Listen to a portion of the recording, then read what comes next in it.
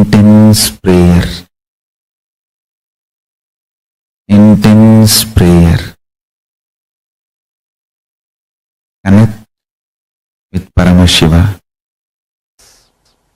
Shiva doesn't believe in other three levels of muktis. He doesn't believe in salokya. He doesn't believe in samibhya. He doesn't believe in sarubhya. Straight away, he takes us to sayujya. He gives us the techniques to sayujya. Beautifully he says, Bhairava Rupata. You achieve the same consciousness in which I am staying. You achieve the same space in which I exist. You achieve the Shiva consciousness. The energy of breath should neither move out nor enter. When the center unfolds by the dissolution of thoughts, be unclutched, then one attains the nature of Bhairava.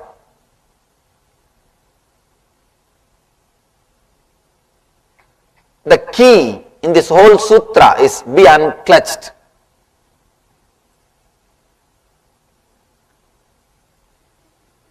Let's enter into the sutra. I request all of you to be totally attentive. Please sit straight so that you won't miss. Here, Shiva is taking us word by word to the deepest experience. I tell you one thing. If you can be aware of next 1 hour, if you don't miss a single word, I promise there is every possibility of liberation. You don't need to practice this meditation, because this meditation doesn't need to be practiced. The very understanding, he leads you step by step into your core. Every word takes you to the next layer, and he is showing you the very nature of your being. The core of your being is trying to express it. And better if you don't close your eyes. Usually when you close your eyes, you may think you are listening, but slowly you will be lost. And moreover, I express more in body language than through words. So when you are listening to audio discourse, you can close your eyes, but when you are listening directly from the Master, sit with full awareness.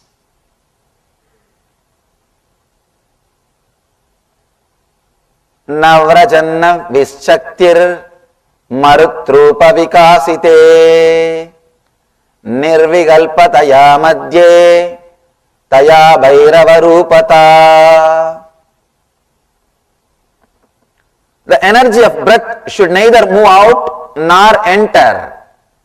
When the center unfolds by the dissolution of thoughts, be unclutched, then one attains the nature of Bhairava.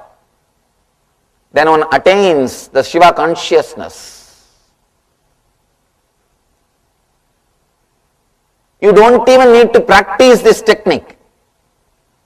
All you need to do is just be aware of this technique. There are some techniques which you need to learn and practice, experience. There are some techniques, the very understanding takes you to that level, takes you to that depth. Suddenly you see you are experiencing it. In Vedanta, 3 levels. The first, Shravana, means understanding the technique, listening about it. Manana, meditating on it, contemplating, practicing it. Nididhyasana, expressing the truth, expressing it. You need 3 steps: understanding, practicing, and expressing. Here, with this technique, you don't need the 3 steps. The very understanding simply liberates you, because he is taking us to such a deep level, to the depth of your being. He is showing us to the core. He is taking us to a different space, which I call Zen zone. Zen zone means the zone in which already you are liberated, the zone in which you are unclutched, the zone in which you exist as you are. He is taking us to the zone beautifully without any practice. As far as this technique concerned, the very understanding is enough. You will suddenly wake up, yes, I am in that state. Nothing else needs to be done. He is taking us to that zone. He says the energy of breath should neither move out nor enter. When the center unfolds by the dissolution of thoughts, be unclutched. Let me just explain how you think you are thinking. Shiva is taking us a little further, so I am giving you the close-up view.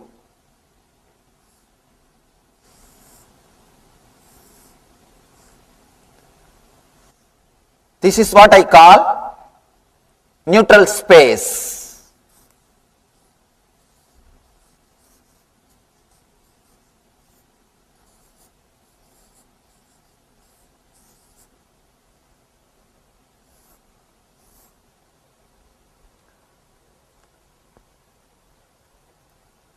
Every moment, every kshana, again and again and again you experience this neutral space. Constantly it is happening in you. Whenever your incoming breath takes turn as outgoing breath, or outgoing breath takes turn as incoming breath, every moment this neutral space is happening in you. Constantly you are changing the gear. Whenever you change a gear, you have to go to the neutral space. Constantly you are changing the gear. Let it be very clear, if you are constantly changing the gear, means constantly you are unclutched. Every moment you are unclutched because you don't feel comfortable with this space. You just fast forward, you jump from here to there. You do not give your attention to this space. You give attention to this space and this space, but not to the neutral space. You give attention to incoming breath, outgoing breath. You don't give attention to neutral space. You just jump.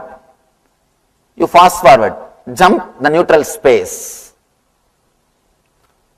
That is why you feel this gap is too small and this gap is more.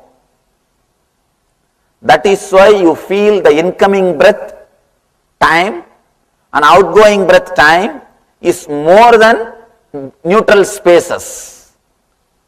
One important thing you should know, you may think the incoming breath time and the outgoing breath time is more than the neutral space, but in actuality they are not more. The time is same. You need to understand now about time. Please understand, if you can follow, if you can come little deeply with this sutra, Shiva is straight away showing you the ultimate truth or your very nature.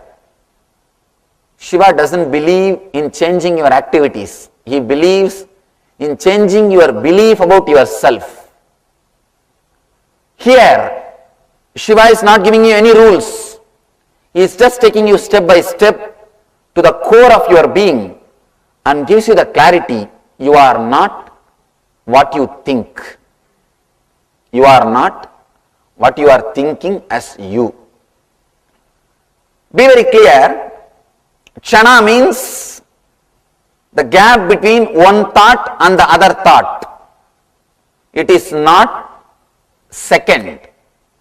So, now you need to understand the circle. This is the NS, neutral space. Nityananda Swami. This is the NS, neutral space. This is the incoming breath. This is the outgoing breath. For you to understand, I expressed this as more space and this as less space. But Shiva says, this is equivalent to this. Because the gap between one thought and the other thought is kshana. Gap between this thought and this thought is what he calls as kshana.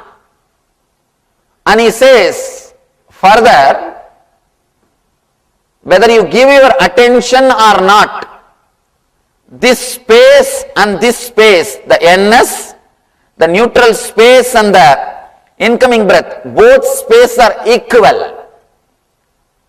But we think this is more because we give too much of attention to it.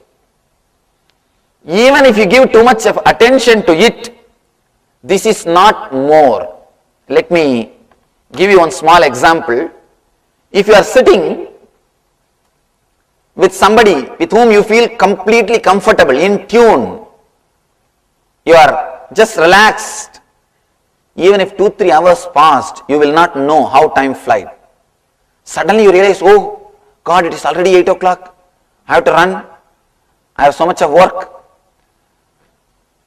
Otherwise, if you are sitting with somebody with whom you don't feel comfortable or with whom you don't feel relaxed, every 5 minutes what you will do? You will see the watch and you will say, what is happening, whether my watch stopped or not? Don't you have any other work? If the number of thoughts are more, it is hell. If number of thoughts are less, you are in heaven. Be very clear.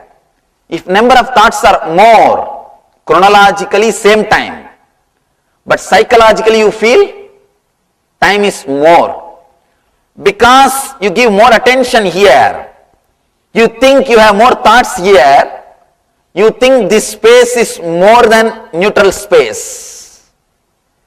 The breathing space, breathing time is more than the neutral space. Please understand. Because you think you are having more thoughts, because you think you are interested in thinking, because you believe you are interested in thinking, because you give more emphasis on your identity, you may think the incoming breath time and the outgoing breath time is more than the neutral space, but in reality it is not. It is just psychological game. The kshana of this and kshana of this is one and the same. Kshana of this, kshana of this time, the way in which your mind moves. Because you are having too many number of thoughts, you think this space is more. But in reality, this space is not more. One more thing, how you miss the depth of this space. Here also you have identity, means incoming breath space.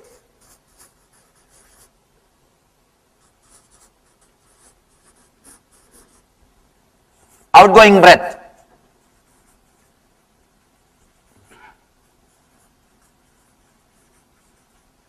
Here also you have identity. Here also you have identity. Identity is the space which you know. Here you don't have identity. The big problem is when there is an identity, you are able to connect and see all the identities. You connect and see. Let me be very clear. Let me give you in this way.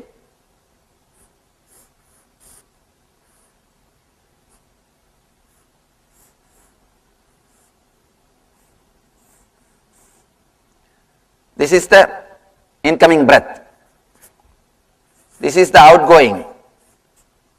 This is again incoming. This is NS, neutral space. This is neutral space. Because here your identity exists, is again outgoing. It's again outgoing. NS, neutral space, neutral space. Here your identity exists. Here also your identity exists. Your identity exists in this space. Constantly you can connect and see you are connected. But in this gap, because your identity doesn't exist, you don't connect the gaps and see. For example, the thought which came to you 10 minutes ago, the thought which came to you 10 years ago, thought which came to you 20 years ago, they are independent, unclutched, separate thoughts. But thoughts have got identity. Because they have identity, you connect them and see the thought which happened 10 minutes ago is number one. Thought which happened 1 year ago, number two. Thought which happened 10 years ago is number three. You can connect all of them because they have identity. But the gap which happened 10 minutes ago, the gap which happened 1 year ago, the gap which happened 10 years ago, you don't connect them and see that you are constantly experiencing gaps. If I have to put it in a little deeper way, little subtle way,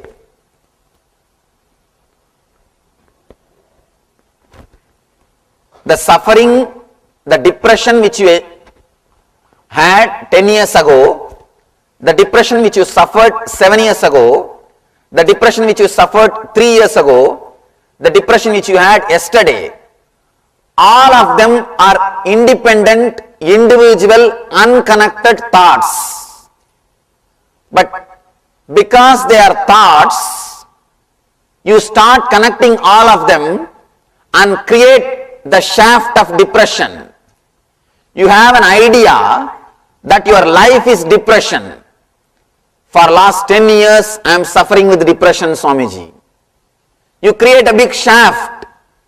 You take all these unconnected, unclutched pieces. Each bit is an unclutched bit. You just take all the unclutched bits. You connect all the shaft and create a shaft. Be very clear.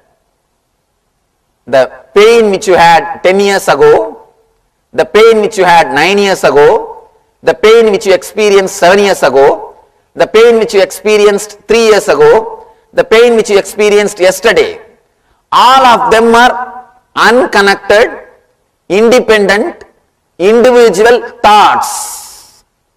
But you connect all these thoughts and create a shaft, and you start thinking, you start believing life is pain. Or the joy which you experienced 10 years ago, the joy which you experienced 9 years ago, the the joy which you experienced 3 years ago, the joy which you experienced 1 year ago, all of them are independent, individual, unconnected thoughts. Now, you connect all those thoughts and create a shaft of joy. In life, the only thing which you do is either creating the shaft of pain or creating the shaft of joy. When it comes to the shaft of pain, you try to break it. When it comes to the shaft of joy, you try to extend it. But you don't understand. Neither you can extend the shaft, nor you can break the shaft, because the shaft doesn't exist. The shaft is not there. The very shaft is your imagination, imaginary connection. Let you understand, this connection is just imaginary. Whether you want or not, every moment there is an unclutched space. You are unclutched. You are unconnected. You are unclutched shaft.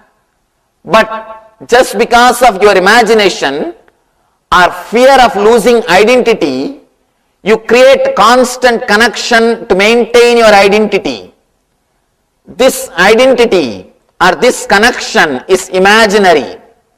For example, if it is a pain shaft, 10 years ago pain experience, 1 year ago the pain experience, 10 minutes ago the pain experience. You connect all of them in your mind through imagination and create a pain shaft. If it is a bliss or joy shaft, the joy happened 10 years ago, the joy happened 1 year ago, the joy happened 10 minutes ago. You connect them through imagination and create joy shaft. If it is a pain shaft, you try to break it. If it is a joy shaft, you try to increase it. You don't understand, you can neither break the shaft nor elongate the shaft, because this shaft doesn't exist. Whether you see it or not, it is pure imaginary shaft. It is pure imaginary shaft. One more thing, just sit for 5 minutes and write whatever you are thinking or whatever comes without editing. Be very clear, it is just for you, not to show to anybody else. Don't show to anybody else, they will become mad. Understand? Whether it is a pain shaft or bliss shaft, whether it is pain shaft or joy shaft, you can neither break it nor elongate it, because the shaft doesn't exist. Just write 10 minutes, whatever comes in your mind, do not edit, do not touch it, just write whatever comes. Read, you will suddenly realize all your thoughts are unconnected, irresponsible, and completely unclutched, illogical, independent thoughts. Be very clear, your first thought and the second thought is no way connected. There is no logical connection. There is no responsible connection. There is no dependency on the first thought and the second thought. If you just write whatever comes in your mind for 10 minutes and try to read that paper, suddenly you will realize that what is happening with me? Your whole life is nothing but playing with the shaft which doesn't exist. That is what Shankara means when he says life is Maya. Maya means Yama iti Maya. You are fighting with thing which doesn't exist. Yama means which doesn't exist. You are just fighting with imaginary shaft. You are trying to break or elongate the shaft which does not exist. Let me be very clear. Whatever techniques you practice to break this shaft, without understanding that shaft doesn't exist, you will never be successful. with this single understanding. You don't need any technique. This very understanding is a technique. You are liberated. This very understanding, any simple technique can liberate you. I'll tell you what is the most secured. Anyhow, one day I have to be successful. So let me become successful now. The right attitude for all of you. Listen. Anyhow, one day I have to reach Kailasa and be with Swamiji. Let me do it as early as possible. That's all. Whether you come and be in Kailasa with me now or next Janma, you have to do. That is where your life ends. Your life concludes. Your climax is reaching Kailasa, Salokya Mukti, Samibhya Mukti, Sarubhya Mukti, Sayujya Mukti. Anyhow, one day you have to do. Better do it now. This is what is life. And what she told me is the death means life negative. The logic she gave. Anyhow, one day I'll get hurt and leave. Better to leave now. Get hurt now itself and leave. That is what is absolute suicidal, life negative. No. Anyhow, one day everyone has to come and be in Kailasa. Reach me. Whether you reach me with this body you are carrying and enjoy life around me, or you are going to get new body and come back, all that. But anyhow, one day you have to reach Kailasa, be in Salokya Mukti, Samibhya Mukti, Sarubhya Mukti, Sayujya Mukti. So better to do now. Exactly. Ardhanareshwara taught me life. Actually, there was a huge volume book, Vedanta Manana Sindhamani. That book name is still I can remember. Huge, like a pillow, that size of the book.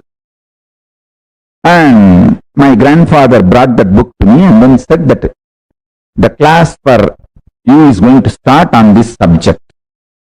And Vedanta Manana means internalizing the powerful cognitions. Seeing that book itself, I got frightened. But I know the technique. If I take it to Ardhanareshwara, I will just chew the whole thing and just directly insert it on my system. Very sweetly you will insert. You will just chew and literally you will chew in the mouth and give me the tambulam.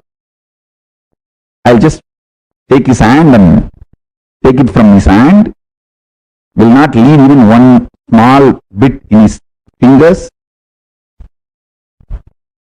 Literally bite his fingers also and take the tambulam, and the whole knowledge he wants to reveal will be there inside me like experience.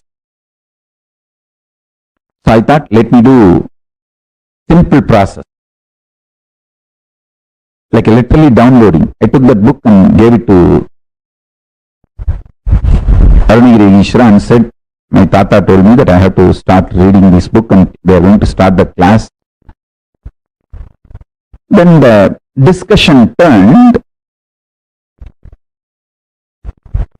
Ardhanareshwara started asking me, why are you feeling so tired and bored to read this book? I said, oh God, such big book. Anyhow, I will not be able to complete. Then why to waste time on starting it? He said, fool, that is what is absolute wrong. He told, anyhow, one day you have to finish studying all these scriptures and start teaching to the world. You want to do it when you are 40, 50 or when you want to do it now? Why waste time till 40, 50? I said, that is right. If I have to do any one day, let me do it now. That is what is life. The principle of life. So understand, any one day, anyhow, you have to one day manifest Paramashiva. Better to do it now. If you think, oh, even if I start, one day I'm going to drop it. then why to start? That is what is suicidal. I can rest only after I achieve Sayujya Mukti once for all. Oneness with Paramashiva. Till then I can't rest. I can be moving here, there. Finally I have to come only there to Paramashivatva. Then why waste time moving here and there? Let me achieve it. That is what is life positive. Listen to this.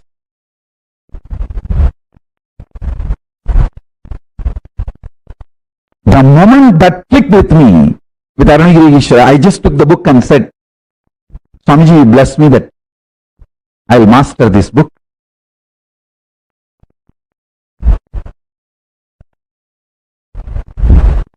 He just smiled. And this time, usually he will tell me, hey, go and bring white betel leaf. Vella vettala in Tamil. See, he had his own reasons. For some time he will ask me to get the black betel leaf, karuppu vettala. It will not be like a complete black. It will be little blackish on the green leaf. Sometimes he will tell get vella vettala, white betel leaf, and it will not be like a fully white.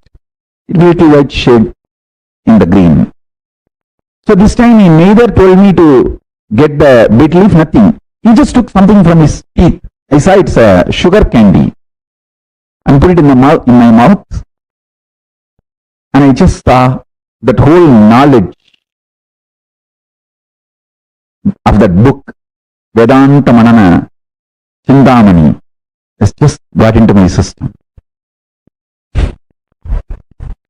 Listen carefully. One day you have to achieve enlightenment. When you are sure about it, you yourself will decide, better let me achieve it now. Why waste time?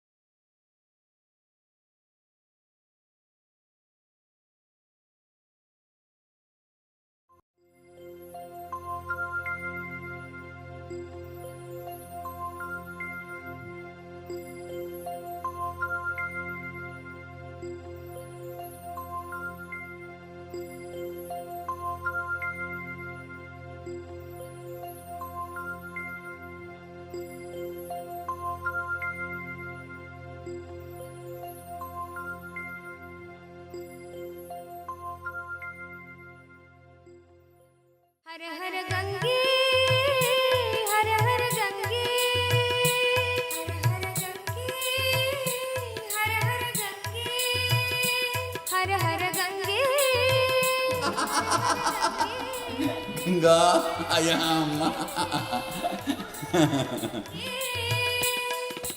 हे नटराजा हे नित्यानंदा हर हर हर हर गंगे. हे नटराजा हे नित्यानंदा हर हर हर हर गंगे. हे नटराजा हे नित्यानंदा हर हर हर हर गंगे. हे नटराजा हे नित्यानंदा हर हर हर हर गंगे. हर हर गंगे हर हर गंगे. हर हर गंगे हर हर गंगे. हर हर गंगे हर हर गंगे. हर हर गंगे हर हर गंगे. हे नटराजा हे नित्यानंदा हर हर हर हर गंगे. हे नटराजा हे नित्यानंदा हर हर हर हर गंगे. हे नटराजा हे नित्यानंदा हर हर हर हर गंगे. हे नटराजा हे नित्यानंदा हर हर हर हर गंगे. हर हर गंगे हर हर गंगे. हर हर गंगे हर हर गंगे. नित्यपुरीश्वरा जय गंगाधरा. नित्यपुरीश्वरा जय गंगाधरा. नित्यपुरीश्वरा जय गंगाधरा. नित्यपुरीश्वरा जय गंगाधरा. हर हर हर हर गंगे. हर हर हर हर गंगे. हर हर हर हर गंगे. हर हर हर हर गंगे. शंकरा शिव शंकरा शिव शंकर शंकर नित्या. शंकरा शिव शंकरा शिव शंकर शंकर नित्या. शंकरा शिव शंकरा शिव शंकर शंकर नित्या. शंकरा शिव शंकरा शिव शंकर शंकर नित्या. शंकरा शिव शंकरा शिव शंकर शंकर नित्या. शंकरा शिव शंकरा शिव शंकर शंकर नित्या. शंकरा शिव शंकरा शिव शंकर शंकर नित्या. शंकरा शिव शंकरा शिव शंकर शंकर नित्या. हर हर गंगे हर हर गंगे. हर हर गंगे हर हर गंगे. हर हर गंगे हर हर गंगे. हर हर गंगे हर हर गंगे. हे नटराजा हे नित्यानंदा हर हर.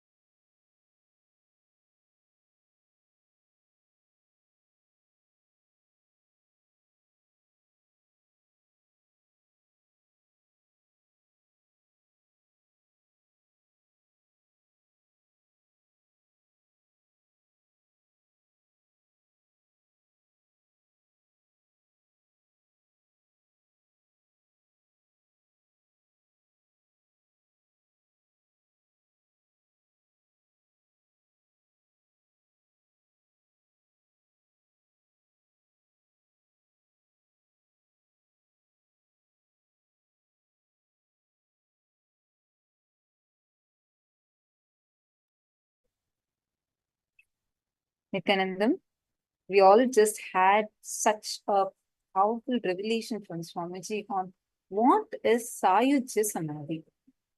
See, understand, just cognizing and understanding this Sayujya Samadhi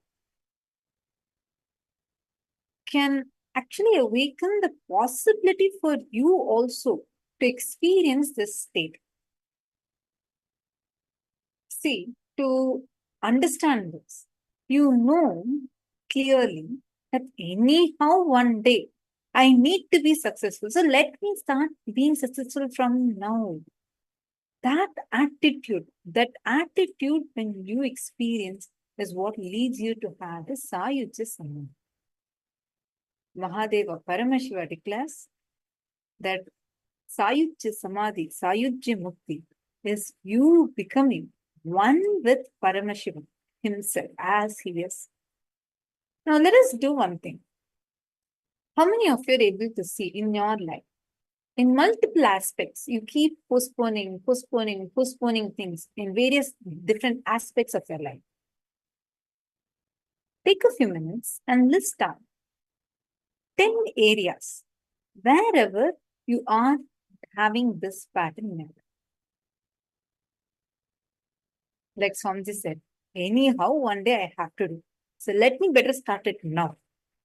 This is what is life. Cherishing that postponing or withdrawing attitude is completely wrong. Let's decide to complete with that withdrawal pattern. Understand, when you postpone, it is not just you're postponing, but you are saying no to life at that point. You are withdrawing yourself away from life. So list 10 aspects in your life where all you are postponing. For example, let's say an important project, you really start, you're very inspired, you do half. The remaining part, say, okay, fine, let me do it later. And you postpone.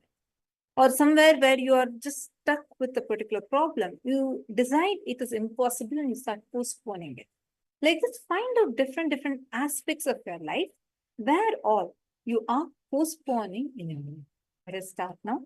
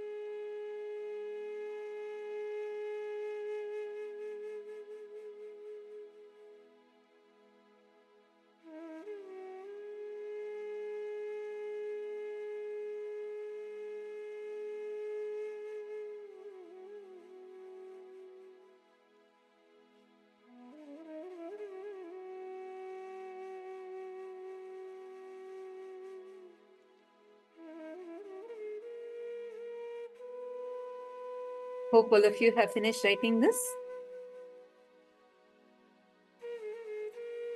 Now, decide consciously. See, anyhow, one day you have to be successful. Anyhow, one day you have to make it happen. How long you're going to be postponing? You have to come out of this pattern at any point in time. You have to do it. So instead of waiting forever, instead of waiting till that happens where life is going to teach you and train you and make you do it, decide to do it now. See, first priority is always do right and do it. Second priority, if you don't know whether it's right or wrong, at least do it. There is no question of hanging in that same postponing pattern. Now take a few minutes. Now, whatever you've written, can you take a few minutes to consciously analyze what is the core cognition that you're actually using to support this postponing pattern? What is it that you're avoiding? Is it your self-doubt? As if I'm going to do it now, I'm going to have the result. What is it that you're avoiding or you're cherishing inside? Is it your laziness? Is it your boredom? Is it your tiredness? Take a few minutes for every postponement that you've written till now. Identify which all are the reasons that you're cherishing in your inner space. Let's start now.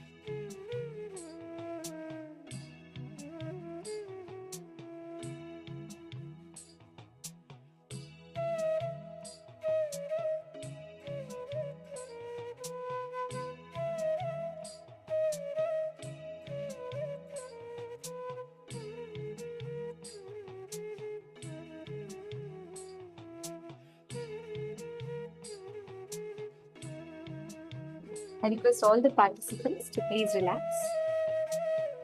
Now, with this same understanding, see, please understand, when you start, when you are consciously starting to become aware, what kind of conversations you are cherishing within you?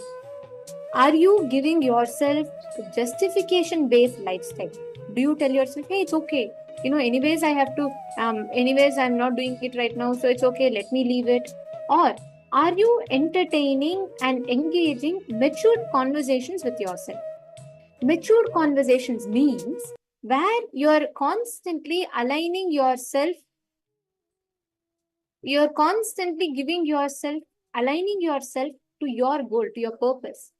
Becoming consciously aware of the lifestyle that you are living, becoming consciously aware of what you are doing, how you are making your decisions, what type of justifications you're giving yourselves.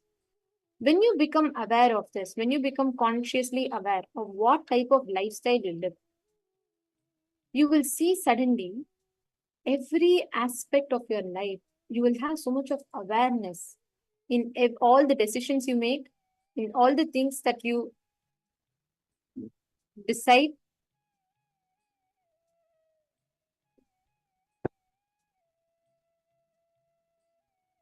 Please sit. Make this as a conscious decision. Analyze with yourself.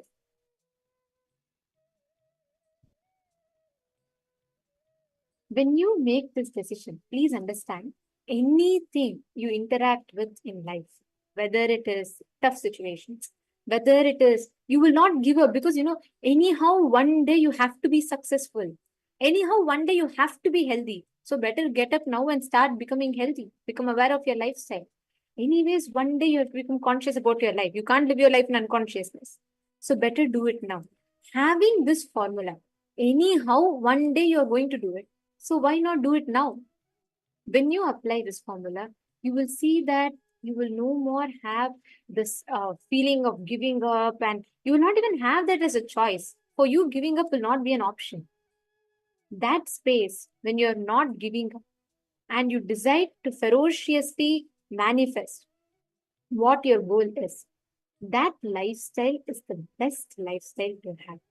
Because nowhere you will be stopped by your own powerlessness, your laziness. Nothing will stop you. Great.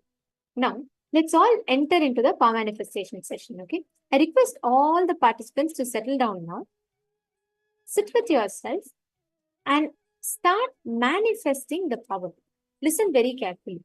When you want to have a breakthrough in any aspect of your life, when you start working on yourself, working for that breakthrough, you will see every conscious decision you make, you will be able to immediately start manifesting that. You will be able to start experiencing that as a reality for yourself.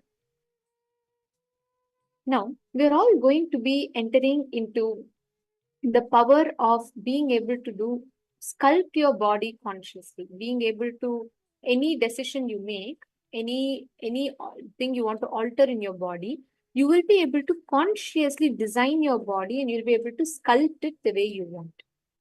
Actually, in Hinduism, we have this unique science. How many of you have heard about stories like of Mahavatar Babaji or Paramahamsa Yogananda?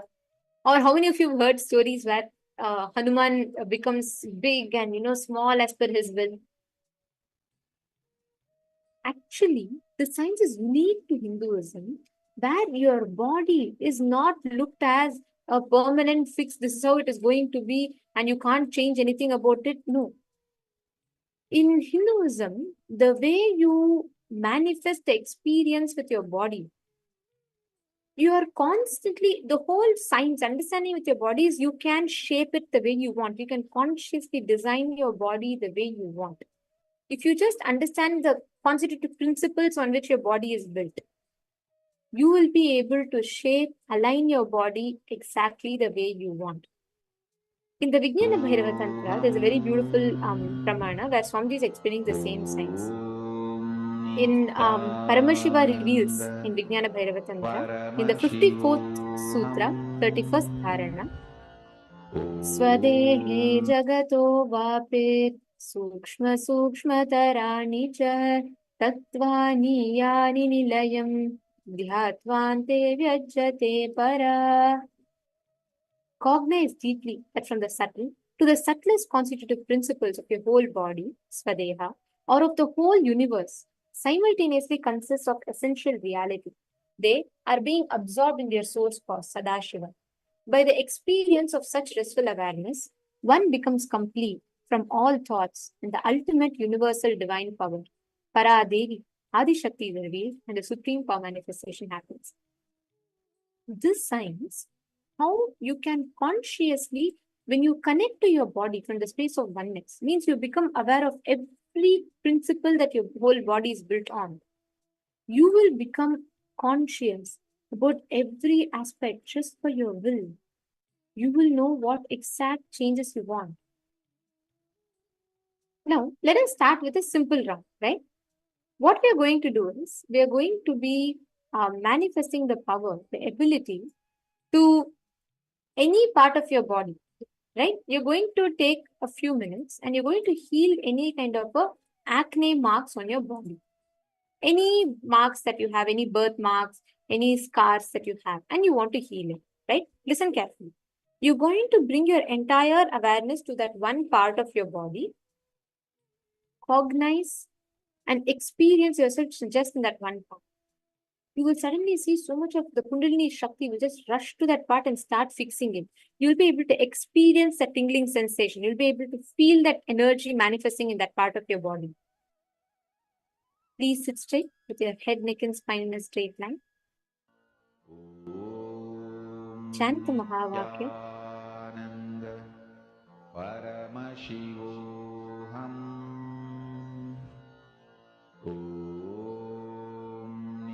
Nityananda Paramashivoham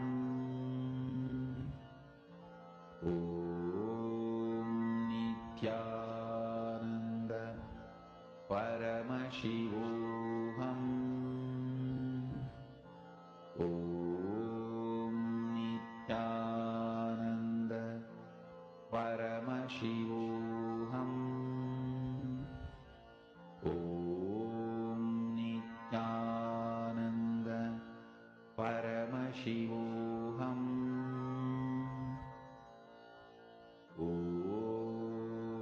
Nityananda Paramashivoham Nityananda Paramashivoham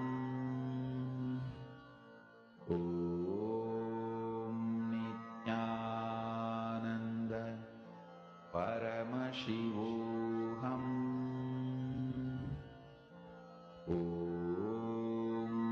Nityananda Paramashivoham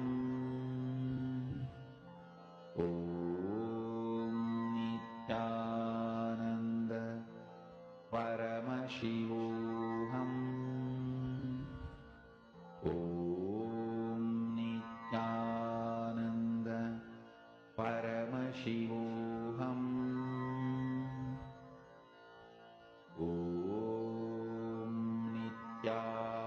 Nityananda Paramashivoham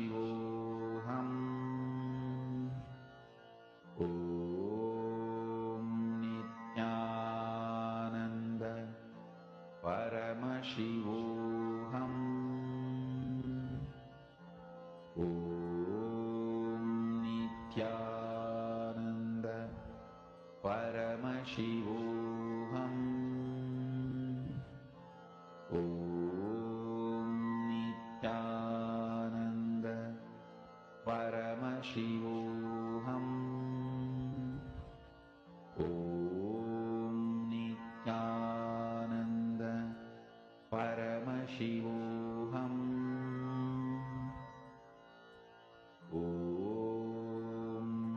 Nityananda Paramashivoham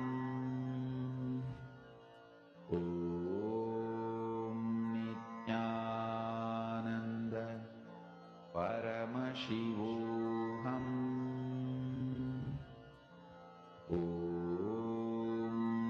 Nityananda Paramashivoham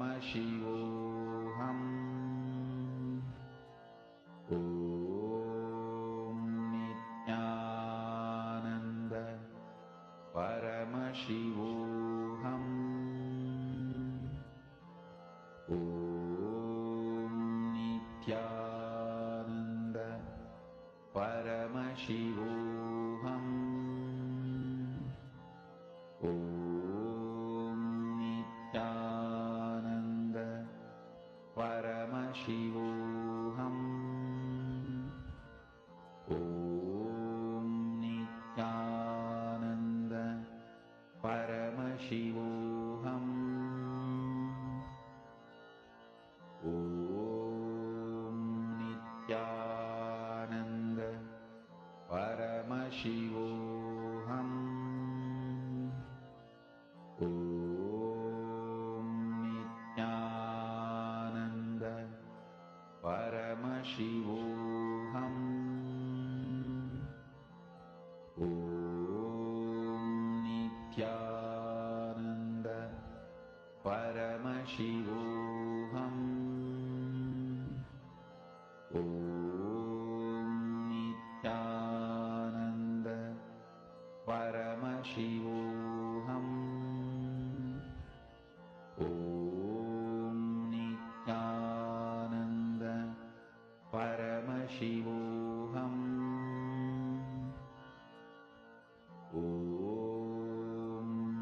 I request all the participants to please share. How many of you have started manifesting? How many of you have how many of you clearly are able to feel the sensation where you're actually able to feel whichever part you wanted to heal in your body, you're actually feeling that something is happening there and you're feeling the shift starting to happen. This power manifestation is the best way where you will become so conscious about your body. You'll be able to actually see how you can start manifesting so many different things in your body with just you interacting with it. You'll become so complete. See, most of the problem is because we are not complete with our body. So continuously we carry so many different incompletions. If you start becoming conscious and if you start manifesting this power, the way you relate, the way you understand how your body functions will itself change. So, hope all of you manifested this power.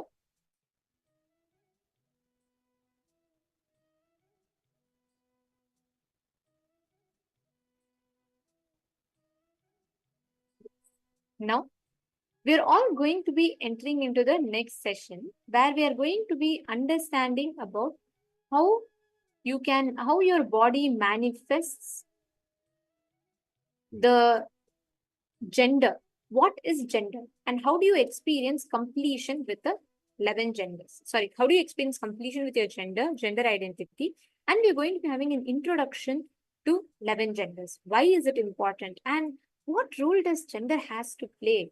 Like, I mean, isn't it so simple? Just this, the current gender understandings we have, what is right, what is wrong. Swamiji very beautifully is going to be revealing to all of us about what gender is and how do you diagnose your gender.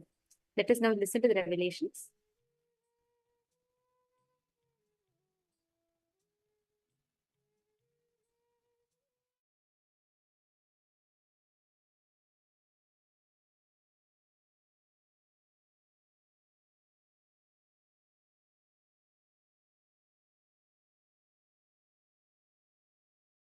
Listen carefully.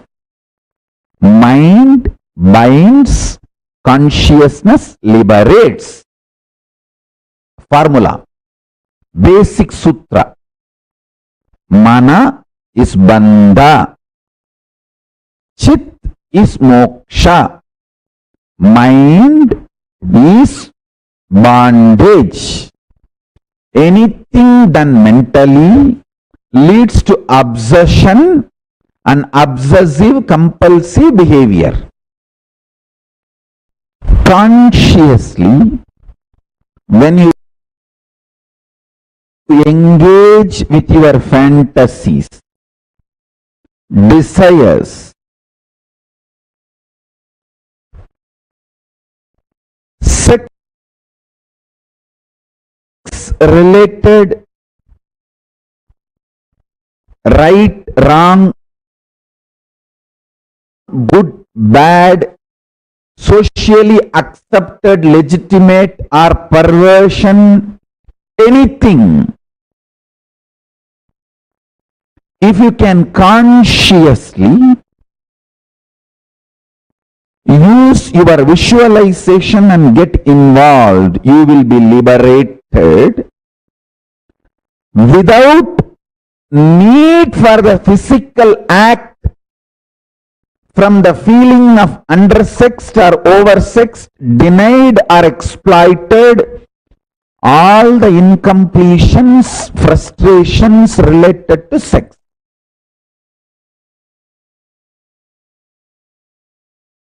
Today's subject, 11 genders.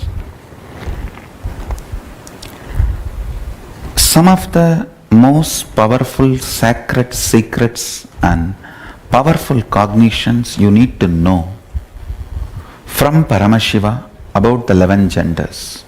1.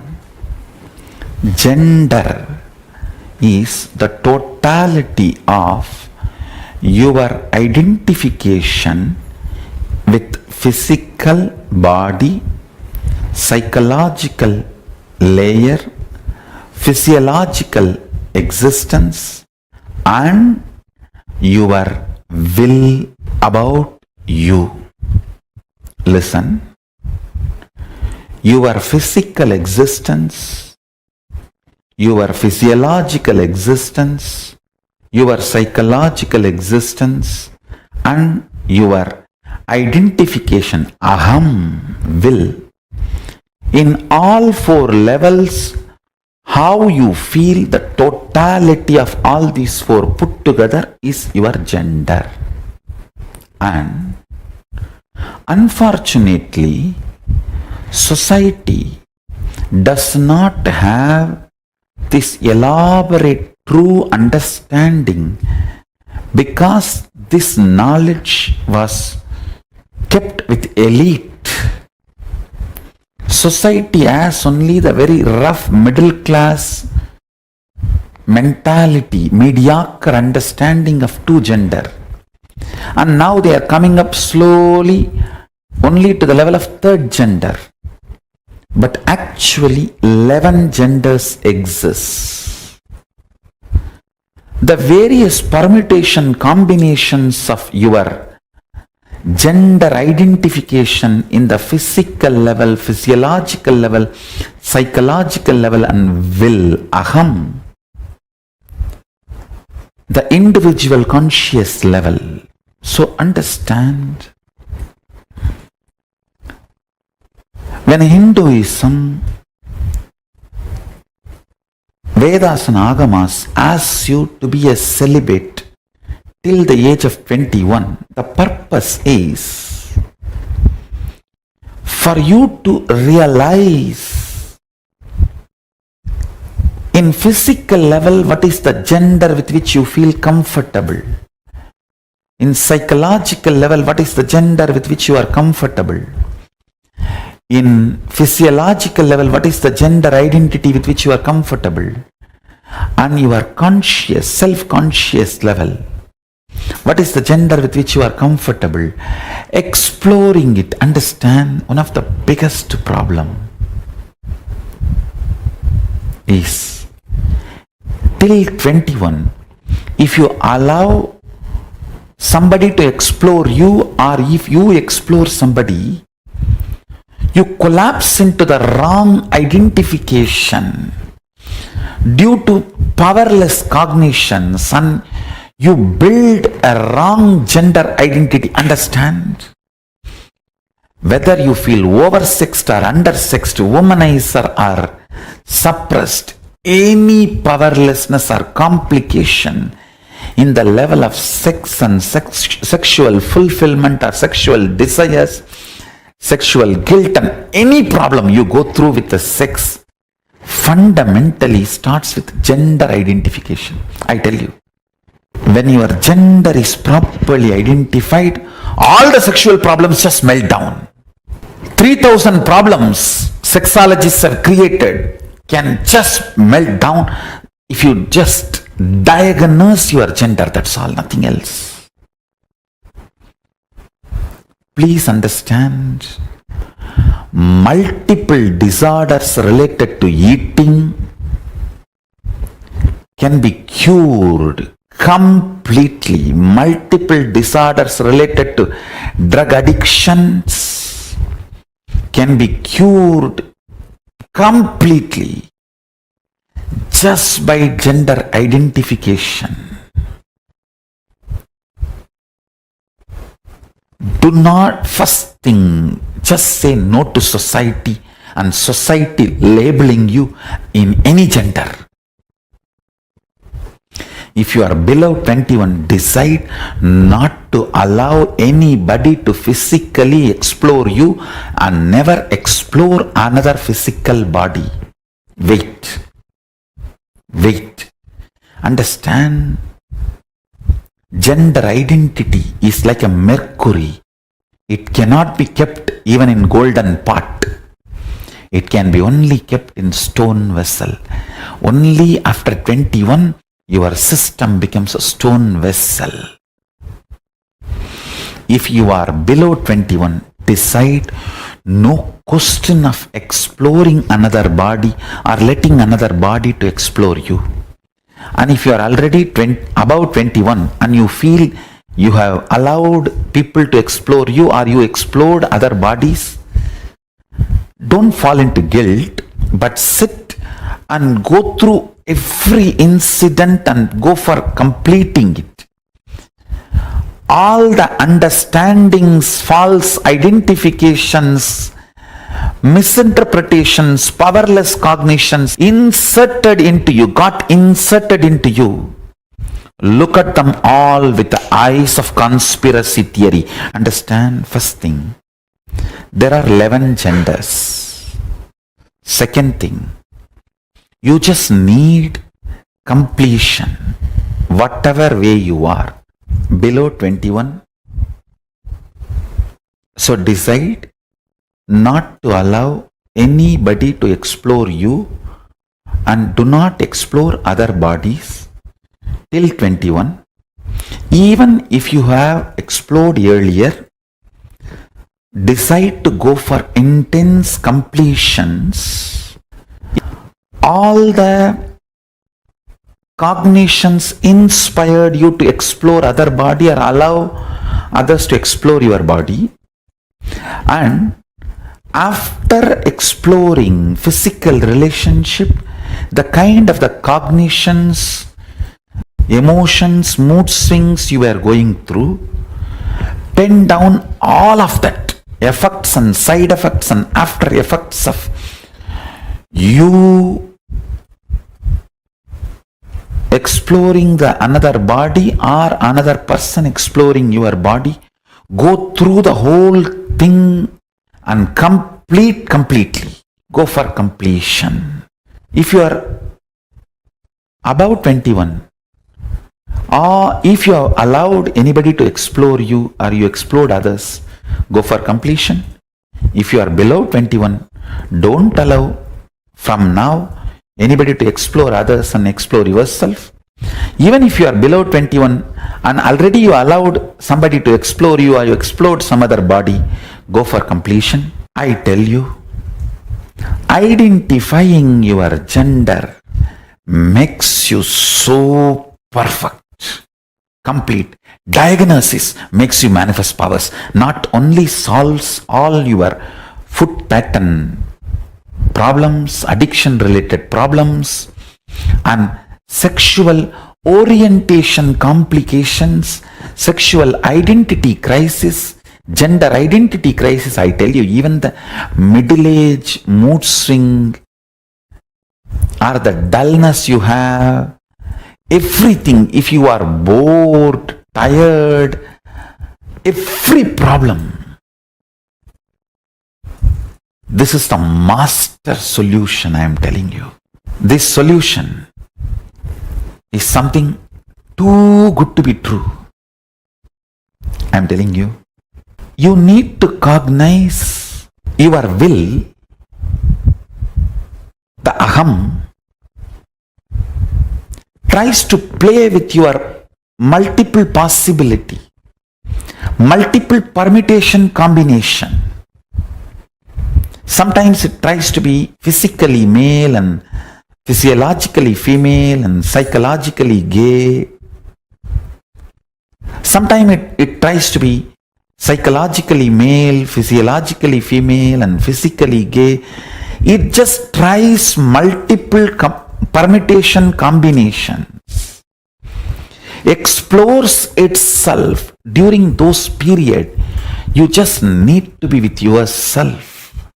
That is what Paramashiva calls as Krama Brahmacharya. He is not calling that as an Aishtiya Brahmacharya. At that first 21 years, you don't take the vow, I'll be celibate forever. No. The exploration period. Blessed are those knowingly or unknowingly remained celibate in the first 21 years of your life. You have built a best foundation for your existence. First 21 years of your life, if you have not physically explored anybody and allowed physically to explore you, you have built a best foundation for your life. Your gender identification, your will, when it is trying, doing all the trial and error of the gender identification, it should be given freedom. Freedom to be celibate.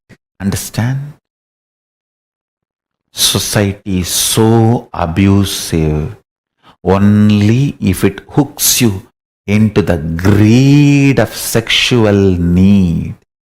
I call it grid of sex. You can continue to be exploited. Diabetes is grid of food. Sexual incompletion is grid of sex. Same way, once you have the wrong identification of the gender and you are hooked into the sexual greed grid, over. Even if you are impotent, you will be yearning and paying them to cure you. If you are a womanizer, you will be yearning and paying them to make you more sexually active. In either way, you will end up being their consumer, customer, and patient for them. The first 21 years till you find your identification and your beautiful alignment of the gender, which is the true integrity with which your physical, physiological, psychological existences feel complete. In these 11 genders, one permutation combination gives you a complete completion. Wow! The heaven experience in your body. Your 6 feet body feels heaven. That experience to happen in you, you need to explore what is the gender you are really, without letting other body to explore you, you to explore other body. Just be celibate for little time, especially the 21 days of Paramashivoham. Try to be completely celibate. Because I'll be supporting you very strongly, super consciously, to awaken to your reality and identify the right permutation combination among these 11 genders. Which one you feel, I know me. In which one you feel, I know me. To come to that experience, that is what I call the state of Ardhanareshwara.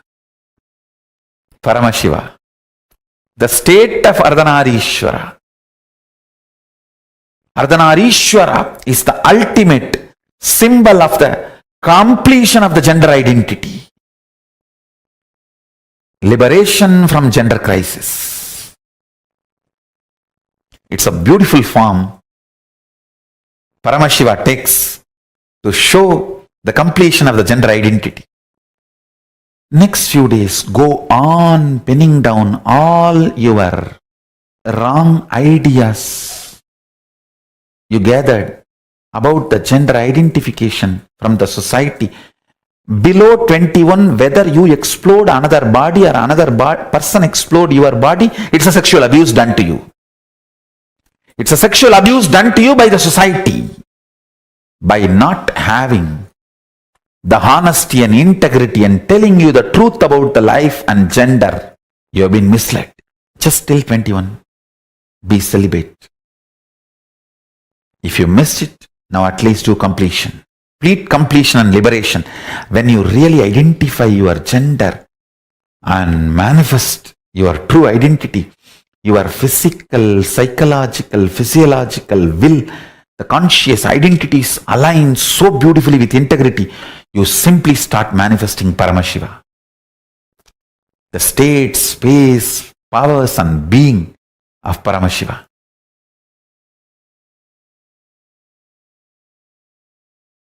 I'll continue to expand on the sacred secrets, powerful cognitions Paramashiva reveals on 11 gender. Listen very intensely. Shrunu Priye. Listen, O beloved one. Understand. Sexual act. A man first feels physiologically pressured by the hormones. So physiology sends the signals to body, physical structure. So it starts responding. But psychology is not having enough life positive affirmation to be active. It does not have enough love. It only feels the pressure of physiology and physical components. So it is waiting to take revenge on the physiology and physical component the moment act is over. The moment act is over, psychology just takes over and pushes you in such life negative mood and feeling. Listen, if the integrity between physical, physiological, psychological components of you is not achieved about your gender identification, whether you are oversexed or undersexed, you will be constantly struggling. If you are undersexed, you will have so much of struggle in your dreams. If you are oversexed, you will have so much of trouble in your psychology space. Understand? Whether you are aggressive or passive,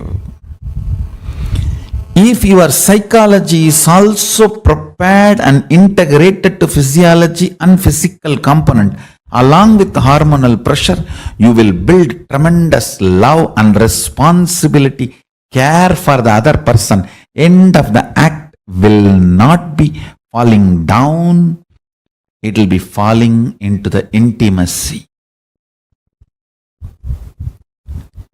Every level, your gender identification matters. Understand? Whether you are a womanizer or nymphomaniac, it doesn't matter. Whether you are a sannyasi or sannyasini, it doesn't matter. What matters is, do you feel inside your body, your integrity, your physical, physiological, psychological, components, do they feel integrated about your gender identification? Understand? Your physical identification. That needs just a simple medical examination, nothing else. Physical examination, nothing else. But physiological identification, you need to look in. Whenever you feel excited, are you more in kama or moha? Understand, both of them are different. In kama, you just want to manifest the reality of you and the other person or persons involved in your life. In moha, you just want to exploit everyone for your pleasure. There are two different things. In kama, you are very sure you want the completion for everyone involved. In moha, it is all about you feeling complete. I should not even use the word complete. You feeling relieved. Listen carefully.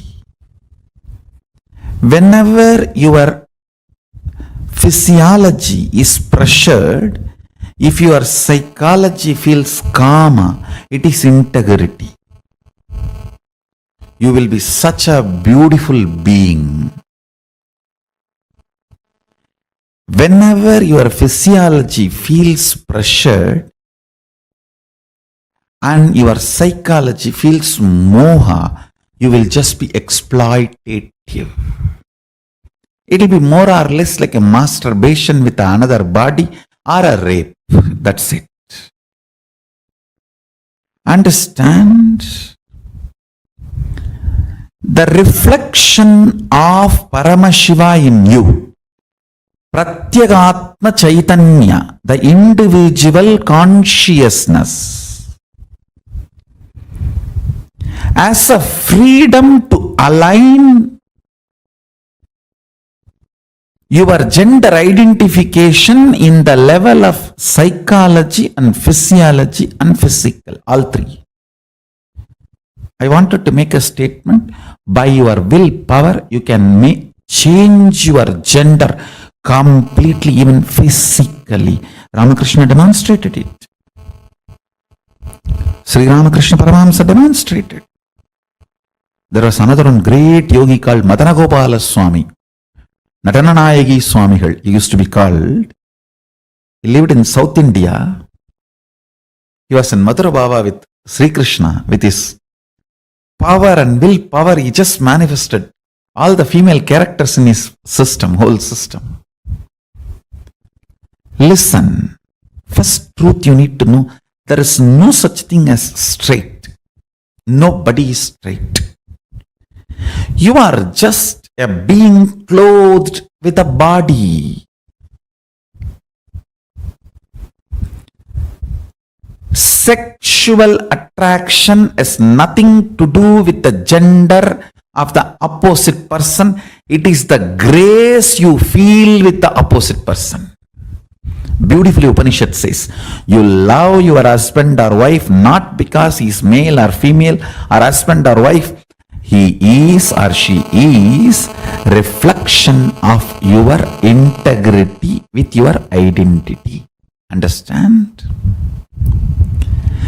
Attraction is due to the grace the other body radiates. Grace is always directly the quantity of the integrity that person's physical, physiological, psychological, conscious identity enjoys. Understand?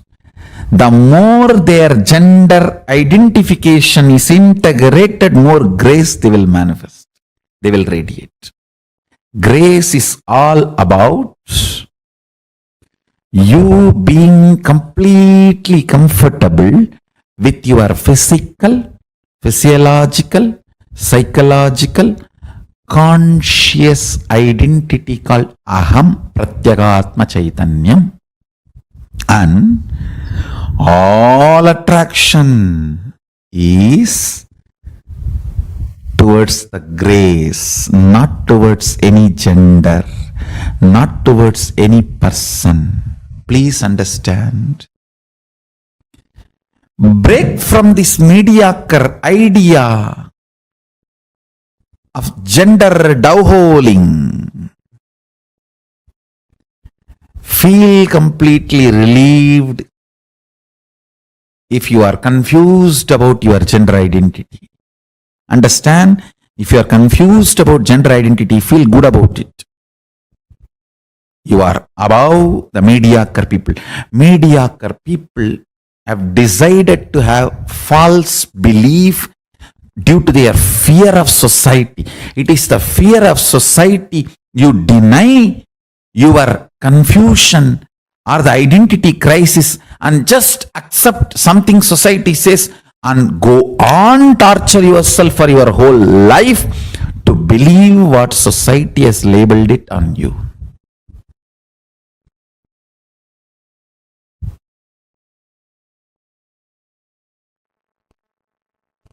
I am so grateful to my gurus. At right age, I received these lessons, these understandings, revelations. When I say first 21 years, be celibate, I am not sadist. I am not sadist, understand? I want you to understand first what real identity you are enjoying. What is your real gender identity? I tell you. If you integrate your gender identity, whether you are a sannyasi or a grihastha or a womanizer, you will be such graceful being. You will be such graceful being. I have seen the most graceful sannyasi and the most graceful womanizers. I have seen both. And sometimes I used to wonder how both of them radiate such grace. I realized it is not about the action. It is about the integrity and identity you feel in physical, physiological, psychological and conscious level.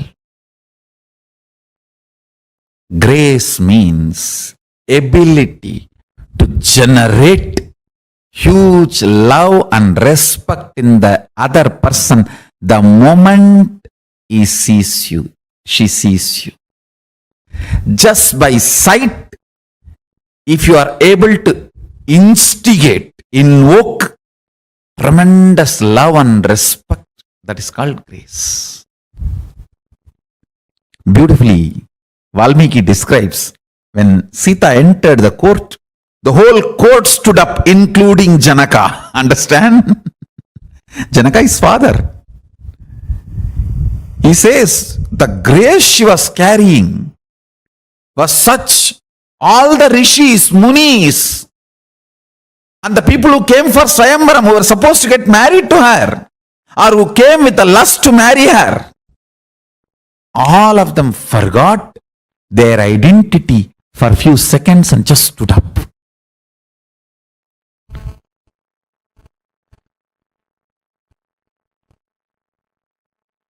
The grace she was radiating. I tell you.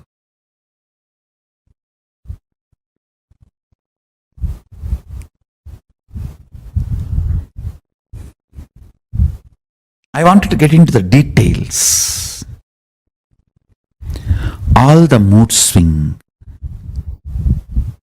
women suffer and feeling exploited women feel is just because their three layers are not integrated. Physical, physiological, psychological does not feel the same gender identity. There is a mismatch. There is a confusion. That is why women feel disgraced every time they enter into a sexual act and come out. They feel exploited, tortured, abused. Listen.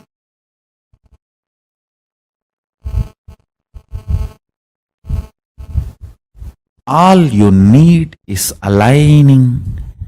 And when I say aligning, I don't want to say in physical, physiological, psychological, you need to feel the same gender identity. No. You just need to identify what you feel. That's all. If you identify, you will know why you are feeling what you are feeling, why you are behaving the way you are behaving. Understand? Realizing blind spot is curing blind spot. Nothing else. Realizing why you are behaving the way you are behaving, why you are doing the way you are doing, why you are saying what you are saying, liberates you. I tell you, just if this one understanding and realization is shared, Paramashiva gives at least some 25 methodology to identify your gender in physical, physiological, psychological, conscious levels. Without this gender integrity, every time whether you go through the sexual act or you suppress, you are creating wound in you. Whether you masturbate with another body or masturbate alone, you are creating a wound in you, scar in you. This identification is the primal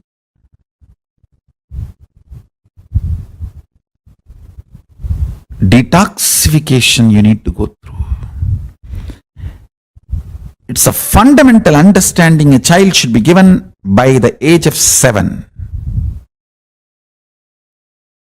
7, child should start learning about the 11 genders and what gender he feels comfortable in the physical, physiological, psychological, conscious levels. And he should start exploring the multiple permutation combinations and discover in which combination he feels, I know me. Where he manifests his highest possibilities and where he manifests his highest powers. I can see in my Gurukul, the kids who manifest powers, they feel so comfortable in their body. Only when they go through this gender identity crisis, they try to explore another body or they allow the another person to explore them, which should not be. At least till 21, do not allow anybody to explore you or don't explore others. You will have multiple realizations, I tell you. Those realizations will solidify you, consolidate you.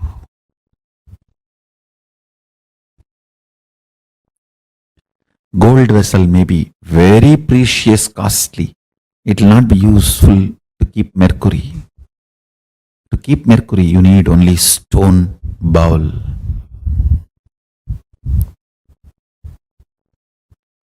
You need to create the body to feel awe. Center your gender identity on consciousness rather than your body or mind, then you will understand the science of engaging with life and relationships without getting into sexual act.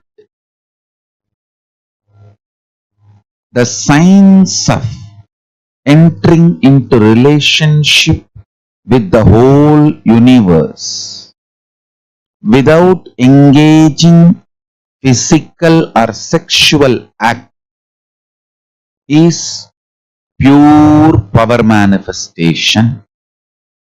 Listen. Listen. I'll repeat.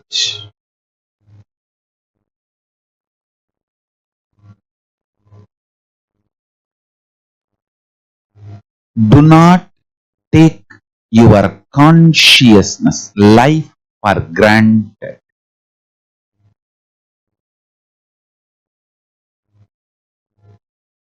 Center your consciousness on Paramashiva.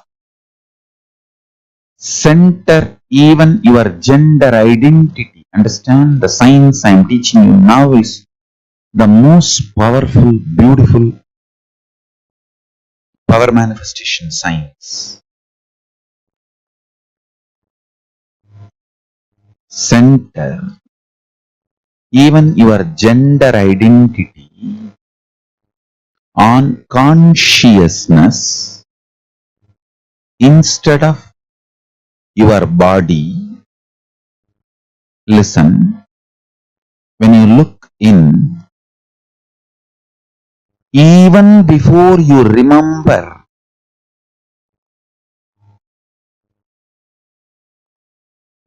your gender as a male or female, center your core existence on your consciousness. Remember your consciousness, your pure consciousness. On that understanding, cognition, your pure consciousness. If you build your existence, understand, the more and more you remember your consciousness, more and more you engage yourself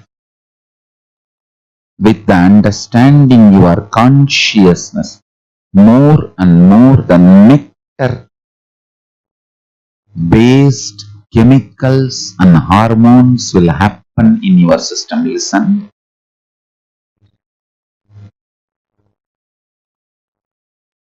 The everyday living process of your body, your inhaling, exhaling, breathing, digestion, all this can be either amritatva, nectaric, or they can be aging, growing old.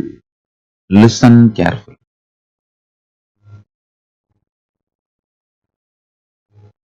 You need to understand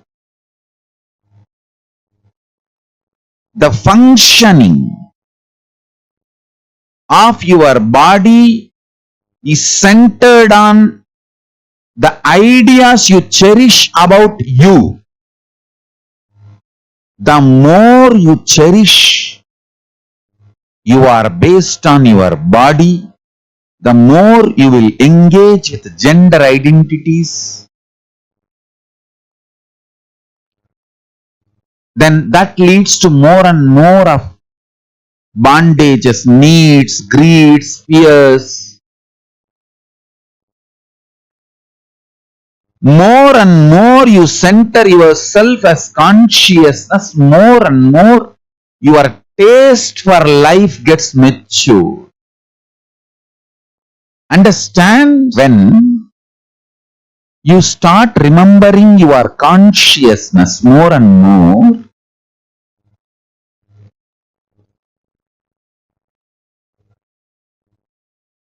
your identity will not be based on gender. Cognizing yourself consciously, from that cognition, your consciousness, when you approach your physiology, It engages itself in the space of Paramashiva, means immortality, nectar, amritatva, all the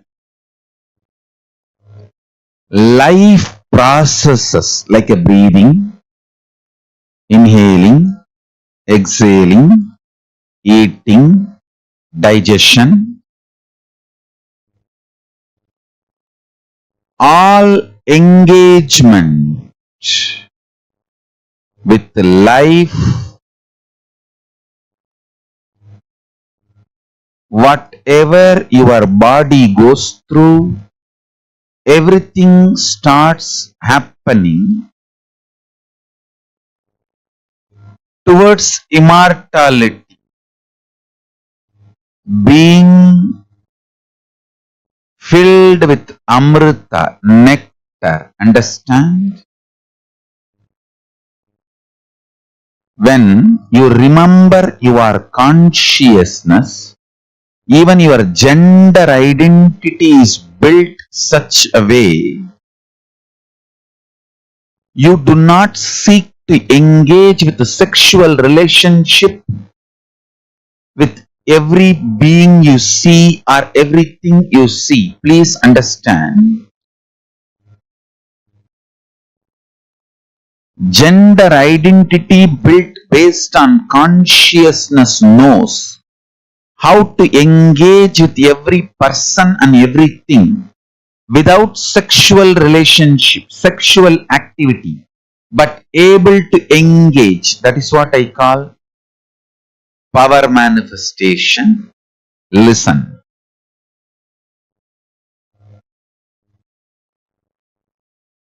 If you engage between two bodies, it is sexual act. Even you possessing a gold jewelry, a gold, is sexual act. A matter working with matter always is sexual act.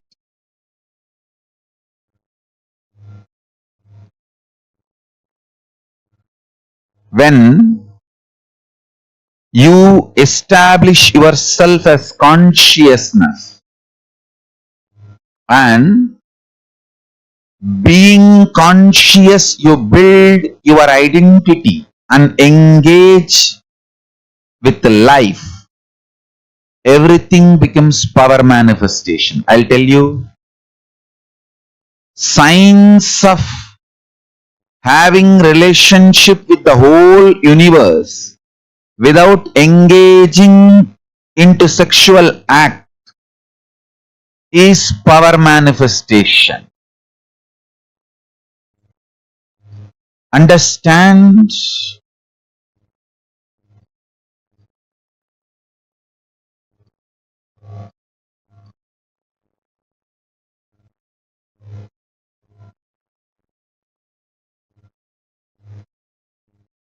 Without consciousness getting matured, you getting aged is the worst curse.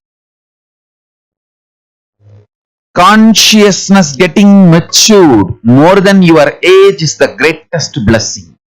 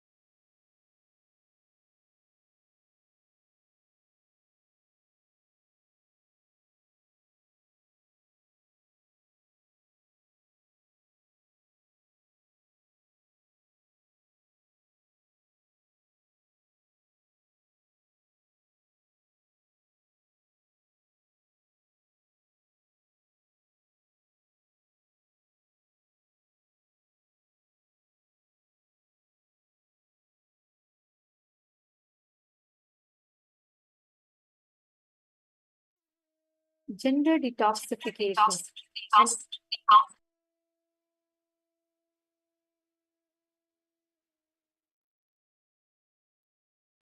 sorry for the technical glitch. Hope all of you are able to hear me.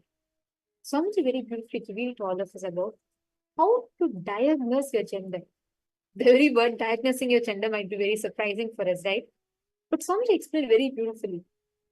For your whole body to hold the idea, the right understanding of having what your gender is, you need to first become, your body needs to become like a stone or a metal pot that can hold it.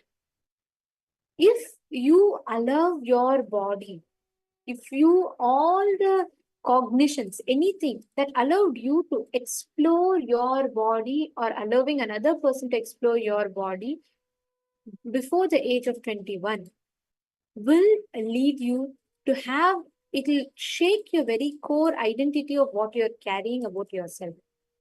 Actually, when I was listening to this session, right, I was just thinking, all the people today, especially with exposure to social media, kids as young as 11 and 12 are being exposed to a lifestyle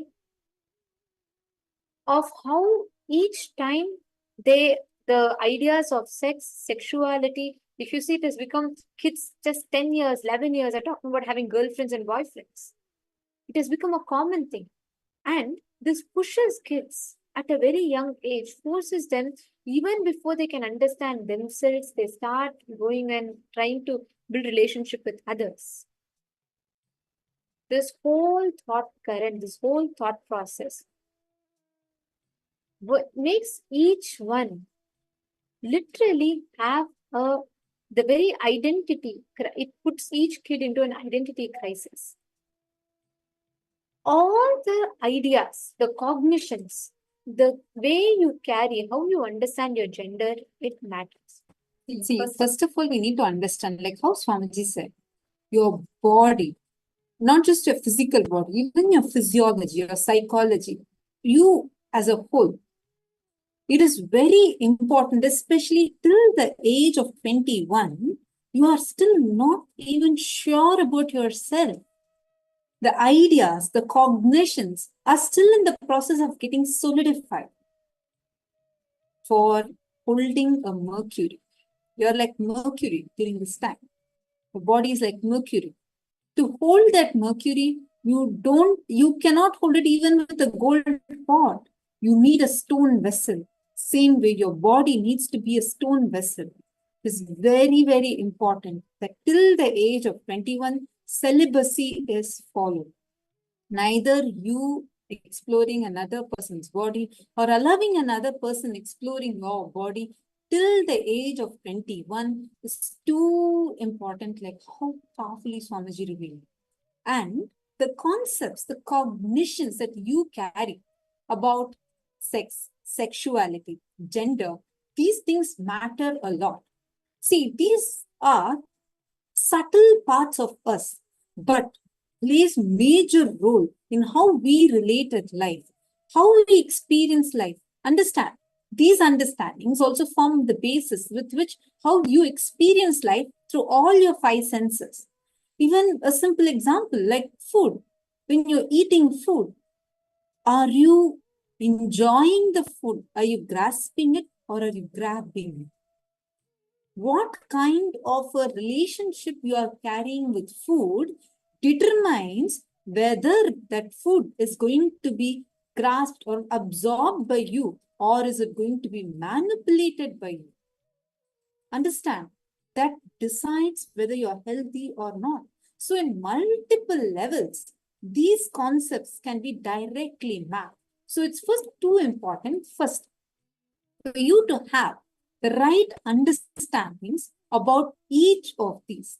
You need to complete with all the wrong understandings, the myths that you are currently carrying about sex, sexuality, gender. Whatever cognitions, the misunderstandings, myths that you are carrying in any of these subjects, first let's take a few minutes to actually identify it and write them down. And any of you have any questions during this time, feel free to post it here. You can post your questions and ask.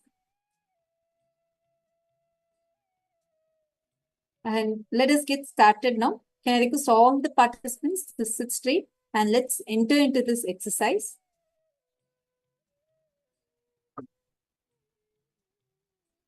See, the first and foremost understanding that we need to have about each of these subjects matter a lot. So sit and pen down all the ideas you gathered about sex, sexuality, gender identification from society. Whether you saw it in movie, you heard it in church, you heard it in temple, you heard it from your friends, anywhere. Sit and please pen them down.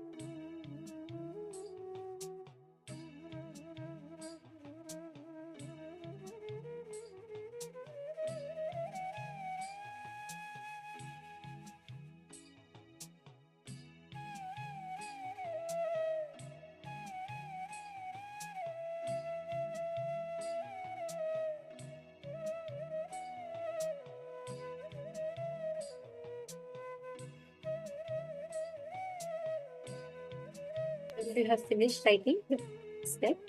Now, in each aspect that you have written down,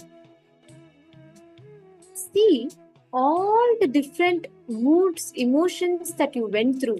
Every time, whenever you wrote, whenever you went through all the cognitions that inspired you to explore your body or another person's body, each time when that happened, what were the after effects of? Sit, go through it deeply with you and understand it may be difficult, but please sit, go through it with you. It's very important because you need to understand what happens, what makes you respond a certain way to something. Swamiji revealed very beautifully. Every time you force yourself before the age of 21, when you push your physical, into exploring another person's body, your psychology takes revenge over you. It starts creating numerous ups and downs. Right after you finish the act, you will go through bouts of mood swings. And this is very important for you to analyze, address, and complete with that, as that will help you actually understand and heal yourself from these kind of continuous ups and downs that you would have created for yourself. So please spend a few minutes, sincerely sit now, and please pen down the first incident, where you explored another person's body or allowed another person to explore your body. Please sit and pen this down in detail. I request every one of you to sincerely do this.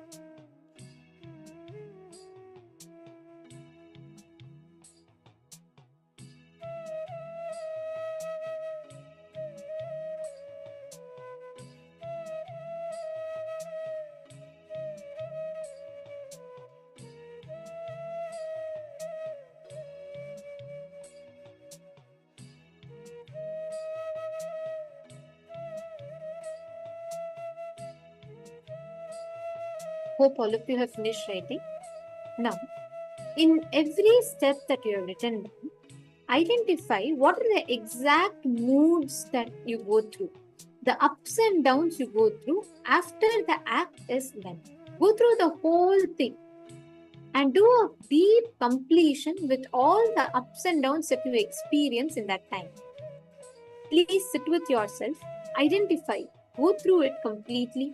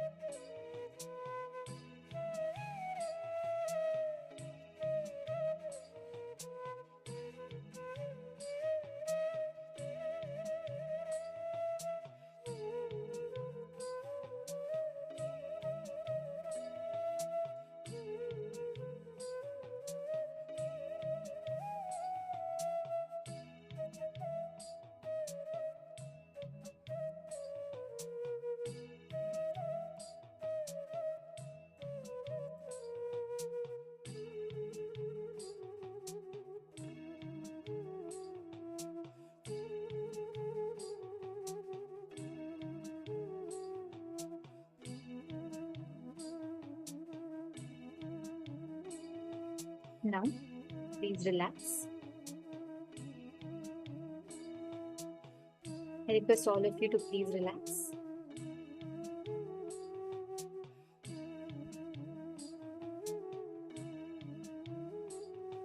And now, I request each of you to share.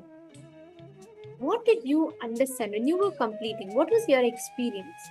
How many of you were able to identify precisely the incident and sat and completed with it?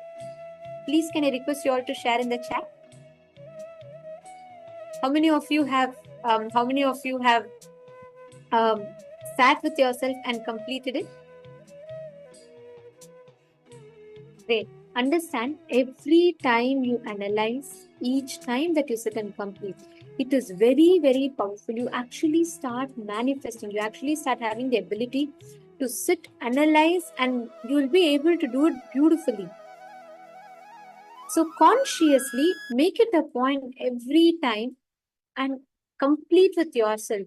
When you start doing this, when you start cognizing and understanding it, you will see so much, it will bring so much of goodness to you, because you will have the wrong ideas, the wounds that it creates in you, it will be healed.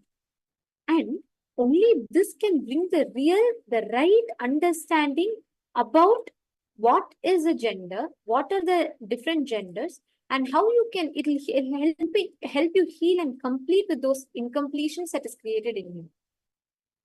Now, we are all going to be entering into a Kriya, which Swamiji is designed for the cure of all infections, any infections that is caused in you.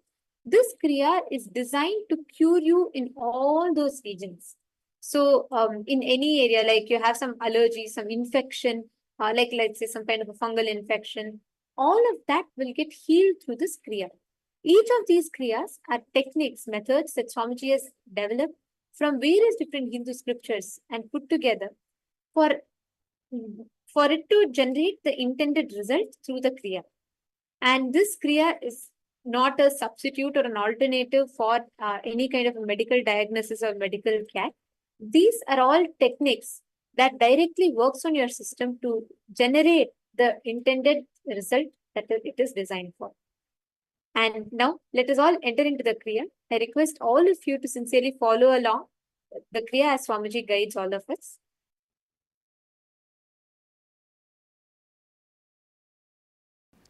Let's start the Kriya. First, please understand, I wanted to say a few words about this fungal infection. This fungal infection is a disease which is because of not enough of prana and samana in the body.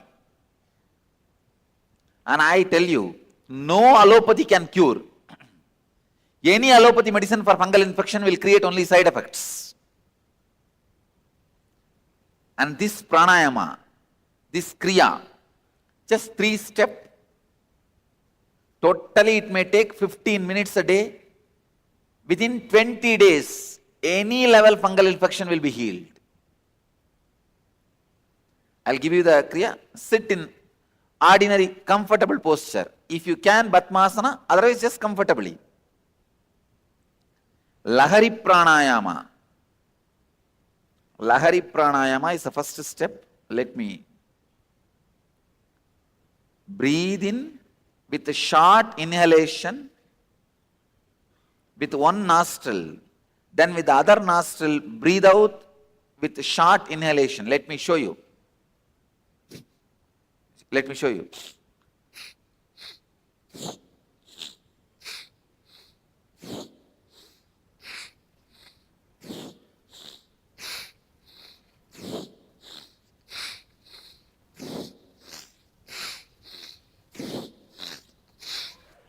Just inhale, exhale, inhale, exhale. Very short, continuously. This side inhale, this side exhale. This side inhale, this side exhale. This side again inhale, this side exhale. Like a short inhalation and exhalation. Do this continuously for 3 minutes.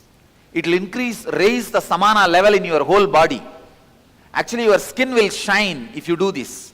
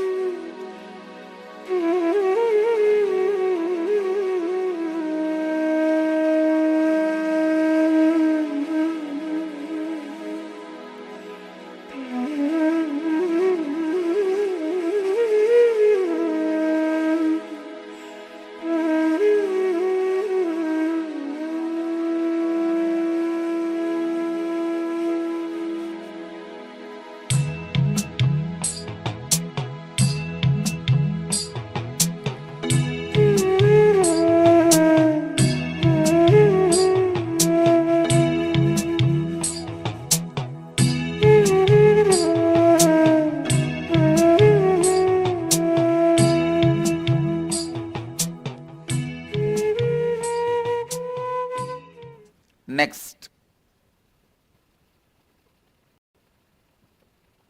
Next. Kapalbhati. Breathe out short and fast as you pull your abdomen in and up. Like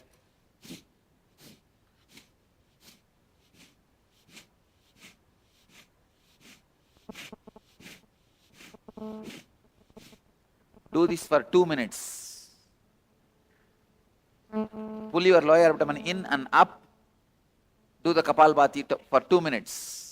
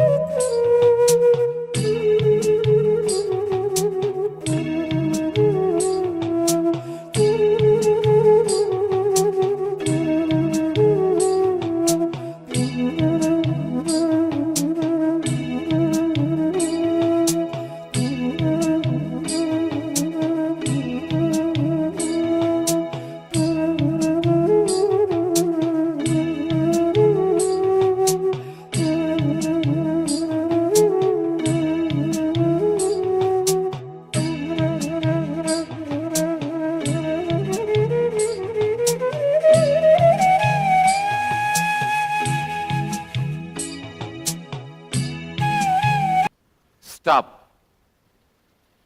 Now next, Andoli Pranayama. Let me show you Andoli Pranayama. Roll your tongue and inhale.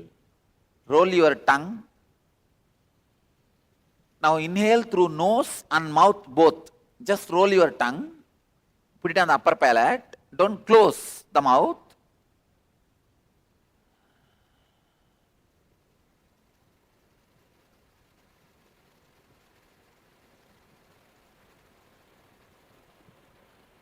After inhaling, close the mouth and the nostrils, both. Hold as long as you can. Then exhale through the nostrils.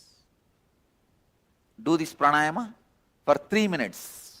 I tell you, this 3 pranayama, if you do every day, your skin will radiate, shine. This will infuse tremendous samana and prana in your body.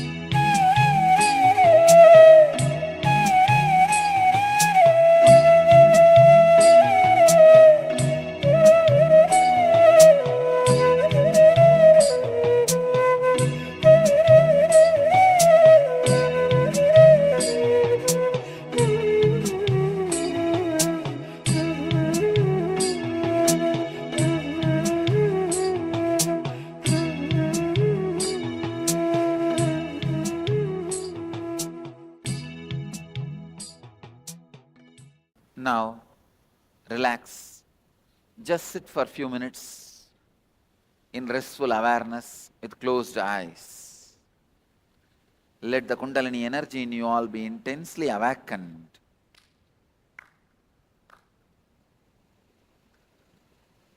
And let the Samana and Prana fill your body.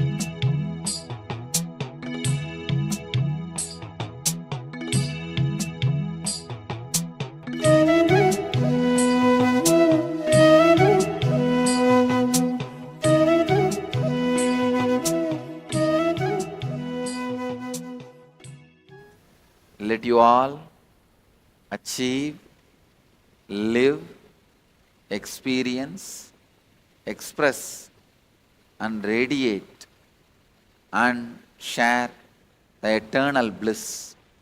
Nityananda. Thank you.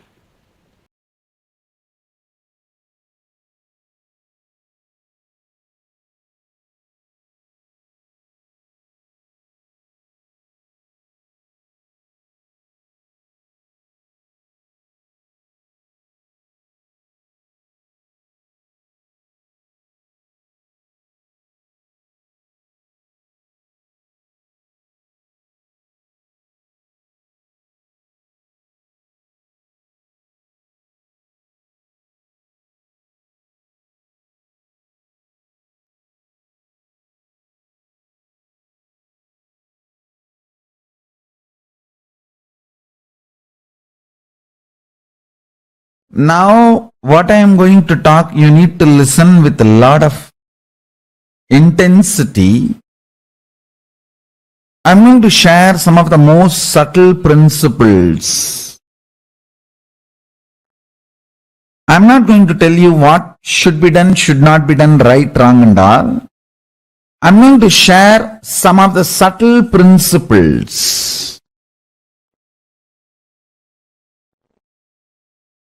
Then I'll help you to discover your gender. First thing, understand,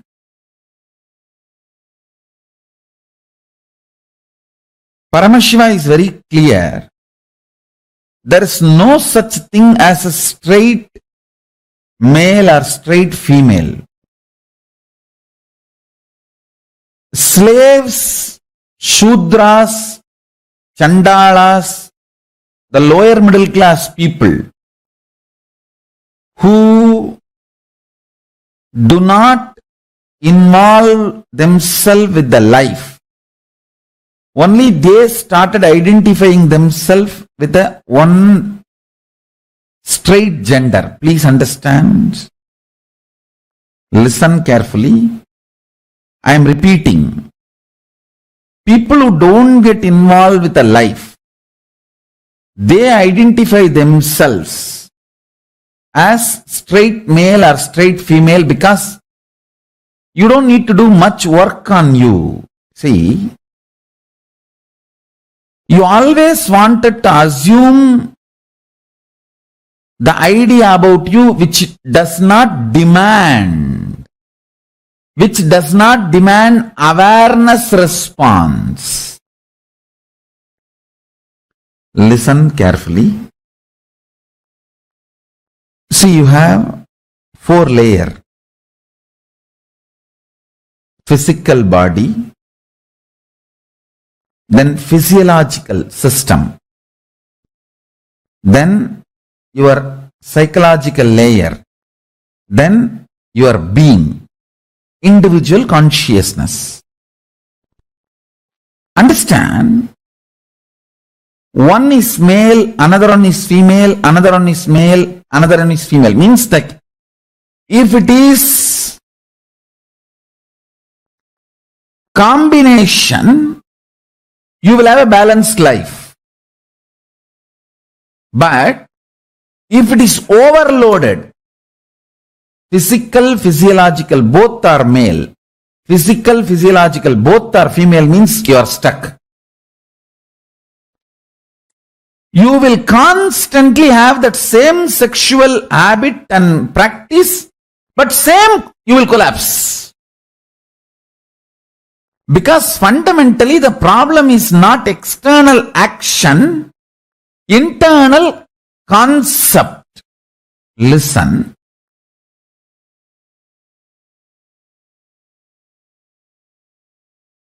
I'm getting into the details. So I will repeat 2-3 times. Because, see, one of the biggest problem is this subject of sex, because you are trained and the whole pattern of you is not to discuss about this subject or not even to show you have a knowledge about this subject, you always keep these words, ideas aside. Now, I am not teaching you about your so-called sexual act. I am teaching you about your sexual identity. Listen carefully. If your body is male body and your physiology is passive and your psychology is again masculine, consciousness is passive, you will have a completion and fulfillment. Let me explain what I mean by that word. Body, a masculine body, aggressive body is actually good, healthy. It will be very energetic, active. But aggressive physiology is bad. Aggressive physiology means physiology which is always pushing itself to the extreme, means highest border blood pressure. It will go on. Only when it reaches, it cannot handle anymore, it will stop. Highest creatinine level in your urine. Highest level of sugar means the physiology, your intra-organs and internal organs should not be aggressive, pushing itself to the extreme. Please listen carefully. The Hindu jewelry, like this nose piercing, ears piercing, Rudraksha in the armpit, all these are actually, traditionally they wear Rudraksha in the armpit. They pierce the armpit and wear Rudraksha. All these are actually to make your physiology passive. All this makes your physiology passive in multiple ways. Now understand one thing. If your body is male, your physiology should be passive. If your body is female, your physiology should be very active. Active physiology will burn the fat in the female body. Active physiology will increase the high blood pressure and diabetes in the male body. I'll repeat, listen. The truths I am sharing now with you cuts across the field of sex, physical, physiology, internal organs, intra-organs, and the science of medicine. Please understand every statement I am making to you. I have validated even with modern science. So you don't have to worry. I am not talking just from Vedas and Upanishads and Agamas. I am not putting you in any risk. I have thoroughly vetted all these statements with the modern day researches and findings. So whatever I am talking, you can very comfortably practice. First listen and imbibe, that's enough. Then I'll make sure how you will practice. Listen carefully.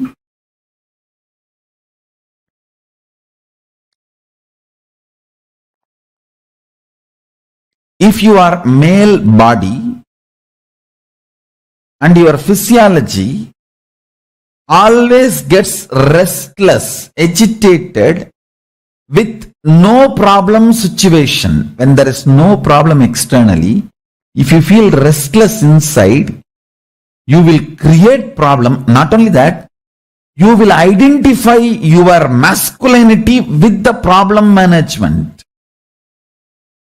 The aggression is identified falsely as your valor. Stupidity. Romance is the highest valor, I tell you. Highest valor of a man is romance, not sex. Highest valor of the man is romance, not sex. The physiology is being passive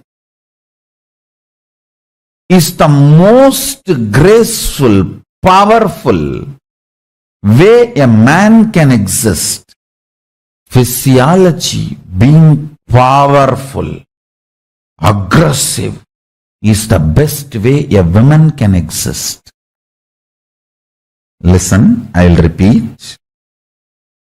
You have 4 layers. Physical body, the body which you are having.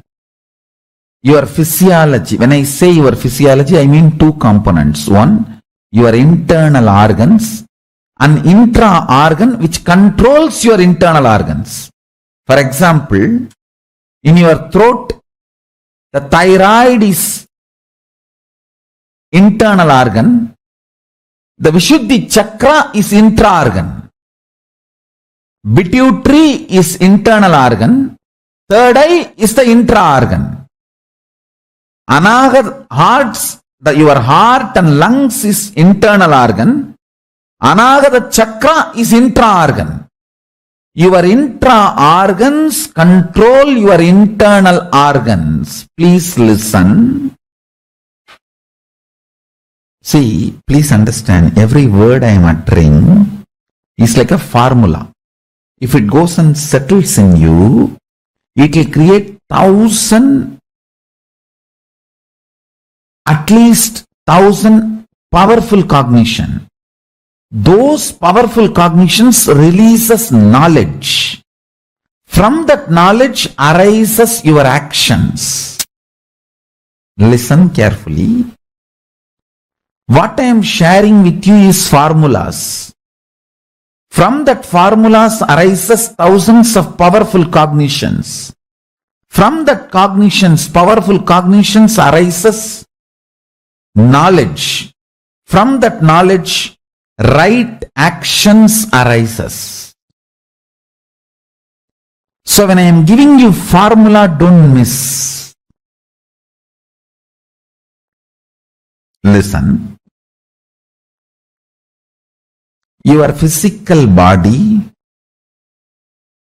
your physiological system, your psychological system, and your being, consciousness. If your physical body is male, ideally your physiological system should be female.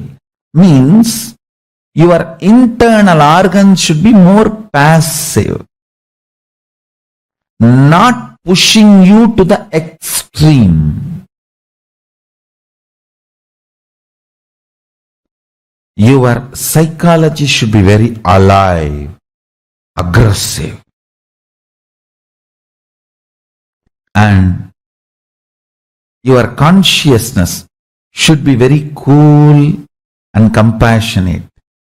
One of the worst thing I found in the modern day boys, psychologically, listen carefully. Psychologically, absolutely impotent. So much of mood swing.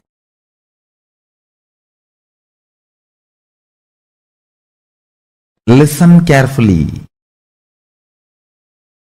Psychologically, so much of mood swing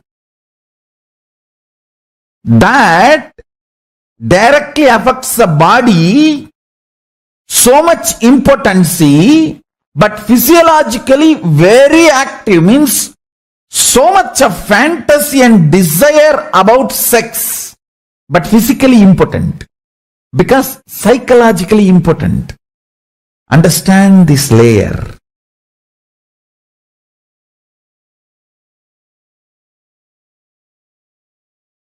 Your spouse can understand what I am saying more than you.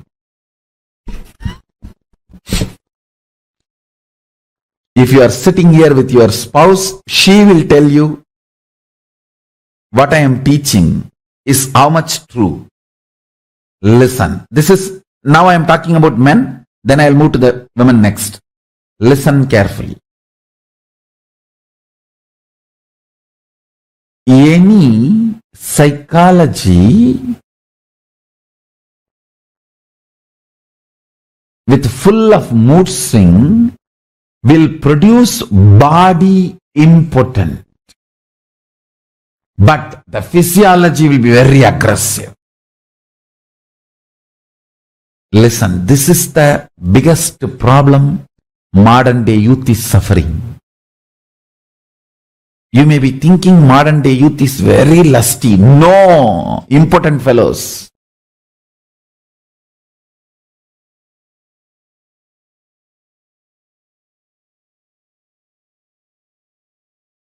Listen carefully. Toxins are responsible. Any mood swing affecting the body, you should not work on mind, you should work on detoxification, body. If your mood swing affects your physiology, you need medicine. If your mood swing affects your body, you just need detoxification. In the modern human being, the whole problem I found, their mood swings affect body, not physiology. Listen, I have seen in my village, the elders, when the wife dies, their mind goes through so much, their body stops functioning. Listen carefully. Not that body is diseased, their physiology stops functioning.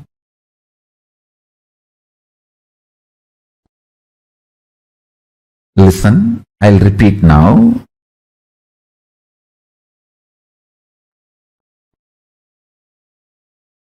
Understand these layers. Body, physiology, psychology. I call psychology only as a mind. Your psychological layer, mind. Then your being, individual consciousness. When your mind is affected by something, if your body is affected, you need detoxification. Not any medical attention. If your mind affects your psychology, your physiology, then you need medicine. For example, you have a depression, your body suffers that mood swing. Then you need detoxification. No medicine will work. How much ever you give depression medication, nothing will work.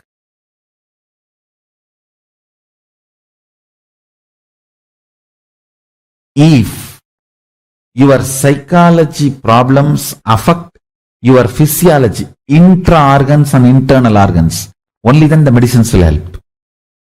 There is two different things. I think you need to listen very subtle, careful, because what I am talking is one of the most subtlest principles of the identity game you play.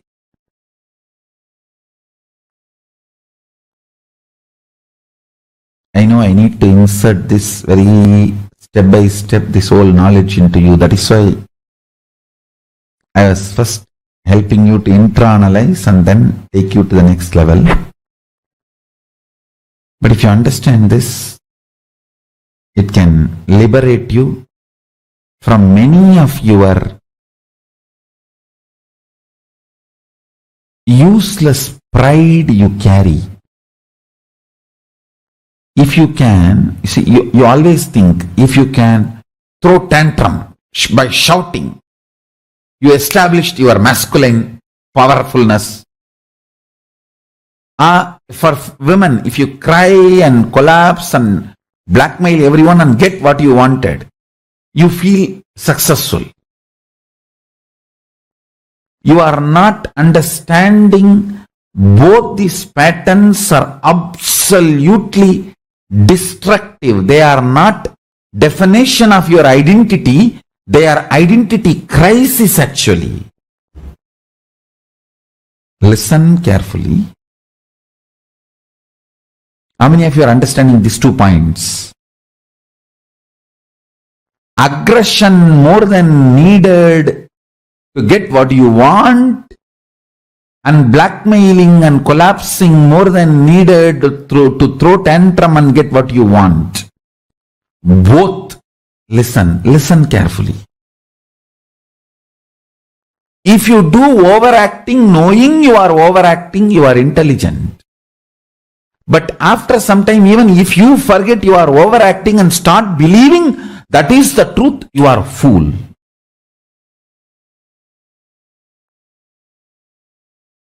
A person who knows he is overacting and be intelligent to keep the distance between his overacting and his own cognitions is an enlightened being. That is what is the gap, the unclutched gap which Krishna lives in. What I call the state of Paramashiva. Understand, I am throwing multiple ideas towards you. Even if you catch 2, 3, that's enough. I am not expecting that you will catch everything I am saying. Even if you catch 2, see, if I am throwing 100 and you catch 2 or 3, that's more than enough. I am okay with it. But I expect and request you to try to grasp as much as possible. I'll repeat now. It's very subtle principles. Straight, simple technique I can give. If you are a male in a male body, entertain more and more and more of non-sexual romance. Build lots of romantic relationships and never get into sexual relationship. This will completely raise you to the highest Tantra. If you are in the female body, be aggressive warrior. Learn things like a karate, physically breaking. Please understand, now what I am saying will align your whole physiology and this whole alignment of physical, physiology, psychology and consciousness. Physical diseases, understand? Fundamental physical diseases, and it will make you manifest powers. A romantic man and aggressive woman can manifest multiple powers just like that. A physically aggressive female body, physiologically soft, intense, romantic male body will manifest huge powers. I am giving you a straight essence. I'll give you the science also. I'll teach you the science so you can identify your gender and see the misshape. Why you create so much mess around you. See,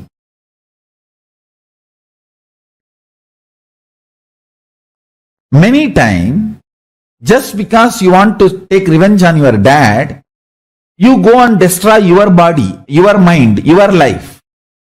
Just you want to throw tantrum. You just want to prove your dad that you are not going to listen to him anymore. I have seen. That is the way most of you start drinking and smoking, just to say no to dad. Just to say no to him. do something. Understand, that is the way you start feeling, defining your box of the identity.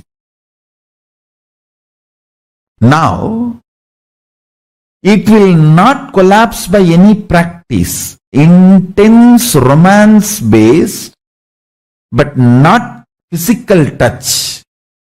Multiple relationships. Very loving, very caring. That is why in Hindu tradition, other than your wife, everyone is Didi.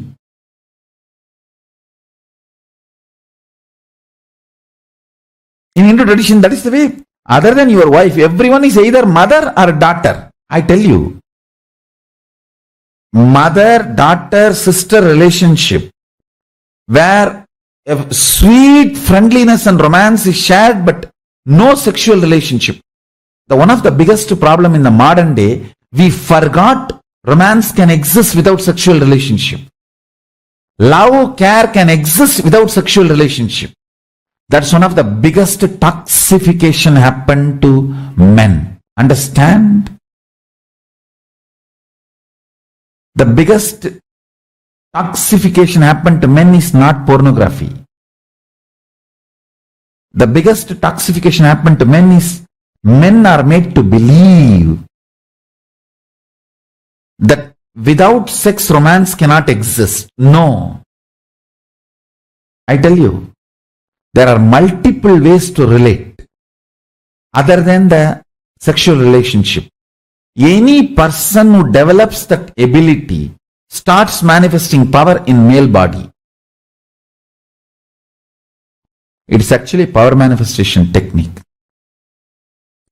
Aggressive women, warrior women are always the witches. If don't give the wrong meaning to the word witches, W-I-T-H-C-H. They are the most powerful Rudraganyas. Rudraganyas of the West are only abused as witches and killed and burnt and destroyed. They were very powerful sacred women.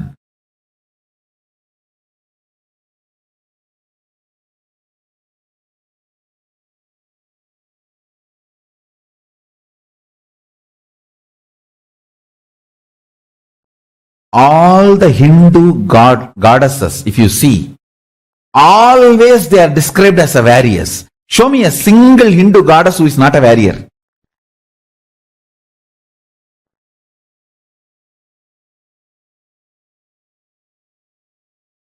All Hindu goddesses are described only as a warrior, born for war. They are branding itself as warriors, but it is not for all the male gods. It's not for all the male gods. But any female god, the description, born for warrior, waging war. Understand?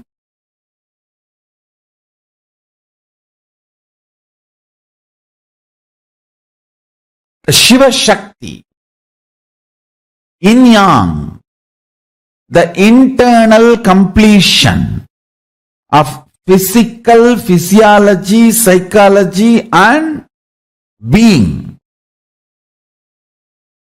It always need to be other qualities.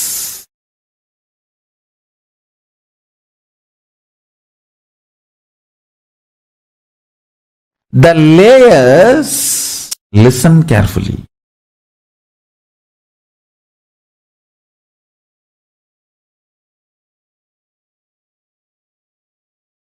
When you bring a non-sexual, highly romantic physiology into male body, you and others mistake you are a gay.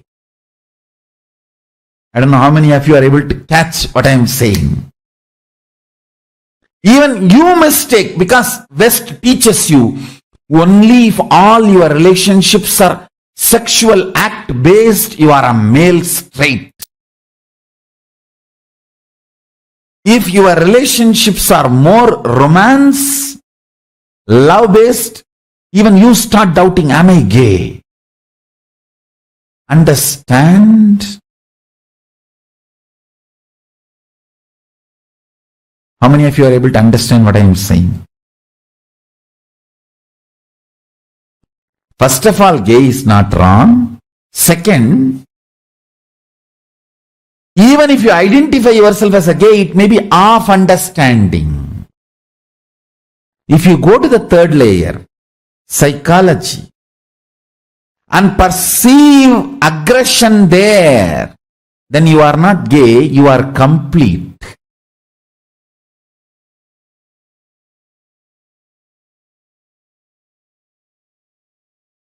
Understand, I am not promoting being straight or being gay or being transgender or being bisexual and all that. I am only helping you to identify what category you belong to. So you get comfortable with the category you belong to. The moment you get comfortable, you are liberated. Because any stress within your gender identity is identity crisis. If there's no stress with your gender identities, you become transcendental gender. You become liberated being. After that, your actions no more bind you. And everyone who comes around you feels such grace. They feel showered, fulfilled, complete.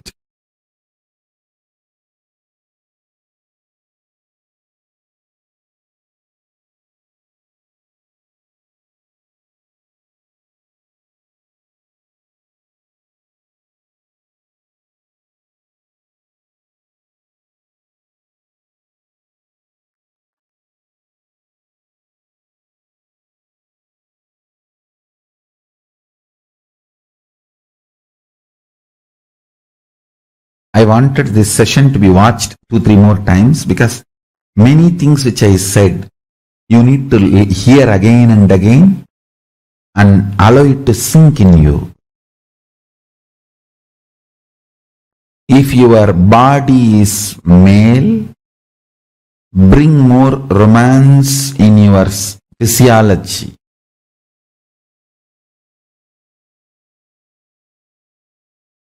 If your body is female, bring more aggression in your physiology. If you alter the physiology, psychology and being aligns by itself, because that too zone you cannot do anything, only I can do. That listens only to initiation. Only to the level of physiology your will persistence works. More than the physiology, your will persistence does not work. Your psychology and conscious being level, only I will have to work. Initiation works. Awakened Kundalini works.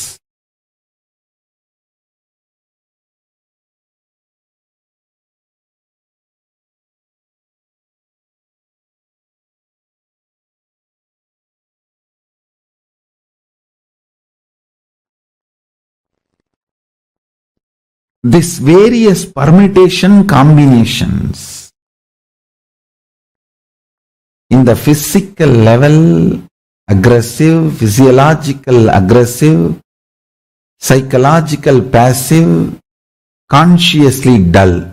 This becomes one kind of a gender. Most of the modern day men are like this only. Absolutely impotent. Don't feel disrespected. I'm revealing the truth to you.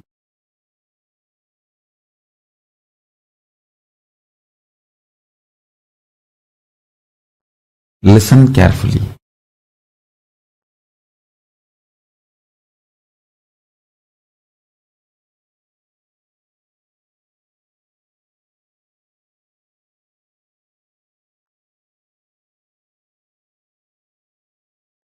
As long as you believe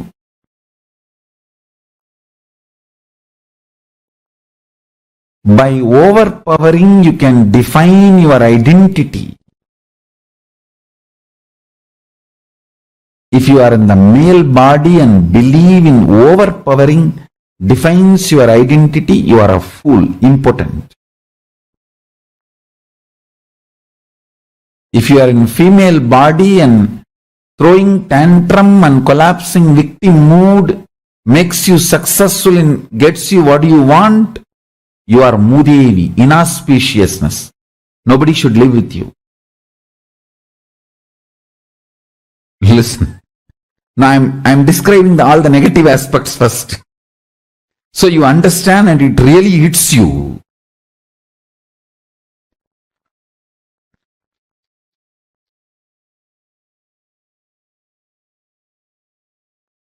Whenever I utter these words, if it hits you and hurts you, don't worry. Once for all, that patterns will leave you. Because your inner space, deep down, is already in love with me. That is why you are sitting. That is why so much of power manifestation. Understand? All power manifestation is sexual energy aligned. That's all. The sexual wounds in you, when they are healed, you manifest powers. Every power you manifest, I have healed 10 sexual wounds in you. That's all. Aggression gets into the field where you have to be passive, and passiveness gets into the field where you have to be passionate. This whole mess, I heal. That's all.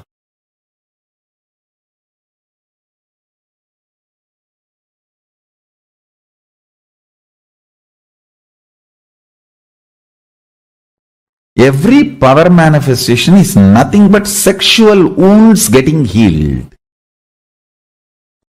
The gender identity related wounds getting healed is what is power manifestation.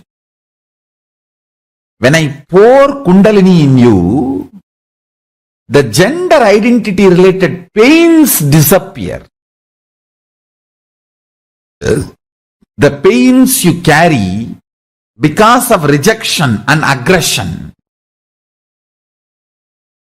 feeling exploited or feeling used, or feeling you used others, all this just gets melted down, and fundamentally love in its pure form do not cause any of this pattern. Feeling exploited or exploiting, pain or rejection, all these are misplaced gender identities, not actual reality. Please understand, now I want to tell you one thing. Really, whenever you feel rejected by somebody, that person suffers. You rejected that person. Later on, if you have open heart-to-heart conversation, both of you will realize both of you suffered feeling rejected. It is not one. I don't know how many of you are able to understand what I am saying. How many of you experienced this? No, I am telling you the truth. I am telling you the truth. In reality, the pure love never causes pain. All pain is from delusion, misplaced gender identity. See, if your society teaches you, if this are qualities are there, only then your love should be recognized by you, that is where the problem starts. Anything which does not cause pain, enjoy. Anything which causes pain, keep yourself away from it. That's all. Just avoid violence. There is no other law in life. Don't, I am interested only in healing you and making you manifest powers. Listen.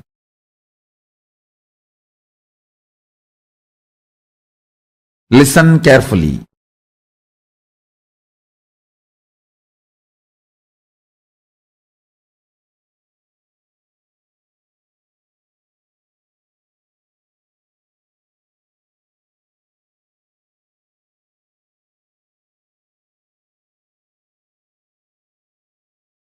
How many of you are able to understand this misplaced ideas of identity, gender, created too much mess in you and your actions and reactions? Raise your hand. That's enough. Now listen.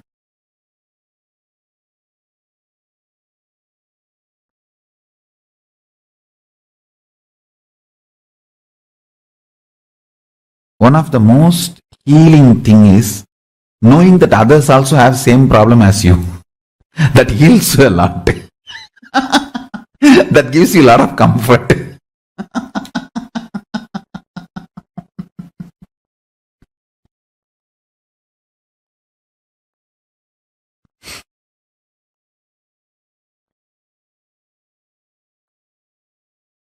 Understand,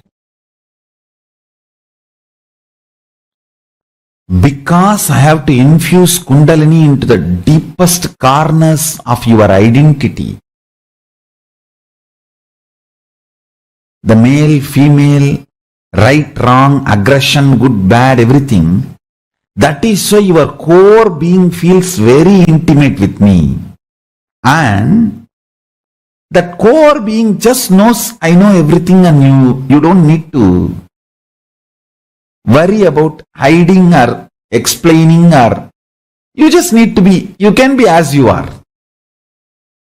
That core confidence is what I call integrity to Guru.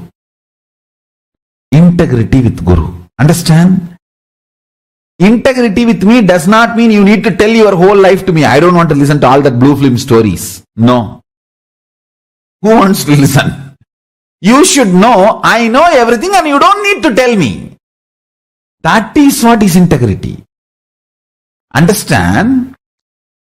You feeling, I know everything and you neither need to tell me nor you need to hide from me. See, understand? Even if you think you need to tell me everything, it is not integrity. Then you think, I don't know.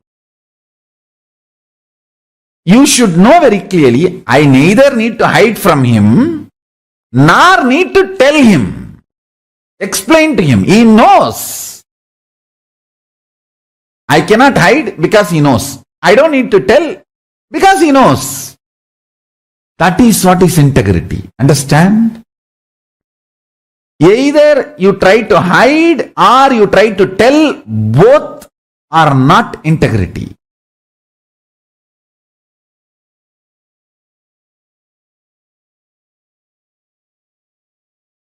How many of you are understanding this? Trying to tell, trying to hide, both are non-integrity. Knowing clearly, I neither need to tell nor need to hide, he knows. That is integrity. Understand? Whoever in the corners deep down has that click with me, you will continuously manifest powers, because that is what is the umbilical cord connection between you and me. Not telling everything about your life, nor hiding, knowing he knows, neither I need to tell nor I need to hide.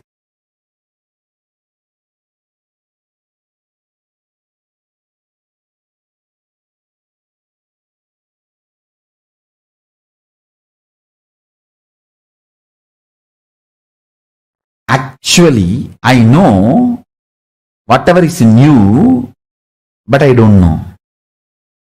My unknown knows all your known and unknown. My avyakta knows all your avyakta anvyakta. Because my avyakta unmanifest knows your manifest and unmanifest, I know your unmanifest and manifest. Because I know my unmanifest. Listen. Listen. In you, your manifest does not know your unmanifest. In me, my manifest knows my unmanifest. My unmanifest knows your manifest and unmanifest both. Because my unmanifest knows your manifest and unmanifest, and I know my unmanifest, I know your manifest and unmanifest. Now I'm not playing with words, I'm making you understand. This will solve a lot of your problems and make you catch the integrity.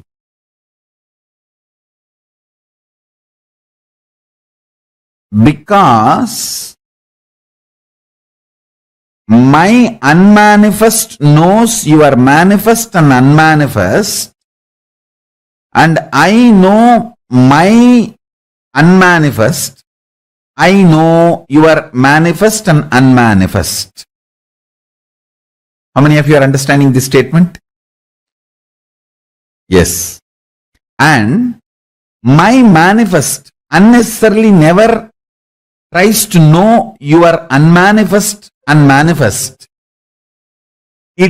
My manifest learns from my unmanifest about your unmanifest only to guide you and help you whenever required, wherever required. So, you can be rest assured, I know everything and I will not know everything.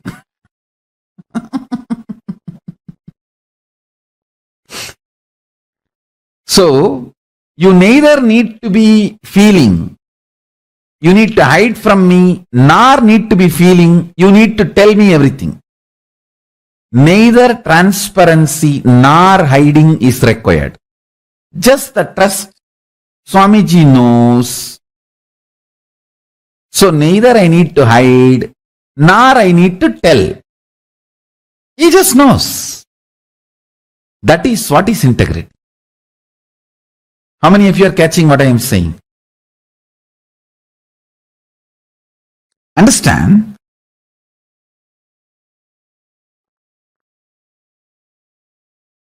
If we spend few more minutes and watch this whole thing, what I said is like a zigzag puzzle.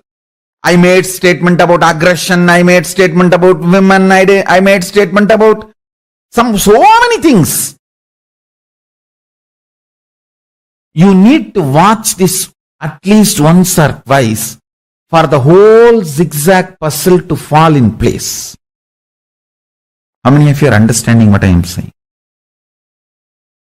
Then, I want to answer your questions precisely. Only that way I can take you to the deeper level understanding about gender identification. I have to smash thousands of incompletions you carry about this gender identification.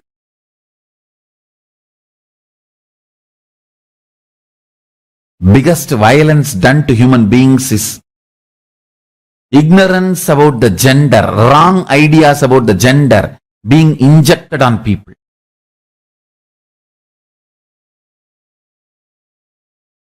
I want you to spend few minutes in watching this whole session once more. Then I wanted to answer your questions and take you to the precise depth process. And I want to tell you guys, first time I have ever started opening up, speaking in detail.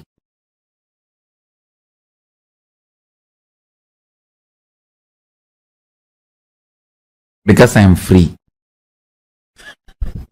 And I tell you guys, hey, all of you, directly or indirectly, have taken the responsibility for me to have my own nation. So I commit with you, I will give you the ultimate freedom.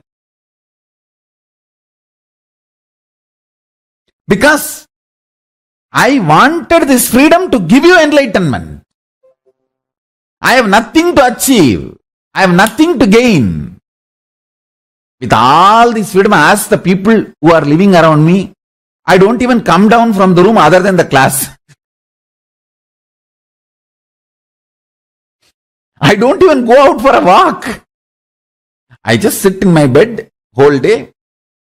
Whenever I have class, I come and sit here and do the class. Just go and sit there. That's all. So my freedom is only to give enlightenment to all of you. I have nothing else to do. And you guys have supported me directly, indirectly, multiple ways. By giving your time, treasure, talent, so many ways. And I commit with you guys, I will give you absolute enlightenment, uncompromising.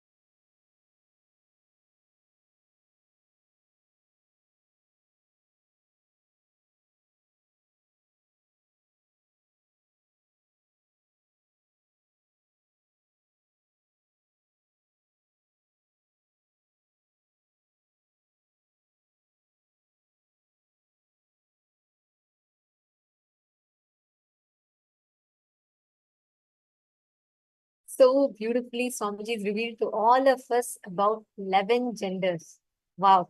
Every time I listen to it, I click with it in deeper and deeper levels. The way how Swamiji has revealed each of these truths, it's just phenomenal.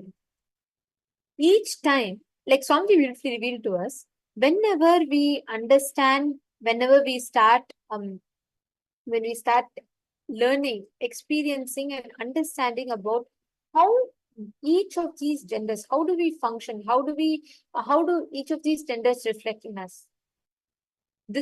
Each of this is phenomenal. Each day we are learning so much in depth about it.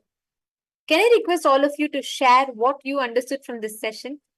How Swamiji explained about each of these levels. In each level, the 4 layers in which how you experience gender, and in each of these levels, how you should cognize what is the ideal thing to have and how it should be. Can I request each of you to post what you understood?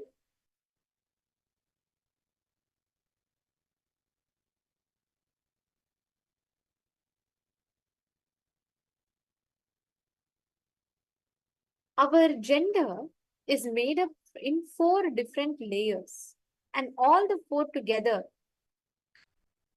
makes up the 11 genders.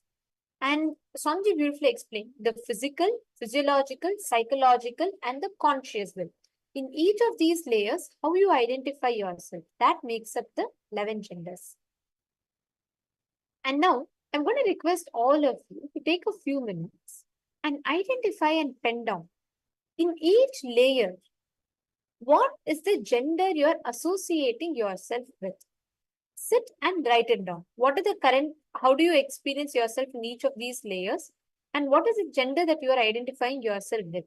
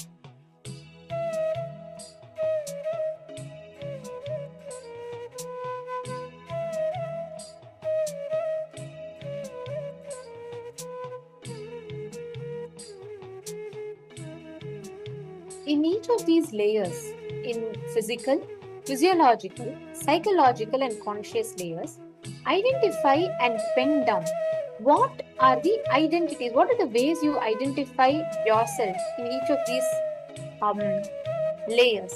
Please take a few minutes. I request every one of you to sit and pen this down.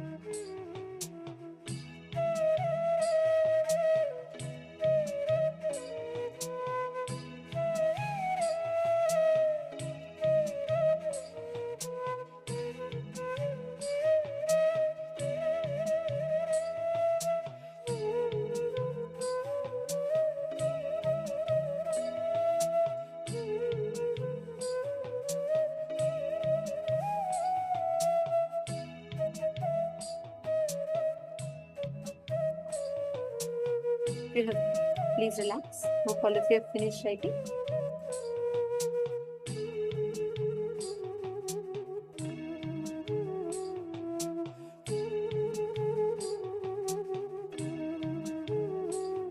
Yes. Now, with the same understanding, all of you listen carefully. Every one of you can experience completion in each of these layers of the genders. If you just understand, give yourself the right powerful cognitions. And if you come to understand, if you study yourself and see what genders your body is actually in each level, physical, physiological, psychological, in each level, what genders are you comfortable with? What genders are you identifying yourself with?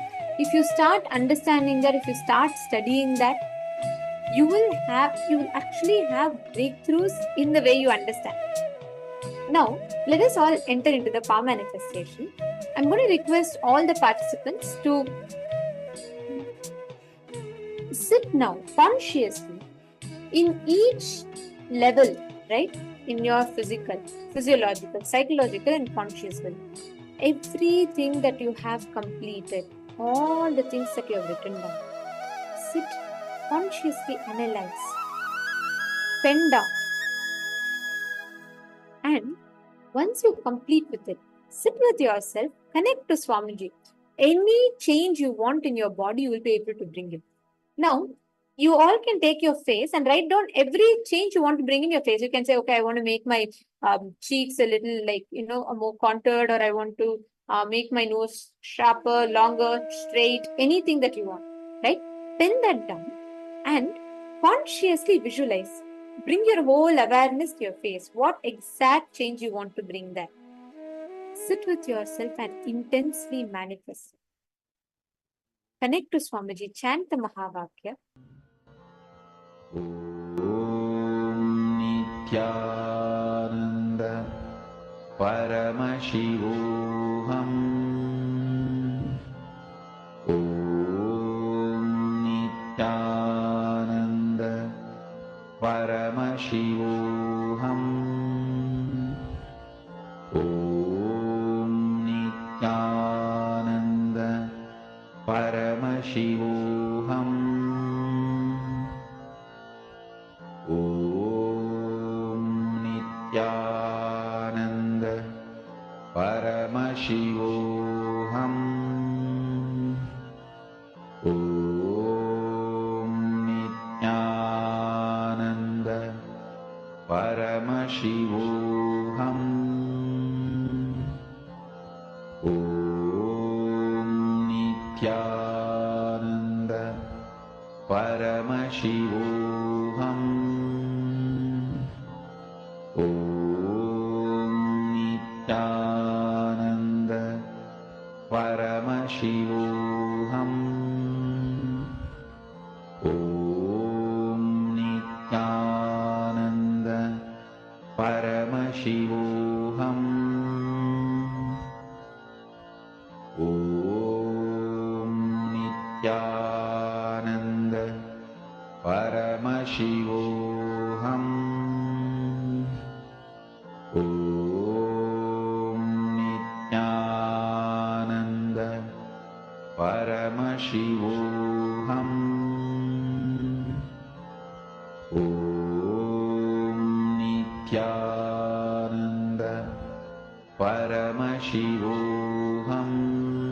Om Nityananda Paramashivoham. Om Nityananda Paramashivoham. Om Nityananda Paramashivoham. Om Nityananda Paramashivoham. Om Nityananda Paramashivoham. Om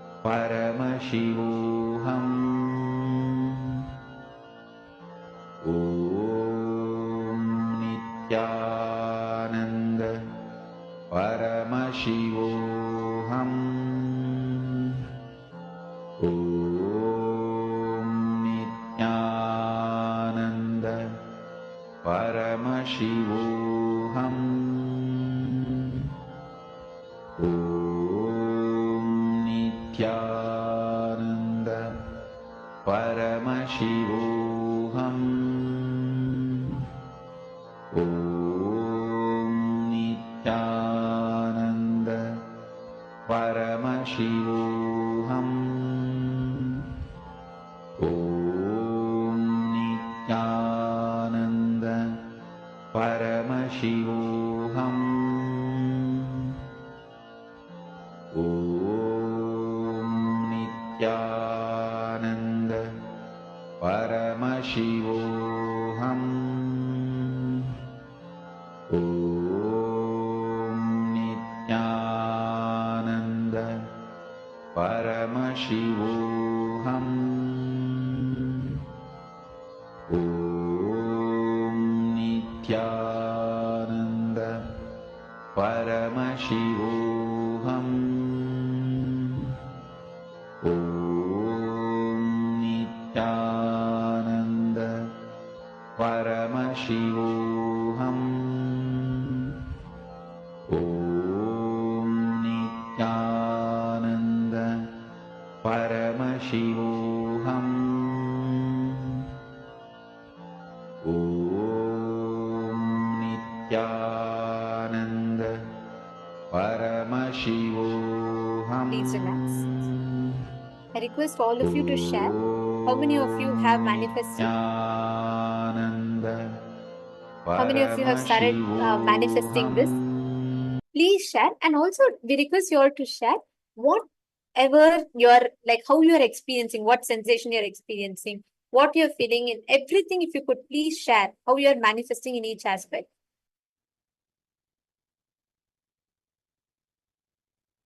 I request each of you to actively share it. And now we're all going to be entering into the next session where we understand about Tantra, one of the most misunderstood, misquoted, misrepresented, misconstrued, and one of the most mystical aspects of Hinduism is Tantra.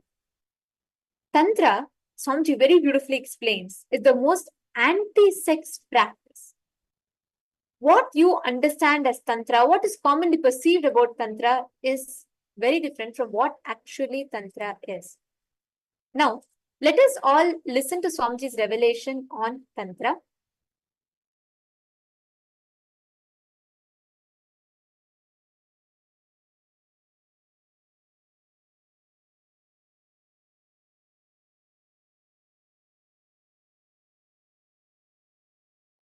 The word Tantra simply means technique, methodology. In Sanatana Hindu Dharma, all methodology for manifesting the state, space, powers, and being of Paramashiva is called Tantra. That's it. Please understand. State, space, powers, and being of Paramashiva, manifesting that is called Tantra. Any methodology adopted for that purpose is called Tantra. In course of time, it got associated with multiple traditions like Shakta, Bauddha, Samana. In multiple sampradayas, orders, traditions of Hinduism, it got identified, associated, started having different connotations. And then comes the anti-Hindu narratives, anti-Hindu forces, Hindu-phobic forces contains this word and boxes it inside the gory sexual activities and orgies. Without any understandings and reality, I tell you, Tantra is the most anti-sex practice. In real tantric practice, whether you do it with your own being or you do it with some beings outside, it just liberates you from everything felt as a need or urge. Understand? Food is not wrong, but urge pushing you to eat is wrong. Sex is not wrong, but the urge making you lose your balance and your integrity and pushing you to do the act is wrong. Understand?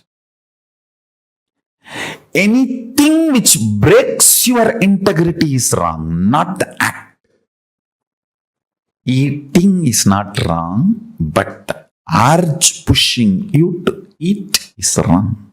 And sex is not wrong. The urge which makes you lose your integrity for sex is wrong. Tantra works on completion, making you manifest the state, space, powers and being of Paramashiva. Listen carefully. Multiple, various techniques to experience the state of Paramashiva, like unclutching, completion, to experience the space of Paramashiva, like integrity, authenticity, responsibility, enriching, causing, to experience the powers of Paramashiva, oneness, initiation, aushada, mani, mantra, aushada, to manifest the being of Paramashiva, diksha, ultimate initiation, communion, oneness with Guru, who is embodiment of Paramashiva, makes you manifest the being of Paramashiva. All these various levels, multiple techniques are adopted, methodologies are adopted. All of them are basically called as Tantra. Understand, Tantra is the most anti-sex, most anti-sex tradition. If you believe, if you are told Tantra is the sexual tradition, you are cheated. Be very clear, you are cheated. If you think Tantra is sexual activity, you are thoroughly going to be cheated. Understand, it is most anti-sexual activity. It's highest anti-sex. Don't be cheated by the wrong introductions of the Tantra. It is all about working on the urge, not on the action. The whole focus is on the urge, not on the action. The greatest tantric masters, Paramashiva and Parashakti, reveal the science of achieving the ultimate state, space, powers and being of Paramashiva as Tantra. Very few are related to action. Most of them are related to urge. It is all about handling your being and making you manifest Paramashiva. I don't want to say Tantra is sannyas tradition. But I want to say, Tantra is the way for ultimate sannyas, the Purana sannyas. It removes all the pain, anger, guilt, shame, everything associated to your body and makes you grounded. I tell you, it settles you with you first. First, you will have ultimate relationship with yourself. The kind of the feeling grounded you need to have.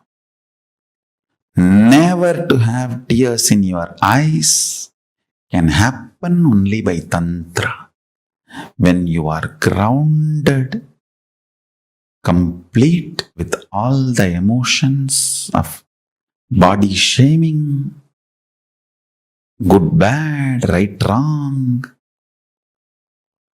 everything need to be cleansed. All the toxic ideas inserted into your system, shame, guilt, about your body and how you look and how you feel and the ideas of sex, gender, everything, all the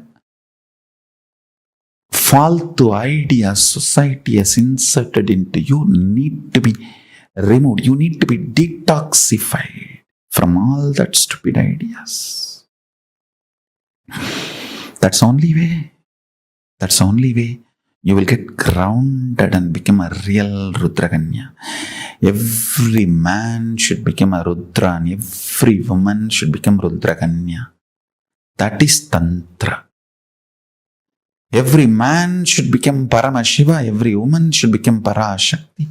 That is Tantra. Paramashivoham will give you precise understandings about Tantra, deep understandings about Tantra constantly. You demanding yourself and behaving even with yourself as Paramashiva and manifesting the qualities and state, space, powers and being of Paramashiva continuously in your actions, in your life, in your thinking, in your emotions, everything. That is Tantra. That's all is Tantra. Understand? Life in all its possibility manifesting is Tantra. The Paramashiva in you and Parashakti in you becoming one, the communion and experiencing oneness is Tantra. The missing link between the Shastra and Stotra is connected just by this Tantra. In Tantra, only one question, how to, that's all. Never why. Never why. It is always how. Throughout the Gita, if you see, Arjuna is putting so many questions. That itself shows he is not interested in the answer. When you put too many questions, be very clear, you are not interested in the answers. So many questions Arjuna is asking. And Krishna is replying. That is why Gita is a philosophy. Shastra. Gita-su, Upanishatsu, Sarva Vidyaya, Yoga Sastre. Shastra. Somebody asked me, Swamiji, why Gita has become so popular? Why not Vijnana Tantra? He said, no, this is only for intelligent people. Naturally, intelligent people are very few. This is not for mass. This is not for intellectuals. This is for intelligence. People who are working in the field of intelligence. People who are intelligent. Only for them, this Tantra. Throughout this Tantra, only once Devi asks only one question, that's all. Devi puts only one question. That is not even a question. Just She awakens Shiva to deliver this, that's all. It's not even a question. Just she gives chance for Shiva to express himself over. But throughout Gita you can see so many questions again and again and again. If you ask why, you will become a philosopher. If you ask how, you will become a scientist. Tantra answers only the how, never the why. Tantra answers how. It gives you the technique straight away. Tantra is not at all concerned about the truth. Please be very clear. It is not at all concerned about the truth. It is concerned about your experience of truth. It doesn't want to sell words. It doesn't want to sell empty words. Tantra is not a bookshop. It is not even a library. It is just laboratory. Shastras are libraries. Tantra is a laboratory. It is concerned only about alchemy process. It wants you to reach it over. It never bothers about what is truth. It bothers how you can reach, how you can achieve. Tantra is too great truth. It is too much on a common mass, on a common man. Normal man cannot digest or tolerate Tantra.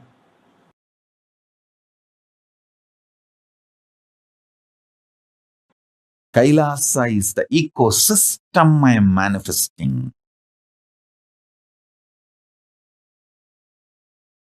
where in this ecosystem, people will flower to their highest possibility.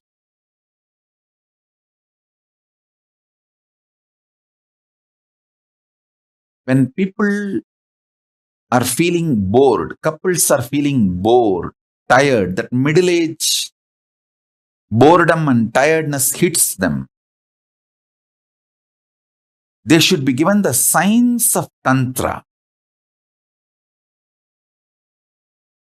They should try to find oneness, not just body alone, through the mind, the common goals, common emotions, commonly what they enjoy, art, science, different fields.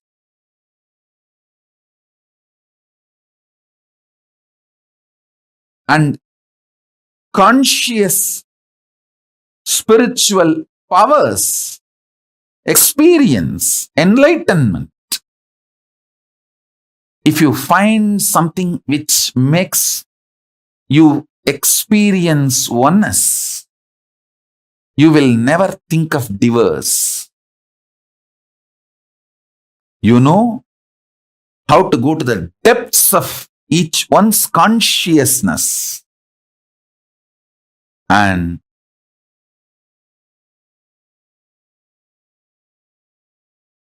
manifest oneness. You will not feel tired or bored with the other person. You know there's so much to explore. So much of possibility is there. This is the science of Tantra.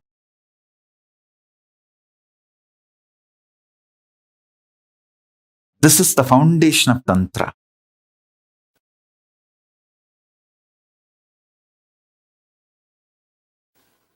Shiva is embodiment of love.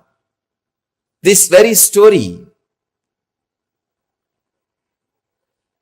he gets married after the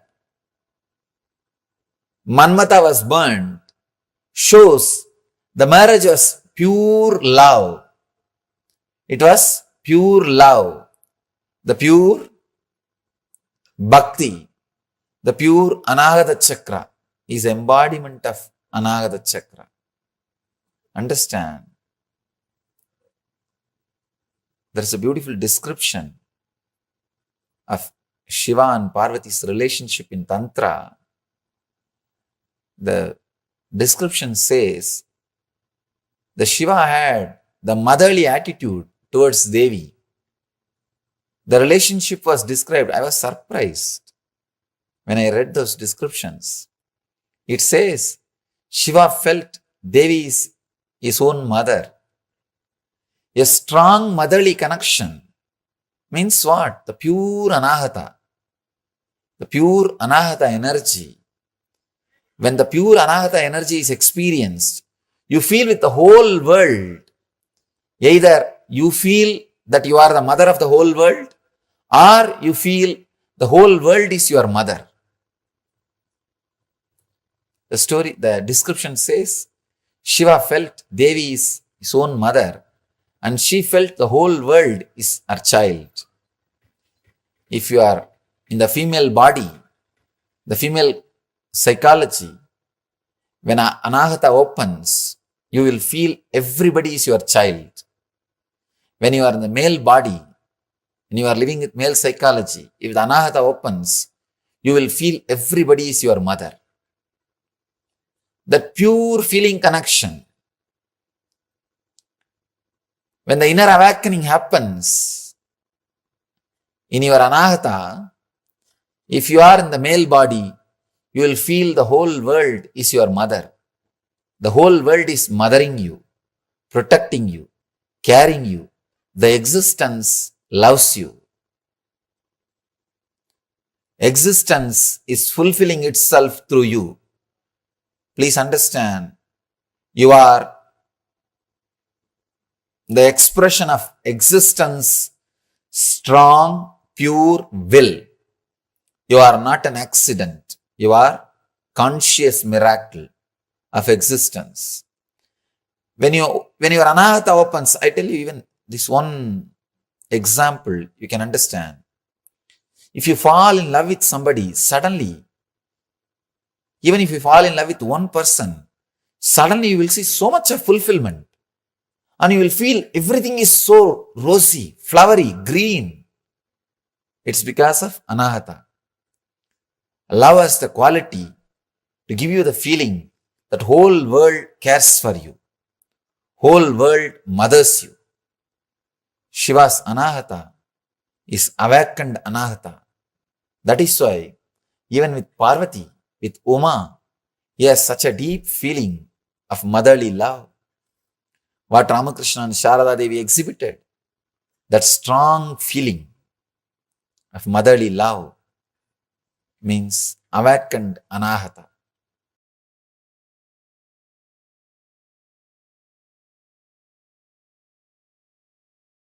Tantra is consciousness-centered tradition.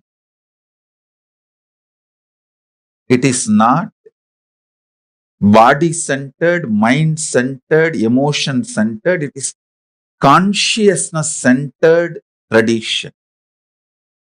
Please listen intensely.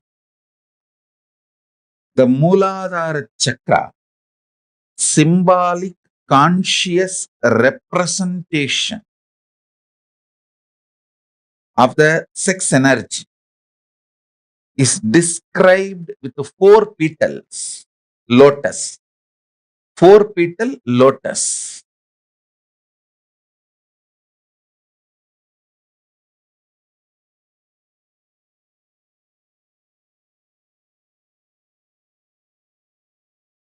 The one petal represents autosex, means enjoying your own body. Like even eating tasty food comes under autosex. Eating tasty food up to masturbation, whole thing falls under autosex. Enjoying your own body. The second is enjoying your own gender, same sex. Third lotus petal is enjoying the opposite gender. The fourth lotus petal is enjoying the whole cosmos. whole universe, having union with this whole universe. That's the fourth petal. Listen. Ardhanareshwara is the manifestation, represents all the four completion, fulfillment, the all four dimensions in you. When it manifests into the complete completion, you become Ardhanareshwara. Ardhanareshwara manifests in your body. I tell you.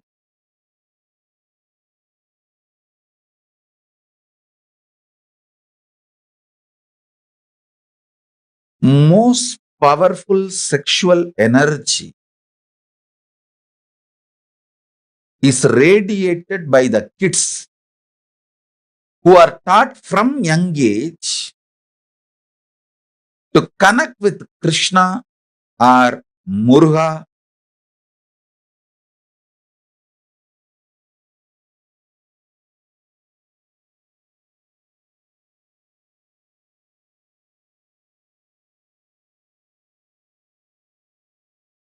Understand?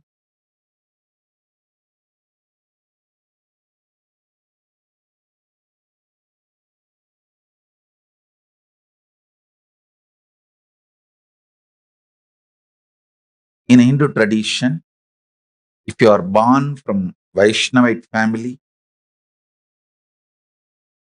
in the young age itself,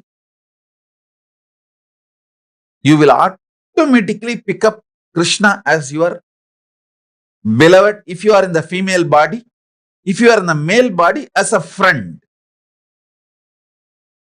Whether you are a male or female, you will develop some kind of an attachment, feeling connection with Krishna from the young age. Same way, if you are from Shaivite family, you will develop the connection with Muruga, Subramanya.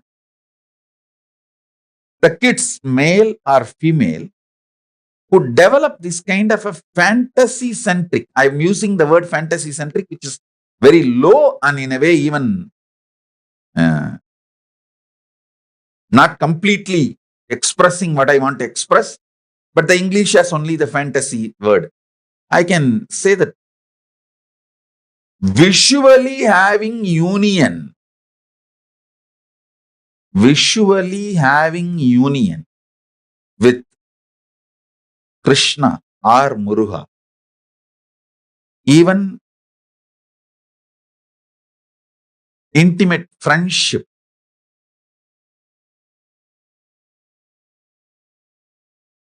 I have seen the kids growing up in a very traditional background, how they automatically assume, if you are from Vaishnavite family, automatically the kids assume that Krishna is your beloved or your friend. If you are from Shaivite family, Muruga is your beloved or friend. That is the way flowering of the first dimension of the auto sex happens. Understand? People many times ask this question: is masturbation right? Paramashiva answers this question in Tantra. In masturbation, you don't accumulate new muscle memory, but you accumulate biomemory. So, who you remember, with whom you connect, fantasize, imagine, visualize, and have enter into the masturbation act, you receive that person's biomemory. Listen carefully. The act masturbation itself is not looked from the prism of right or wrong in Tantra, it is looked at profit loss. If you connect with the higher conscious beings, even masturbation, you receive their biomemory. See, when you enter into a physical sexual act, you receive muscle memory, bioenergy, all the three from the other person. You should know even male receive from female and female also receives from male. It is give and take. That is why if you have multiple partners, especially who are lower than your consciousness, you may have pleasure but not peace. You may have pleasure but not peace because the exchange of muscle memory, bioenergy complicates and makes the inner space mess.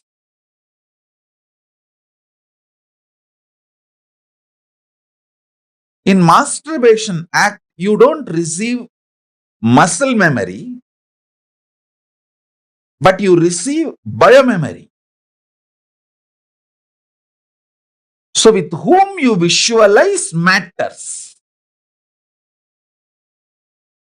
That decides whether your consciousness is going to raise to the cosmic union or the consciousness is going to go down to a more lower existence, lower level existence.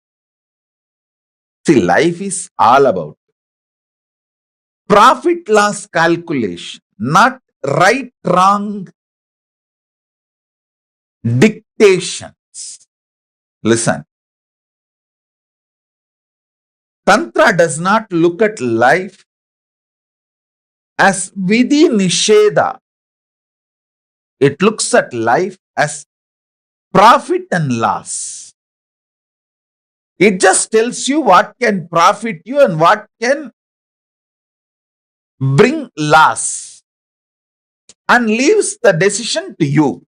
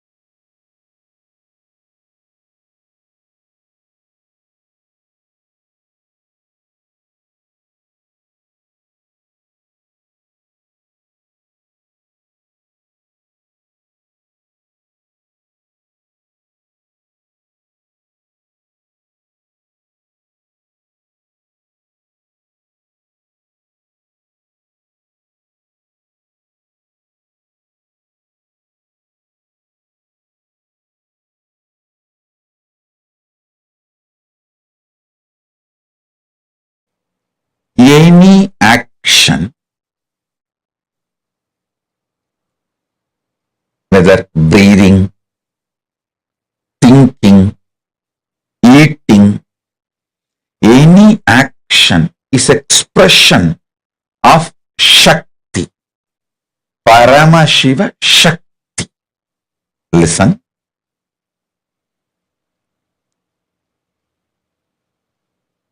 Shakti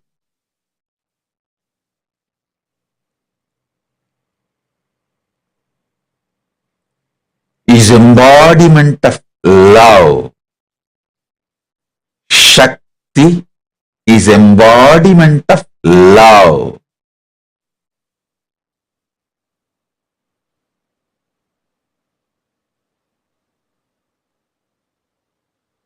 Realizing the love manifestation of your consciousness and entering into any action becomes manifestation of you, not manipulation of life. Listen, I will repeat. If you enter into the act of eating, knowing that it is because of your tremendous love manifestation, you are eating to strengthen your body, to celebrate life more and more. You will never manipulate food for taste. You will make sure food is always strengthening you. You will like, you will enjoy, you will be addicted only to healthy food.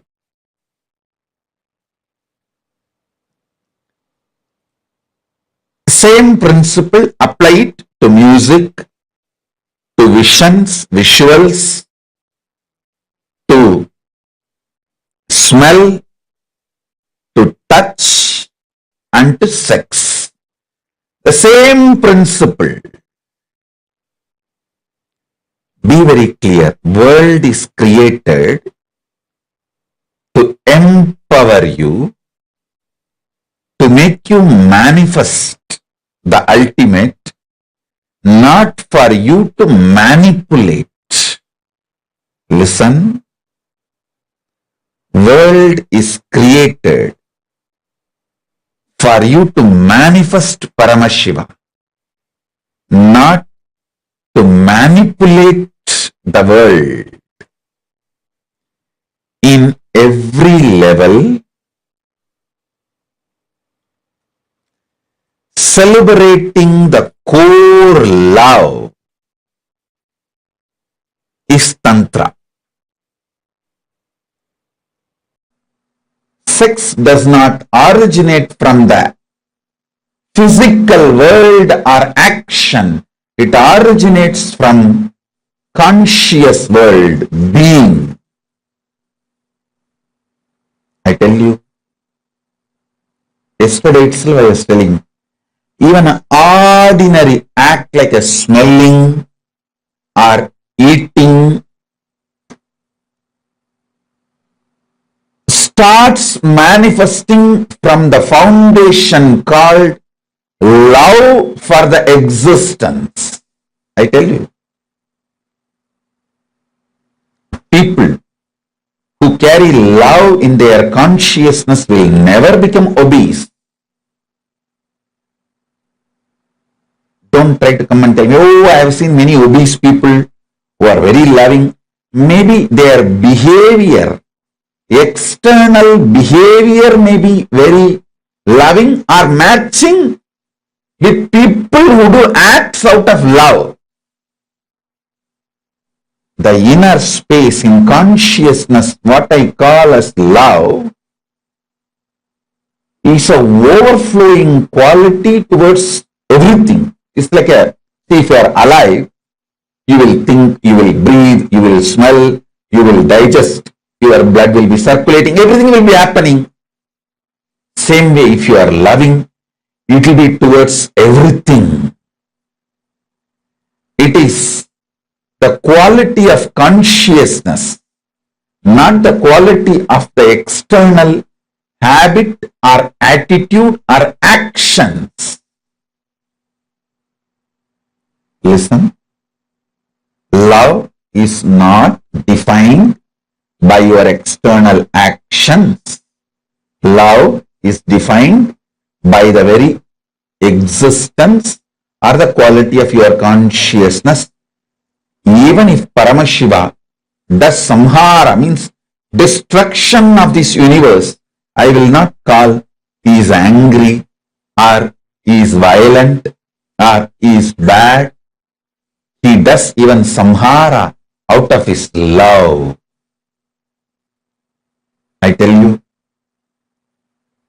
consciousness expanding itself to celebrate its oneness is love. See, consciousness goes towards the food to make the food as part of itself or for it to become the part of the food. Consciousness goes towards anything only to make oneness happen. I tell you,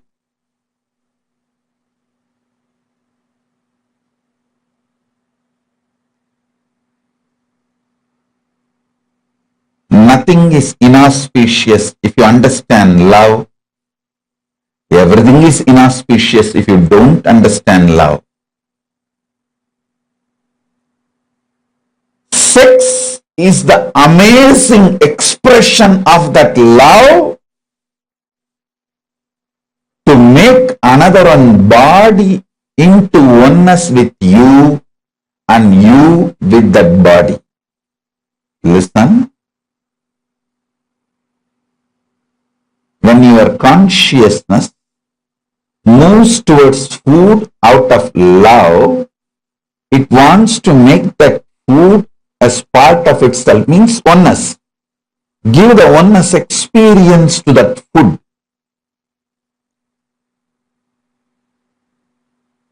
If the same consciousness without love moves towards the food, it wants to grab that food and destroy it and manipulate it and exploit it. Food lovers never become obese or diseased or ill. Food manipulators become ill, diseased. How many of you understand what I am talking? Food lovers never become obese. Food lovers never get disease. Food lovers never get any illness related to food patterns, food habits, and food eating style. It is food manipulators. People who rape food, understand this word. People who rape food due to food pornography. I'll coin a new word, pornography. What is food pornography? Too much of advertisement about the food using colors and arrangements. People who are triggered by the food pornography and rape food get diseases related to eating patterns and food.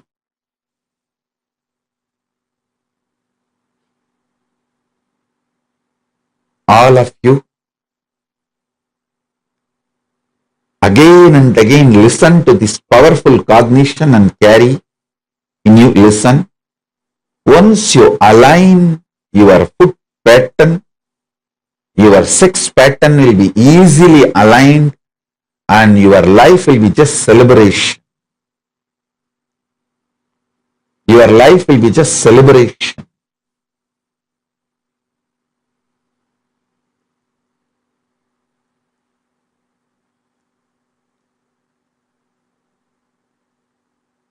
So listen carefully, listen intensely,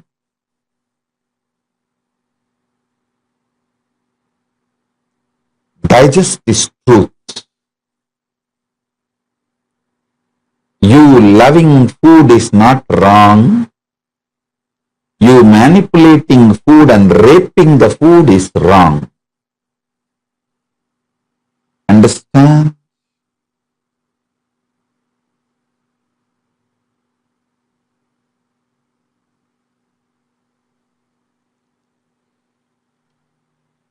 If you love food, you know how much of food can become one with you, your digestion ability. What kind of food can become one with you? What kind of food will empower you and get empowered by you? Listen. Whenever you digest a food and that becomes energy in you, not only you are empowered by that food, you are also empowering that food because that becomes energy.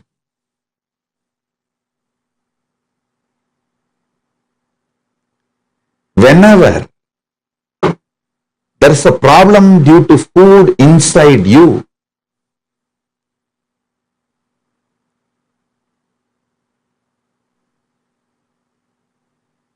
not only you are manipulating the food and raping the food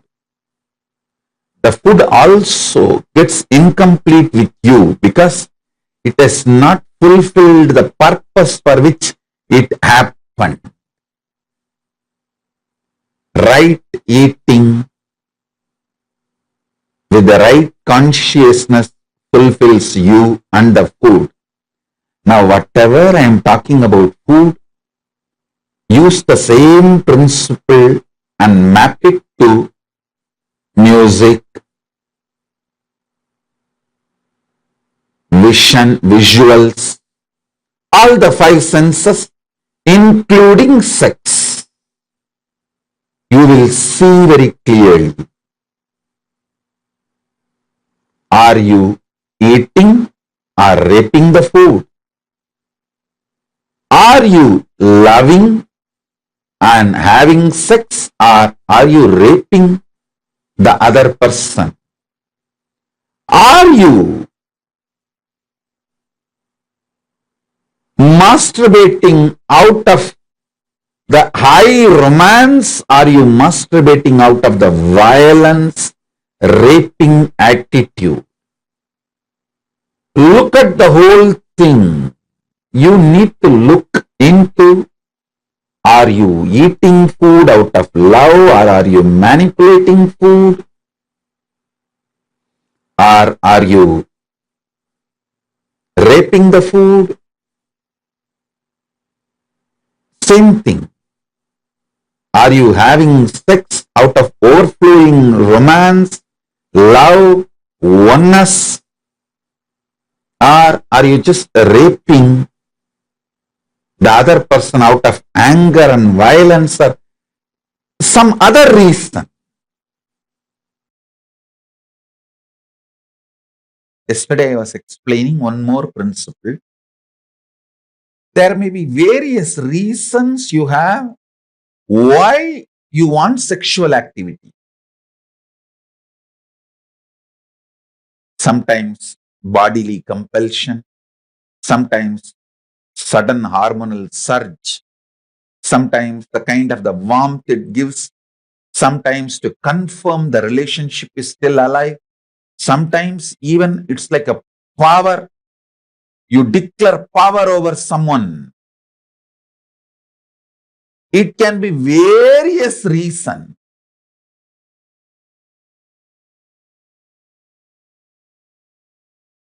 Many traditions guide you, teach you, ask you to do something and not to do something. But Tantra is a unique tradition. It changes only your conscious perception. The way you hold you and the way you hold the other person involved with you in the sexual act and the way you understand the sexual act. Only these conscious perceptions are changed immediately. The action becomes yoga, path for you to have union with Paramashiva, cosmos. Listen.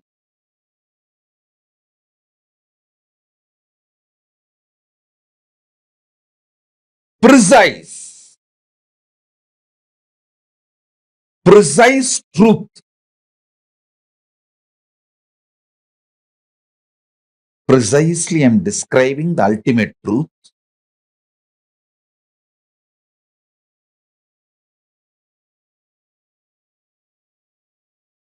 With anything you have yoga, union, that becomes part of you.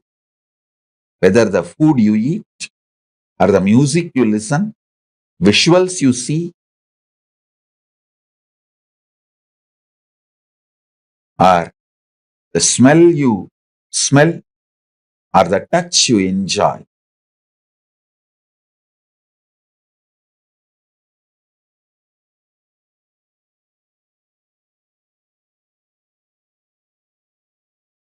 Listen carefully.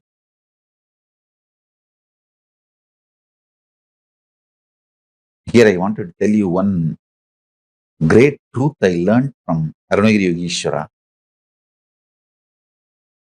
அஞ்சோடு நீ எது பண்ணாலும் ஆறாவதாய் நீ ஆவாயப்பா. Once he told me, 5 பேர் படிப்பாளிங்க கூட நீ இருந்தினா 6வது படிப்பாளி ஆயிடுவ. 5 பேர் யோகம் பண்றவங்க கூட நீ இருந்தினா 6வது யோகியா நீ ஆயிடுவ. 5 பேர் தப்பு பண்றவங்களோட நீ வாழ்ந்தினா 6வது தப்பு பண்றவனா மாறிடுவ. 5 பேர் ஞானிகளோட நீ வாழ்ந்தினா 6வது ஞானியா மாறிடுவ. 5 பணக்காரங்களோட வாழ்ந்தினா 6வது பணக்காரனா மாறிடுவ. வெளியிலையும் உள்ளையும் ரெண்டுலையும் இதுதான் உண்மை. I'll translate. Listen. If you live with 5 rich people, associate yourself with 5 rich people, you will become a 6th rich person. If you associate yourself with 5 enlightened beings, you will become the 6th enlightened being. If you associate yourself with 5 people who are building body, doing yoga, gym, you will become the 6th person who builds body and doing yoga, gym. If you associate yourself with the 5 fools, you will become the 6th fool. If you associate yourself with the 5 negative people, you will become the 6th negative person. If you associate yourself with the 5 seekers, you will become 6th seeker. Ardhanareshwara Yogeshwara told, this is what is the truth for inside and outside. These 5 senses,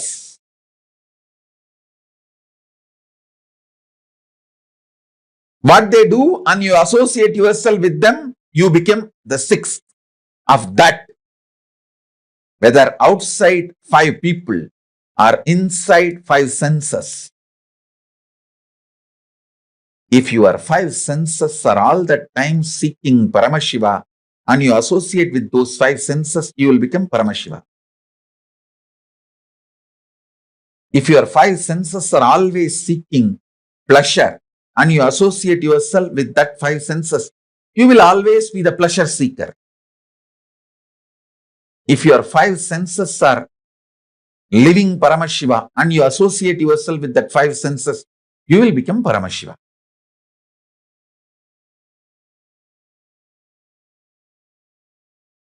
Listen.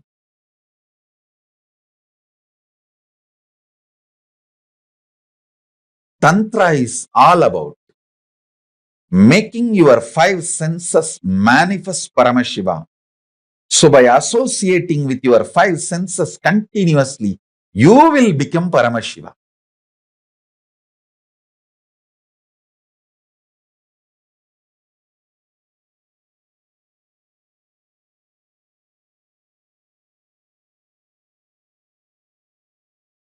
If you associate with yourself with 5 yogis, you will become the 6th yogi.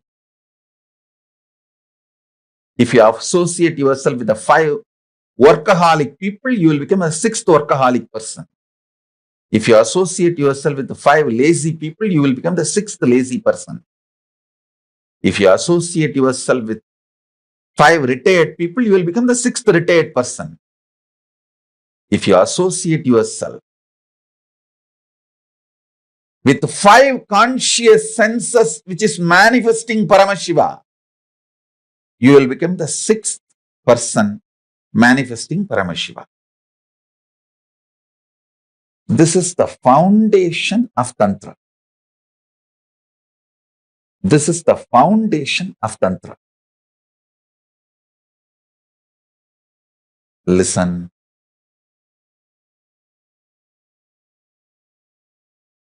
Constantly let your 5 senses manifest Paramashiva.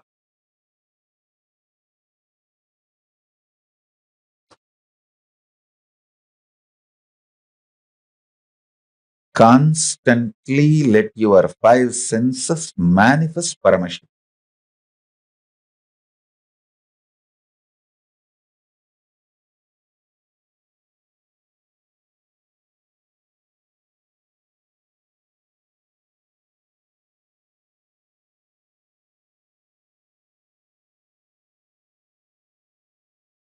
With anything you associate, you become that.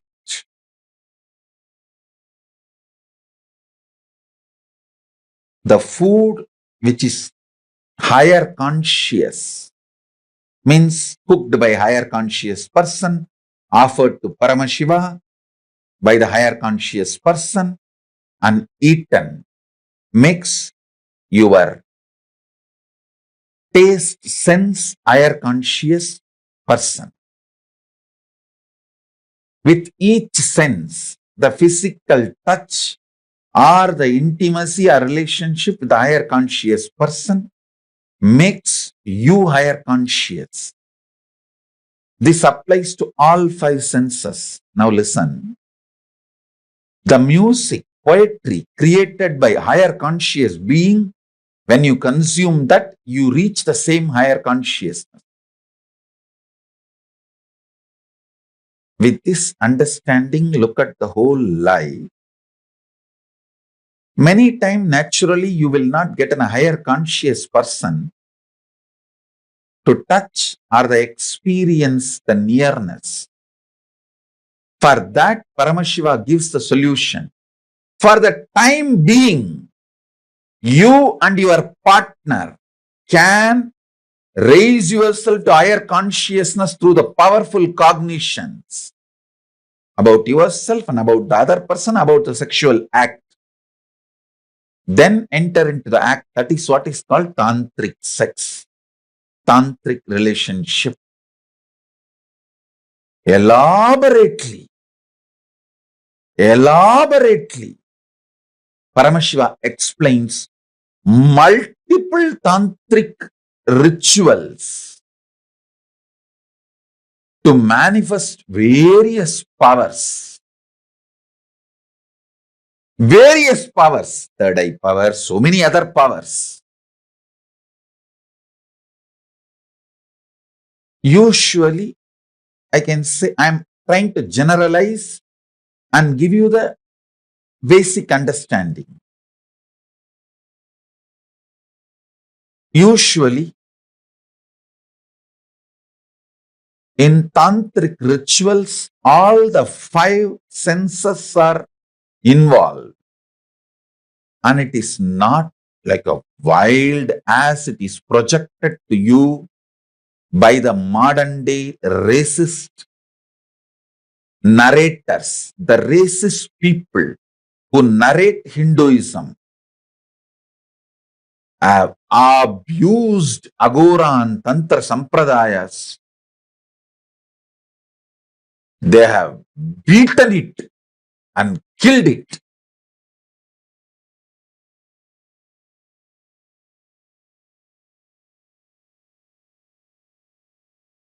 And unfortunately,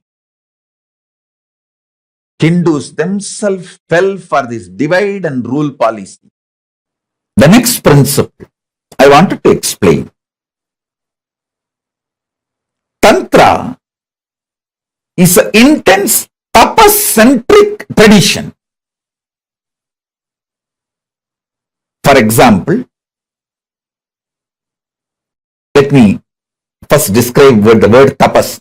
Tapas means burning away all the obstructions to manifest Paramashiva. Tapas means in Sanskrit burning away. Burning away all the obstructions you have to manifest Paramashiva is tapas. For some people,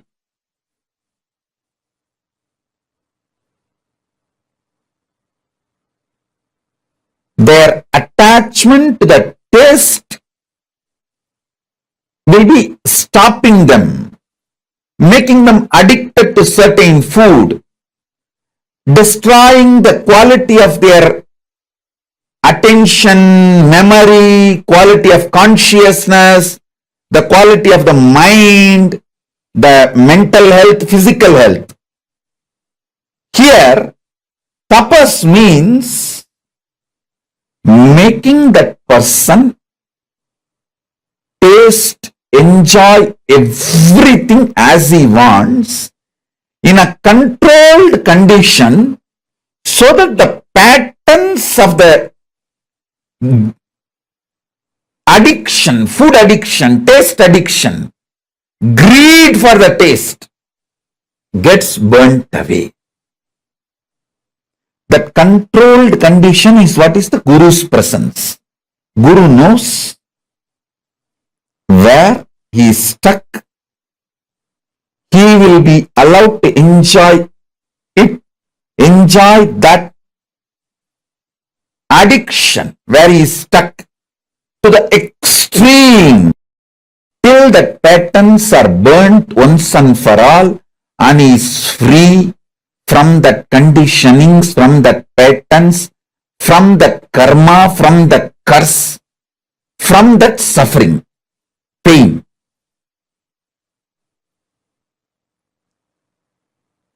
Whether you are addicted to certain taste, food, you are addicted to certain kind of the music, sound, you are addicted to certain kind of a visuals, like a porn addiction. Whether you are addicted to certain kind of a touch, not just sexual activity, even the other than sexual activity, the addiction to the touch, anything,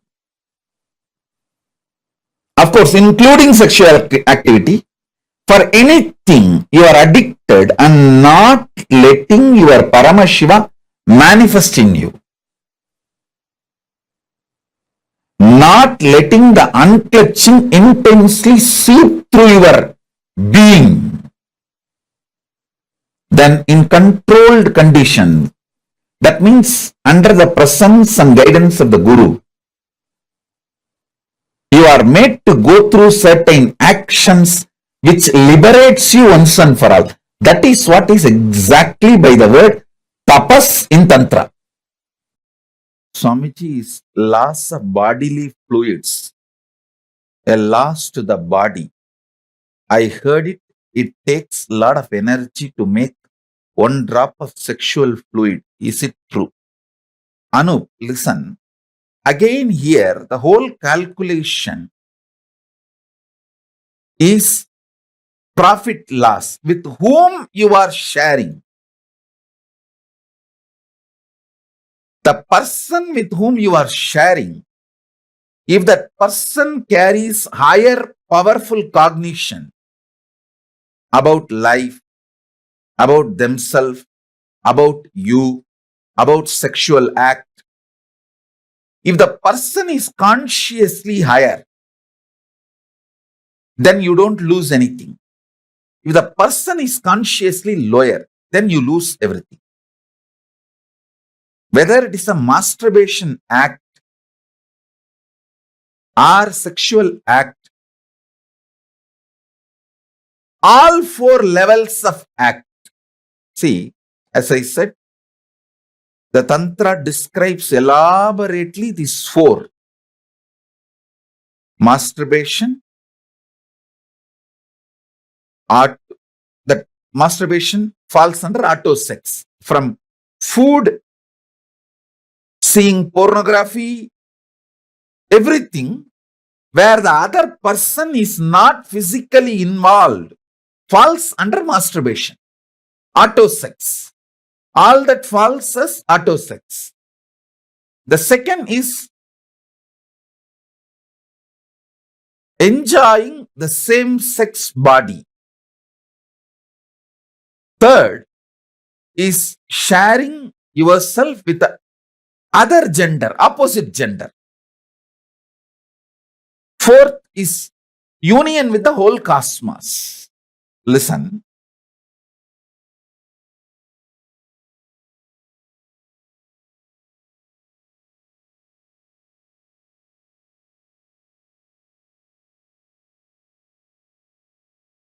Let me talk what is legally right, politically right, socially right.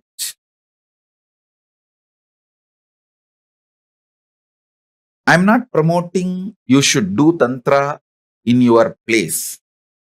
All I am trying to tell you is you should obey your country's law, your society's law, how they put. If you are, your country, your society, your community does not agree, acknowledge, you watching this video, do not watch. So let me put the disclaimer. Listen. With the disclaimer, let me reveal the great truths from Paramashiva, from Kailasa, directly from Paramashiva about Tantra.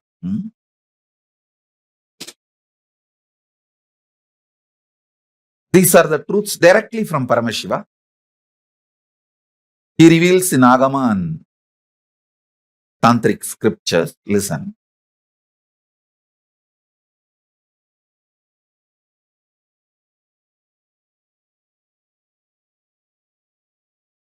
Even in masturbation, the loss of fluid will not make you powerless if it is with a higher conscious being, person.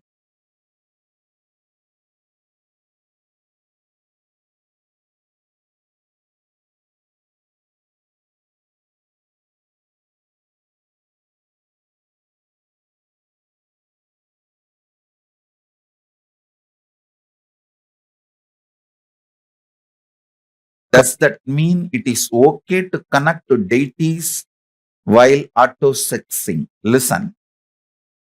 You can connect to the deities who have declared that they are available.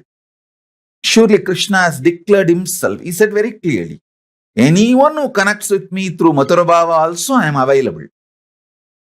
Those deities, those gods who have declared that they are available for you to connect through the tantric union, you can connect with them. Surely you cannot connect with Ayyappa. Ayyappa is very clearly is declaring, I don't even want to see women. I am in yoga samadhi. The kind of a samadhi he is in, he does not want to even see women who are menstruating. So surely you can't use Ayyappa. You can connect with Krishna. So you can't connect with the God or a deity who declared that he is going to be celibate. So use that clarity and decide with which God you can connect, you can choose, you can relate,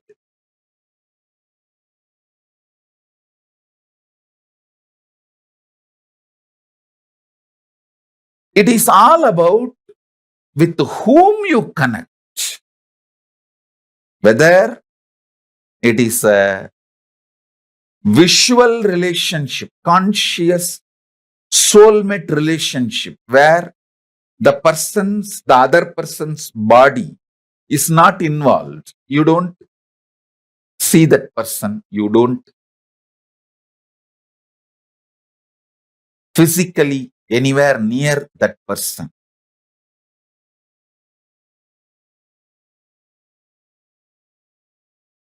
Even in masturbation, if you are connecting with somebody who is depressed and low energy, it will terribly affect your biomemory. Understand? Understand that. Be warned about it.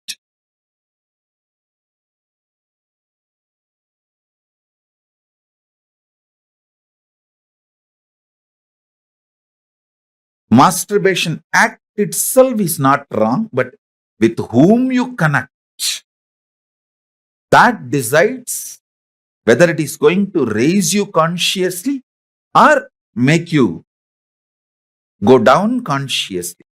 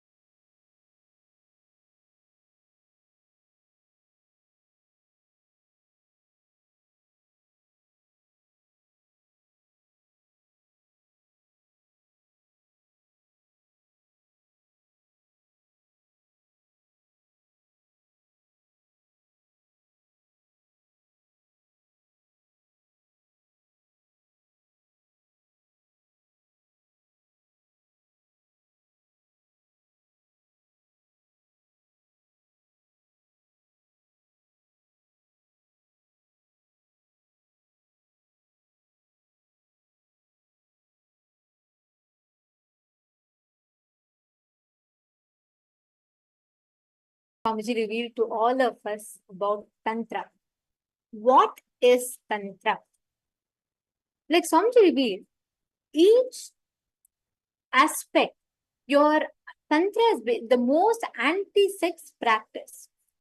Having the right ideas, understandings of your pains and your pleasures, having the right understandings and knowing the signs of how you experience the pleasure or the different emotions is Tantra.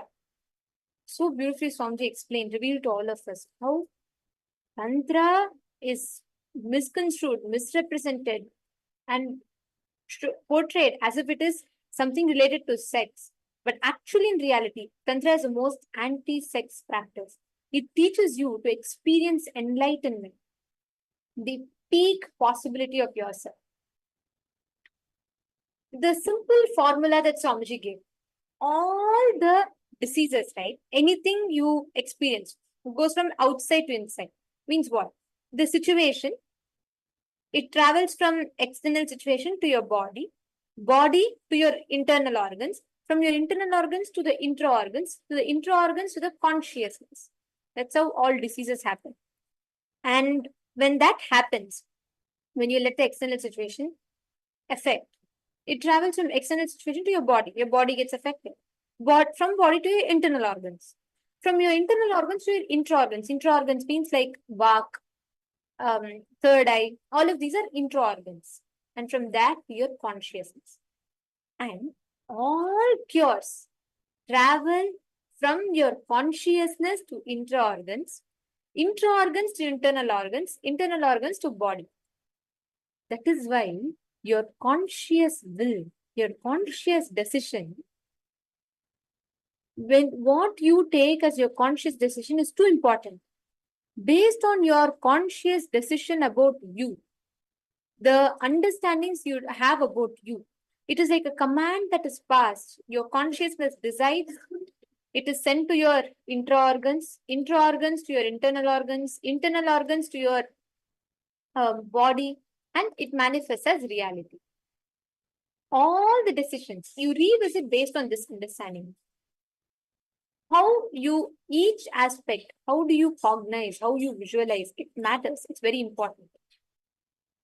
Same way, every other, disease that you manifest is because the external situation influences you. The external situation impacts you. See, understand. Swamiji revealed a very, very beautiful truth in our session. With anything that you have a union, it becomes a part of you. Whether it is food you eat, the music you listen, the visuals you see, the smell or touch that you enjoy, all of them are becoming a part of you. That is why what you cherish matters. What you entertain inside you, what you understand as your pain or pleasure matters. When you constantly feed yourself, the type of music you listen to, the type of songs, the sound, everything you hear to matters. If you become aware of what you consume, what becomes like your food habits or what you consume. See, food is not just food through your mouth.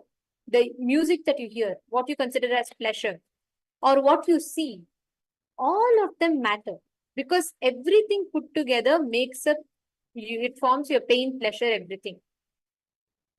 So in each area, you can just start analyzing and understanding it.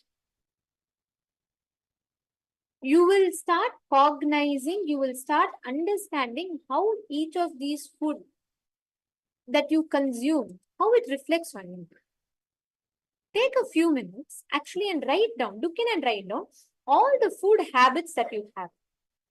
All the food habits. So for example, whenever you feel excited, let's say, whenever you feel excited, you want to go eat something, you crave for something. Or whenever you get stressed, you immediately go and eat something. Whenever you are anticipating something, you're like very anxious about something, automatically you go and eat.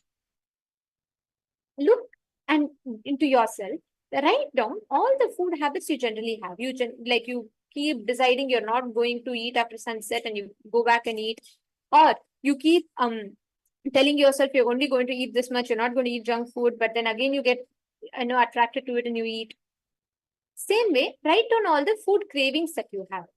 For example, pizza is my favorite, or I have to have burger, I need to have my favorite Coke or Pepsi, whatever you want to, right? Any cravings that you have, like you have to every week at least 4 times you have to have your taco bells, right? You crave for it. Anything like that that you really crave, write it down. Are all of you understanding? Write down both the food habits that you have and write down the exact food cravings that you have. Both. Please pen down. Take a few minutes.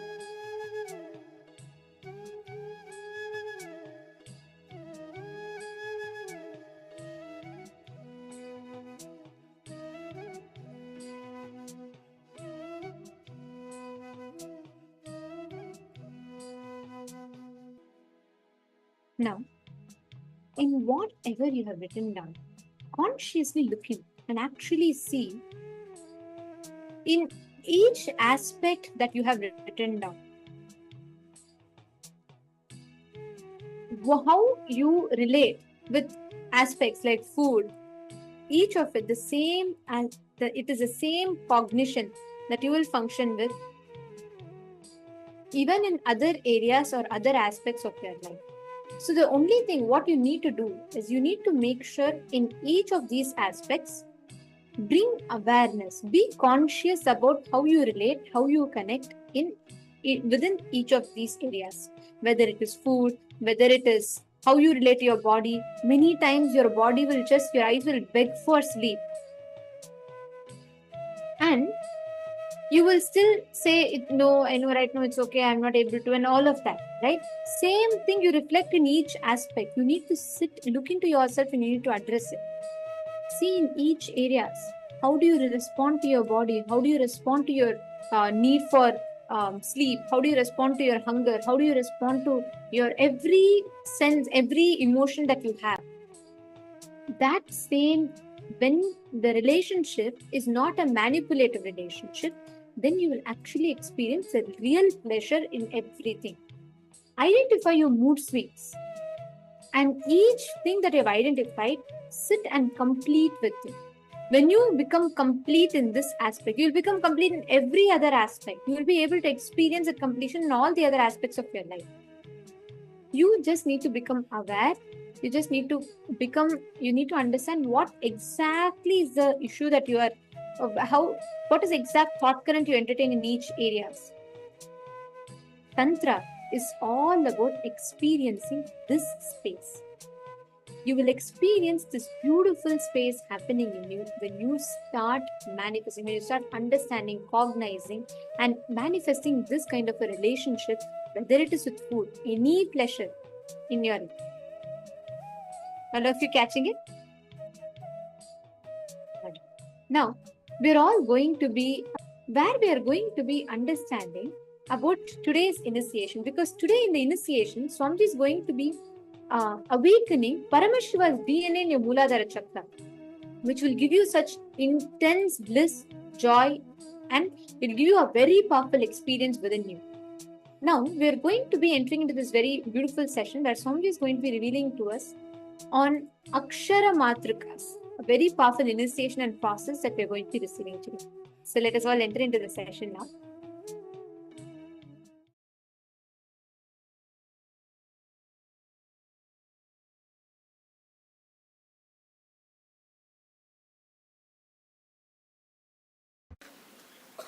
Let me introduce the science, this process, now which we are going to do. The exact 16 sounds which awakens these same lines into your brain, in your cognition, which makes that 42 powers awakened. I am going to use those 16 sounds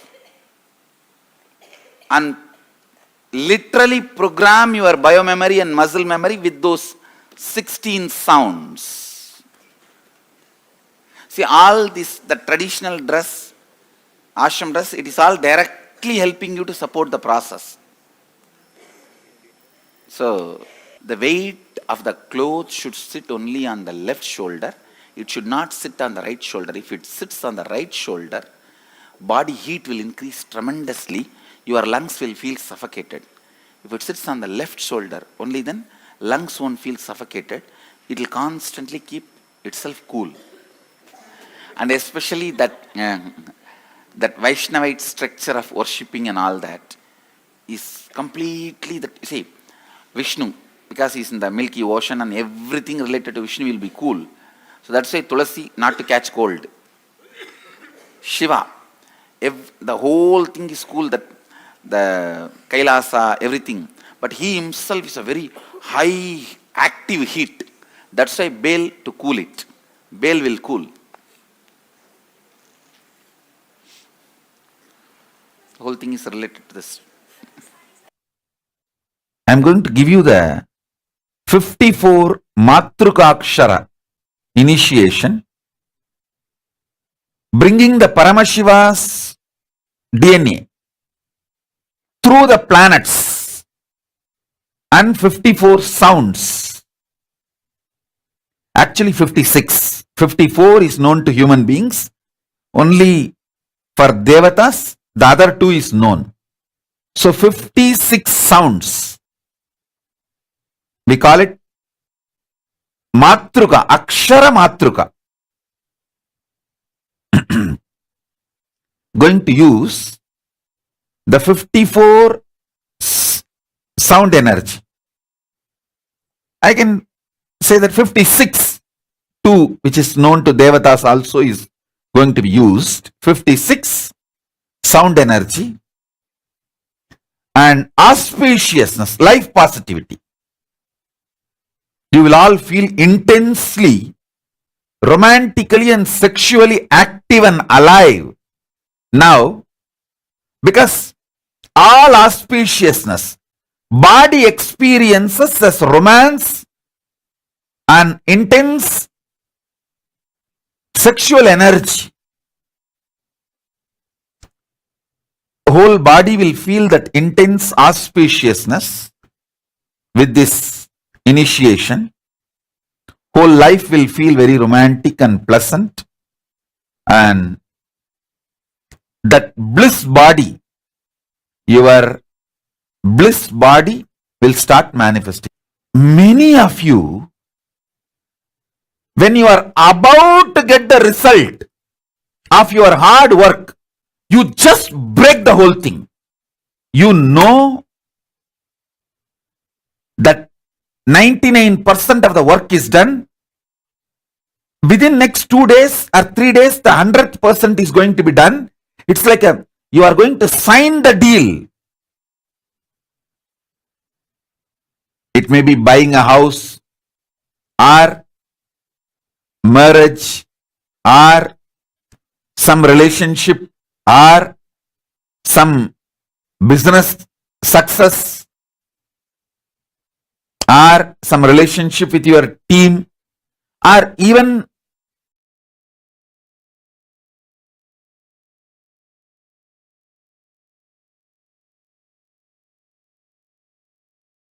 things related to your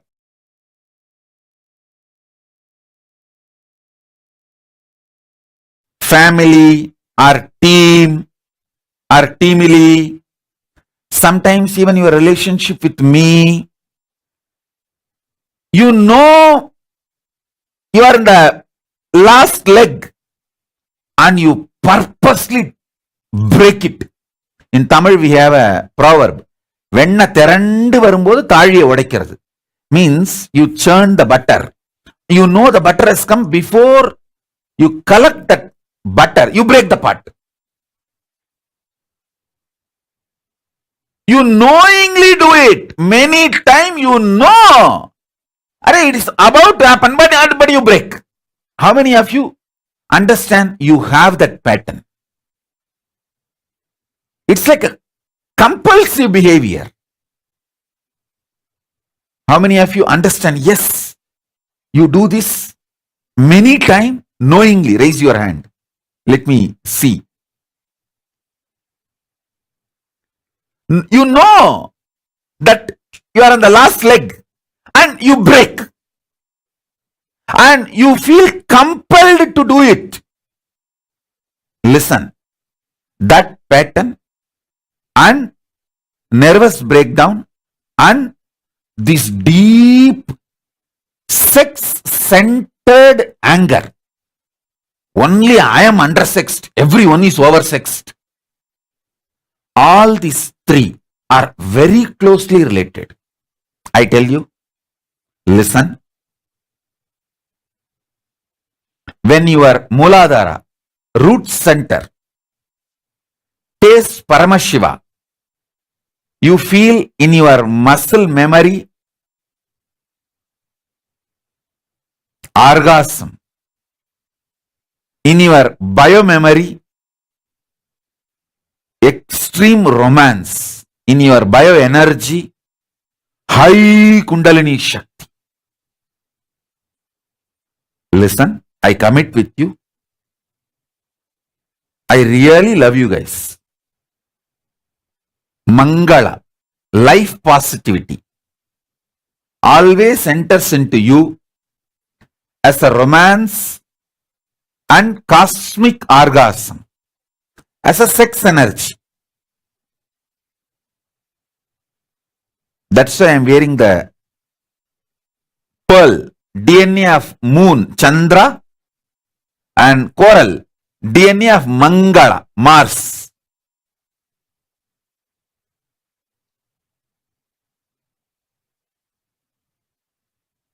I'll bring Paramashiva's DNA through the planets, put it inside your Muladhara chakra. It will do so much auspiciousness. I tell you, first it will break that self-sabotaging pattern. How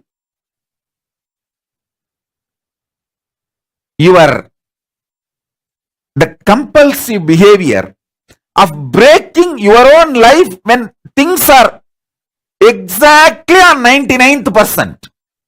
You will do everything. The 100%, that last is going to happen. Tomorrow you are going to sign and today you will break it. Knowingly. That self-sabotaging pattern gets removed when Mangala, the Mars energy, manifests in you. Mars energy manifests in you when Paramashiva's DNA is put in your root chakra, Muladhara chakra. In which planet does self-sabotaging? Rahu does it. Rahu is the reason for that.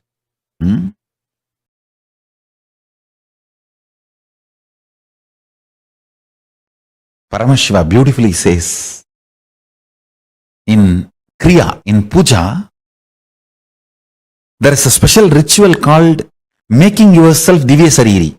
You invoke every part with the sacred syllable of Paramashiva's name. Paramashiva sits on the throne made out of 54 mantra. Not 52, 54. 52 akshara, one spelled but doesn't have a script, another one can neither be spelled nor written. So totally 54 akshara.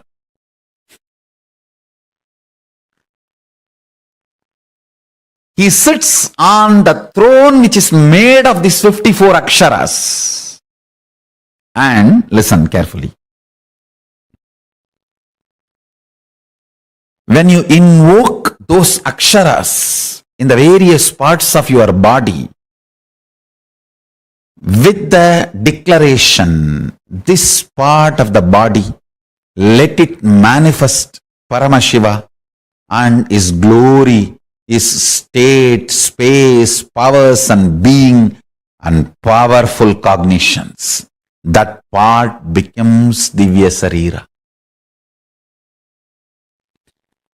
If you do not feel pain during the multiple compound fracture, be guaranteed your body will not stink or rot or degrade when you leave the body.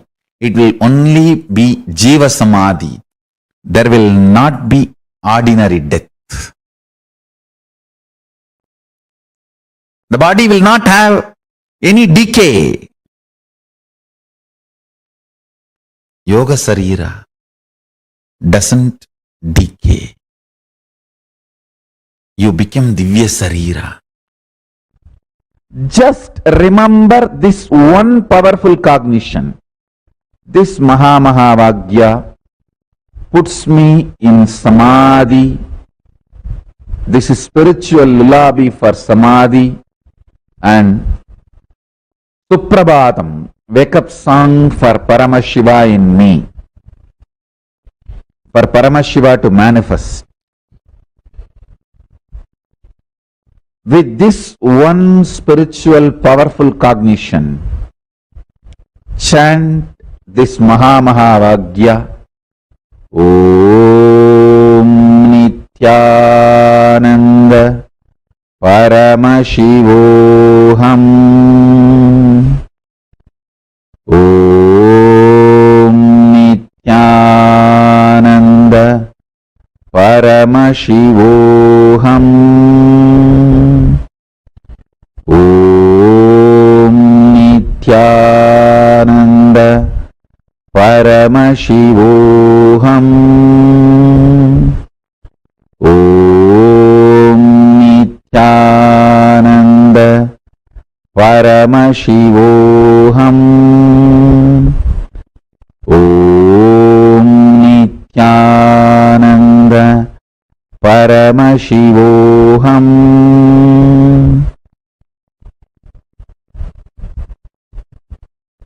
I have also implanted the bija mantras,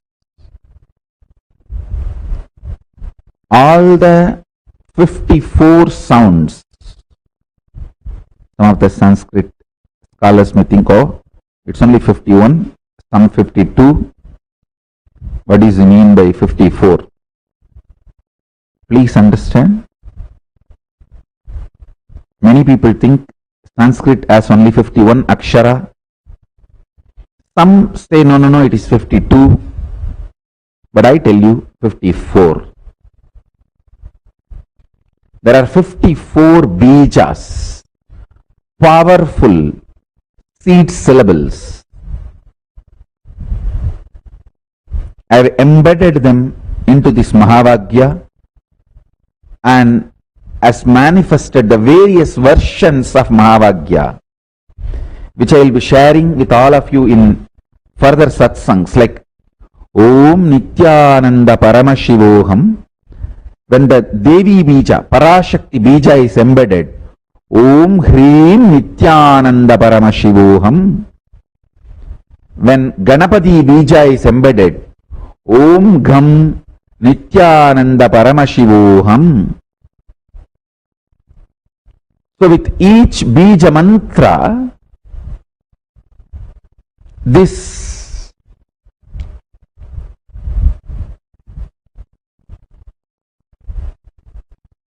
mahavakya can manifest various different powers intensely, immediately, just with the Mahapranava, Om. It can manifest everything. With the specific bijas, it can manifest those specific manifestations immediately. How the neurological experiences can be generated independent of outer circumstances and can be established permanently in us. First thing, do you understand neurological experiences are generated in your dream independent of outer circumstances? Yes. How can that be created, you are asking? See, I'll talk about this example of these alchemy products.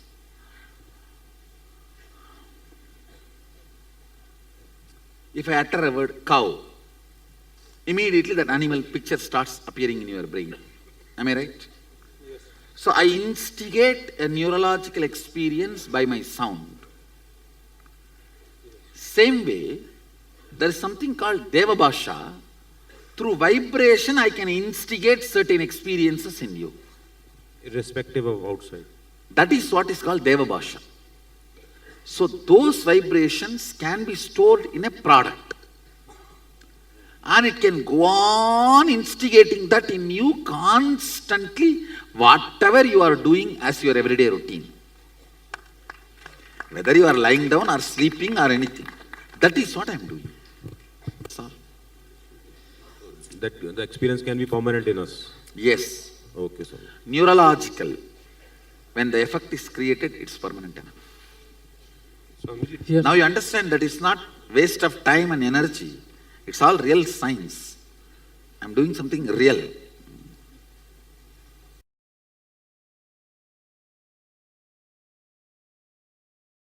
I am not expecting any cooperation from your mind.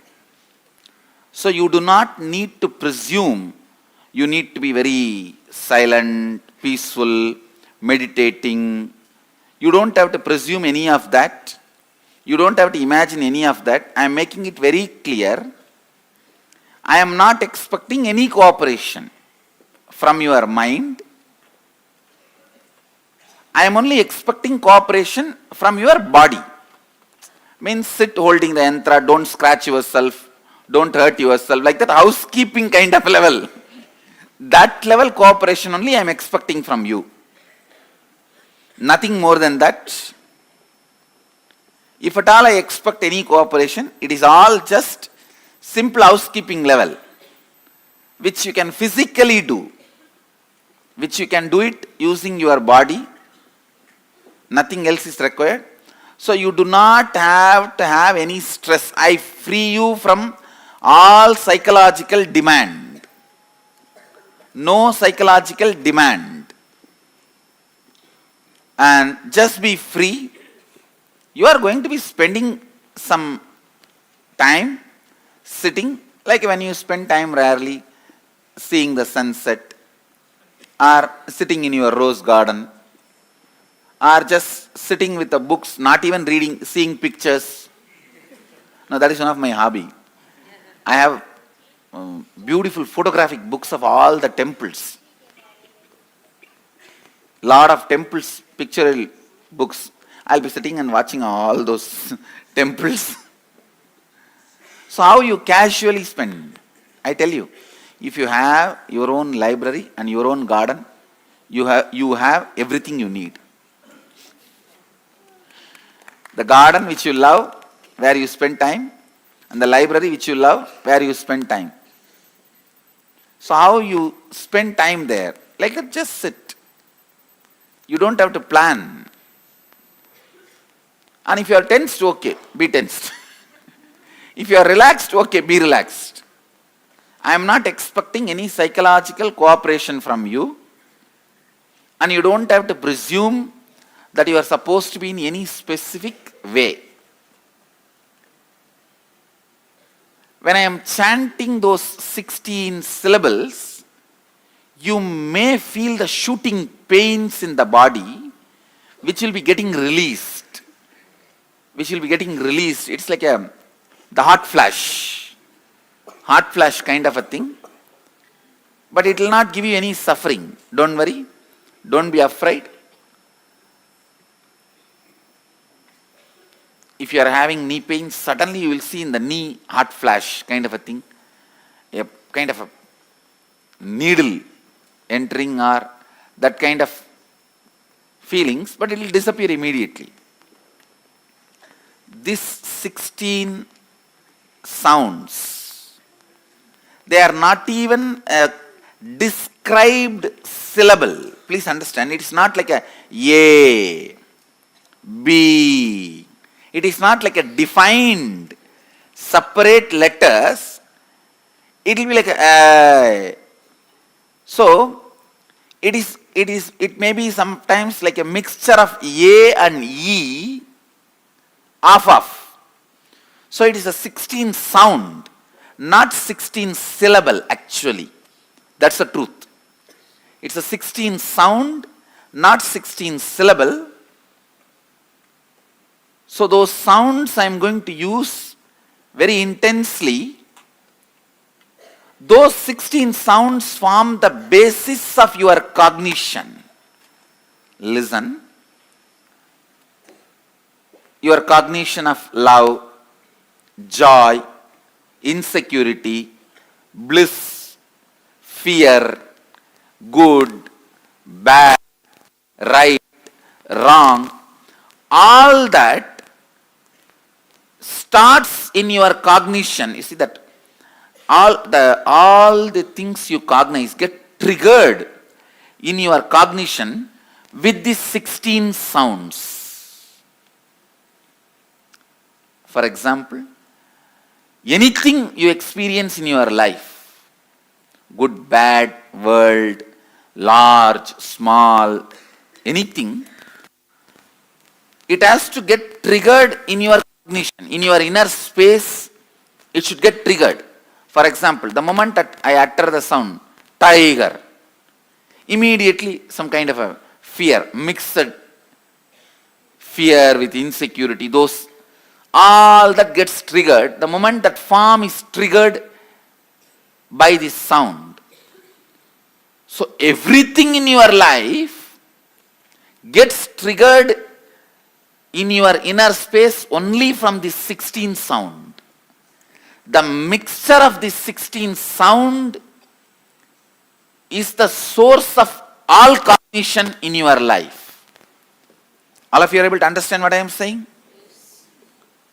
So, I may be just cutting into many of your pains, pleasures, good, bad, right, wrong, into many of those things through this 16 sound and melting them away. It's not that I'm going to cut and let the body remain with you. Okay, come on, listen. Listen. All of you do only one favor for me. You all have a deep anger that everyone is oversexed, only you are undersexed. Just drop that pattern. Drop that stupidity that everyone else is oversexed and only you are undersexed. Drop that, that is enough. I'll make your bliss body literally experience Paramashiva now. See, there is only one pattern stops you enjoying Paramashiva physically inside your body. Please understand, there is only one pattern. You have so much of anger about sex.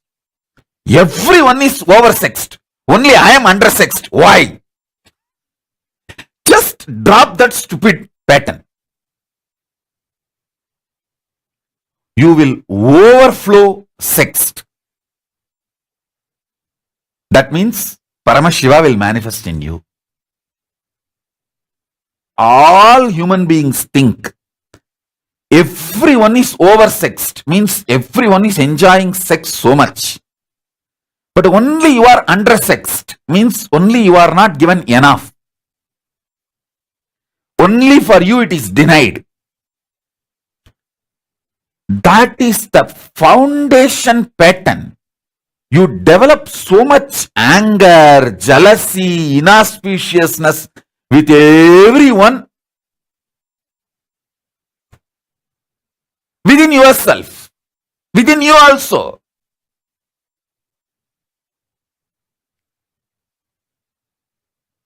Jealousy, violence. When I am struggling and suffering so much to get sex, why this fellow should get so easily? Everyone's anger towards the cinema celebrities. See, why do you think any gossip you put about cinema celebrity, especially the sex scandal, everyone jumps on it and watches? Not only cinema celebrity, anyone, political celebrity or religious celebrities, anyone. People have so much anger. I am undersexed. I am not given enough. But everyone is oversexed. Everyone is given so much. That foundation, that violence, if you just decide for next 1 hour, I will drop that. This stupid comparison.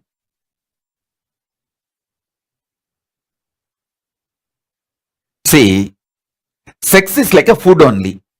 If somebody is overeating, they are going to suffer the obesity. Why are you so violent and jealousy and angry about it? If somebody is overeating, they are going to suffer the obesity or all the side effects and after effects of it. That's all. And it is their life.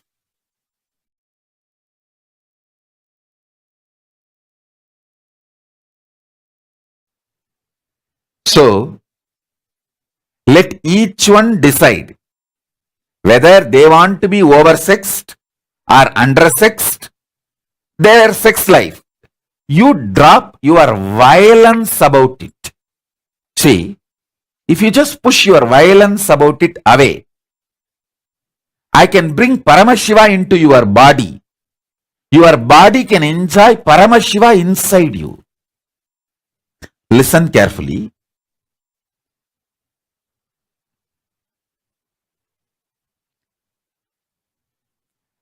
When I bring Paramashiva's DNA and put in your Muladhara Chakra, root center, the only pattern stops people receiving Paramashiva in their root chakra is the jealous that everyone is oversexed, only I am undersexed, only I am given very less sex, everyone gets too much sex. It can be sex, romance, love, life positive energy. You always feel everyone is given so much, only I am denied. If you just move that one pattern away, I can just simply let Paramashiva enter into your Muladhara Chakra, root center, your sex energy center now. You will experience, your body can enjoy Paramashiva now. Sit straight.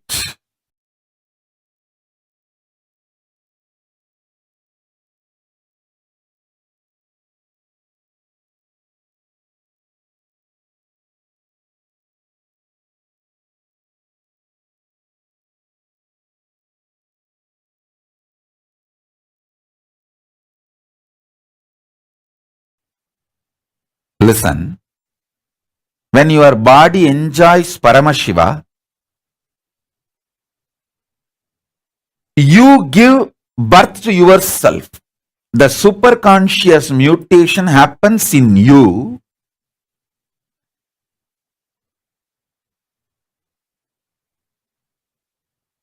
You enjoy intense love, romance, sex, everything inside you, in your muscle memory, bioenergy with Paramashiva. That bliss, that cosmic orgasm gives birth to yourself. So I am going to use the 56 akshara sounds.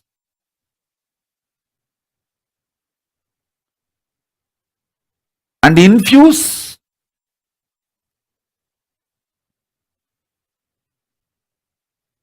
Paramashiva in your Muladhara Chakra. Till the next 1 hour, means till this initiation, do not touch anyone. You may have your kids, pets, family around you. Just tell them all to sit without touching you. Don't touch anyone, any body, human body or your pets. Do not touch anyone. You can have Atmalinga, but do not touch anyone, because when Paramashiva overflows in your Muladhara Chakra, just enjoy only Paramashiva. Don't be influenced by others' patterns. So even your kids, tell them not to touch you during this initiation. Om.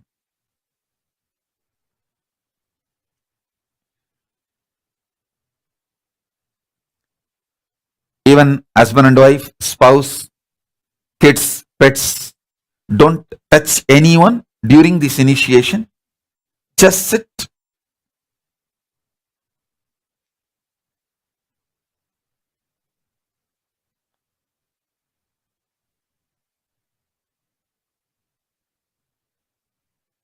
Let your body taste Paramashiva. Now,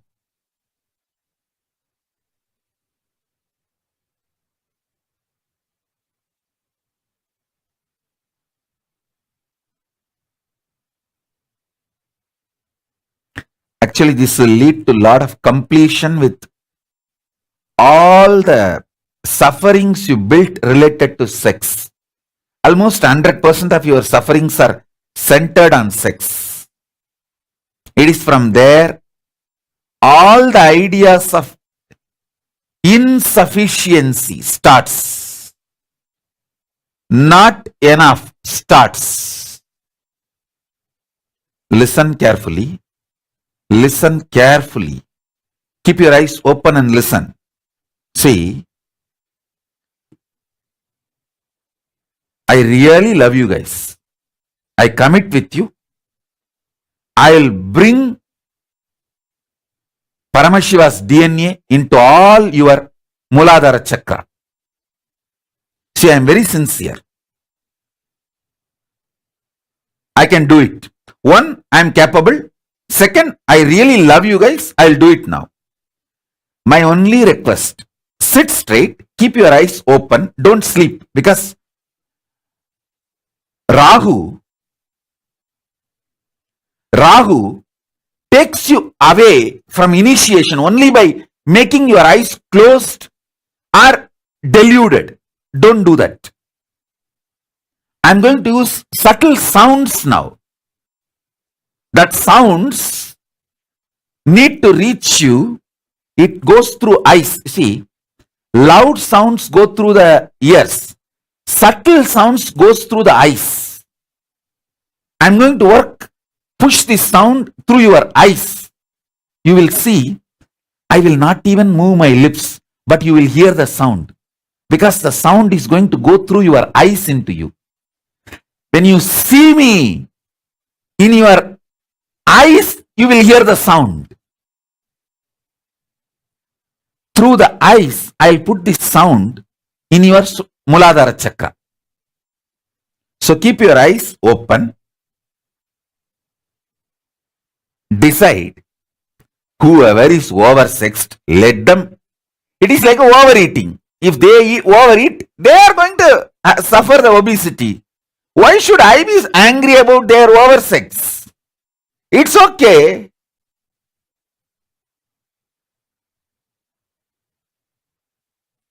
If I am doing water fasting or what do you call dry fasting, I am going to enjoy the health of that.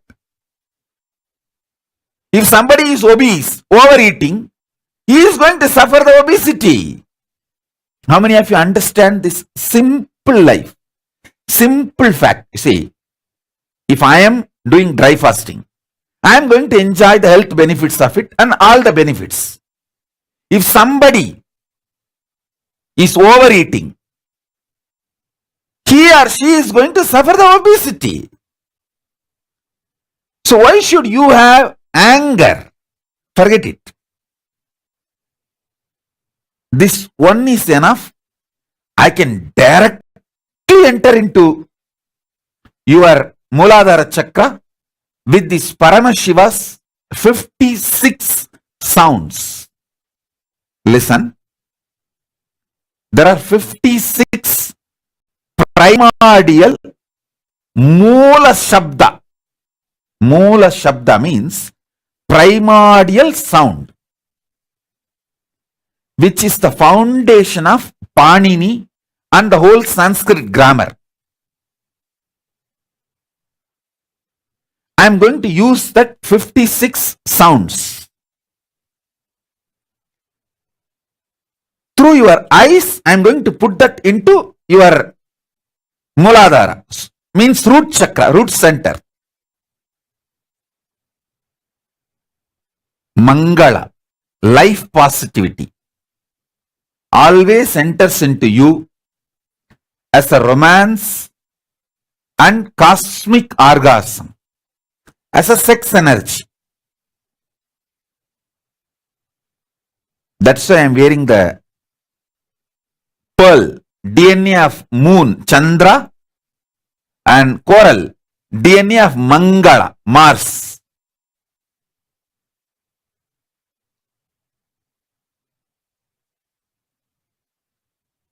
I'll bring Paramashiva's DNA through the planets, put it inside your Muladhara chakra. It will do so much auspiciousness. I tell you, first it will break that self-sabotaging pattern. How?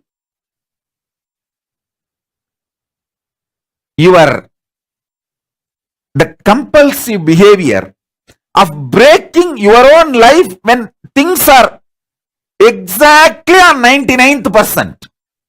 You will do everything. The 100%, that last is going to happen. Tomorrow you are going to sign and today you will break it. Knowingly.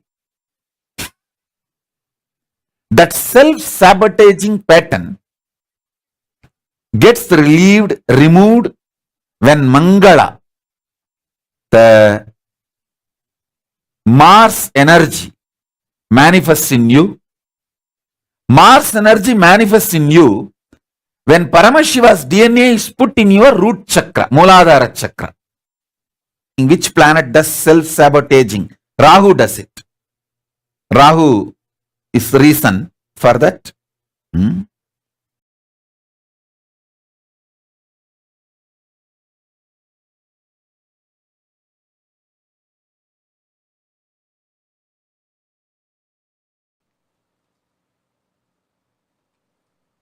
Each manifestation of Paramashiva is one of the dimension which includes whole Paramashiva. Listen, Ardhanareshwara does not mean he is only Ardhanareshwara. Ardhanareshwara is the manifestation of complete Paramashiva. You should know that. Even if you achieve any one manifestation, you achieve Paramashiva. If you achieve Nataraja, you achieve Paramashiva. If you achieve Lingarupa, you achieve Paramashiva. You achieve Kalabhairava, you achieve Paramashiva. You achieve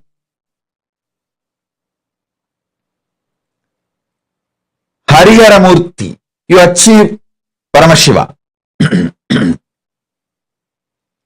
You achieve any one form of the 64 manifestation, you achieve Paramashiva. So, many sampradayas of the Saivite tradition center themselves on one manifestation of Paramashiva.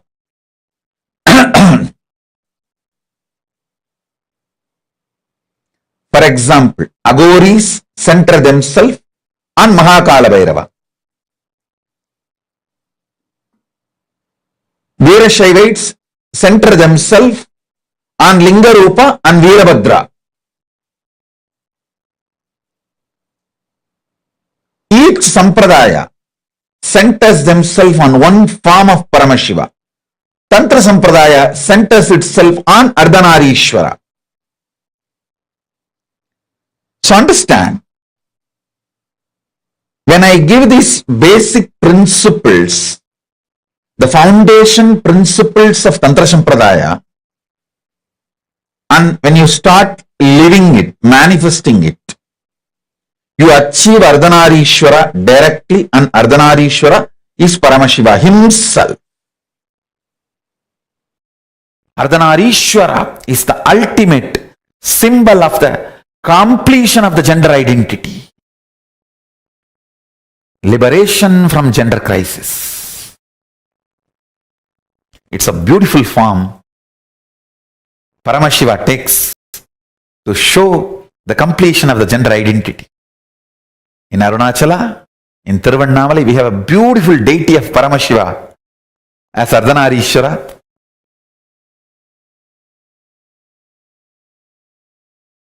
I remember a very powerful incident happened in my life.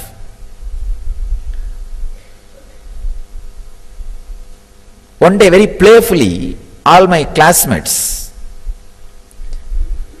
wanted to have a debate with me.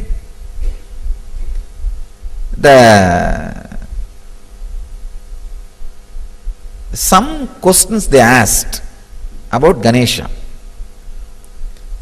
I answered very strongly. Then one fellow said, he talks as if he knows everything. The other fellow said, no, he knows everything. And then they said, all right, tomorrow we will come up with question. We will ask any question you answer, we will give you 5 rupees. Those days 5 rupees is a big money. And any question I am not able to answer, I have to give 5 rupees. Some 10 boys gathered. I went to Kuppammal. She told me, go and attend, nothing to be afraid, go and do it. Somehow I had the confidence. And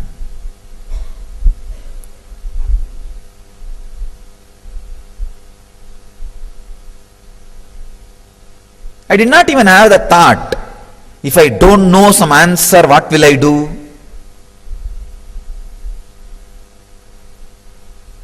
Anyhow, I went and they started putting all kinds of questions, went on and on and on. I was answering. Suddenly one very tricky question came. See, in Tiruvannamalai, there is a small temple on the Pearl Hill, means Pavadakundru, and that there is a small temple. The whole city believes the temple as a Subramanya temple because only for Subramanya's function people will go there and have darshan and come. And always on the top of the hill only Subramanya's temple will be there in Tamil Nadu. They just asked me one question. That temple they celebrate the Subramanya celebration. Is it Subramanya's temple? Whole village and the whole, everybody knows it is only Subramanya temple.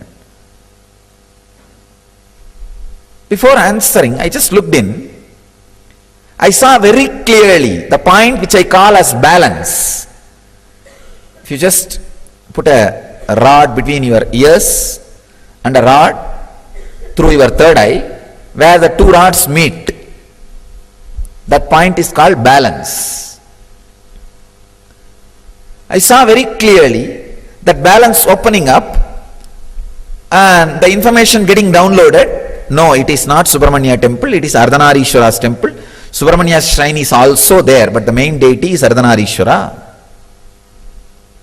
And I tell you honestly, never that information was fed into me through eyes or through ears, because I had never been inside the temple's Garbha Mandir before, or never I heard from somebody it is Ardhanareshwara's temple. Never ever the information was fed to me through eyes or through ears. If you open the channel of receiving the information where the eyes and ears meet, that is what I call internet connection. The balance, the sixth sense. If the balance has access to information, it is internet connection.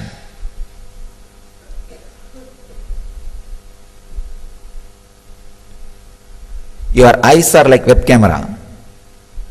Your ears are like speaker in the computer. You all know only how to use the eyes and ears and the keyboard. You miss the internet connection. By nature, you have the internet connection in you all. Just because you are breathing, you have internet connection. And there is no website which you can't access. There is no firewall. There is no security. You can access anything without getting corrupt or without getting infected by virus. Any information can be accessed and handled. I saw very clearly that information being happening, and I responded. One boy who was there, he got really frightened, because any normal person goes to the temple, usually the temple will be open only during some celebration. During that celebration time, always the Subramanya will be kept in the front. So nobody will have the access to the Garbha Mandir to go and even have a look of the original deity. You are shocked. And I saw really that fellow got shaken so much. He never thought, I'll know such a intricate information, fact, such deep fact, because he is from a Brahmin family who does puja of the temple. So he thought, except his family, nobody knows it is a Ardhanareshwara temple. And actually itself nobody knows. Even now in the village, in the city, it is considered only as a Subramanya temple. He said, how do you know? Only we people who enter the Garbha Mandir know. It's Ardhanareshwara. It's not Subramanya. I said, Arey, you enter Garbha Mandir every day and come out. I am inside Garbha Mandir.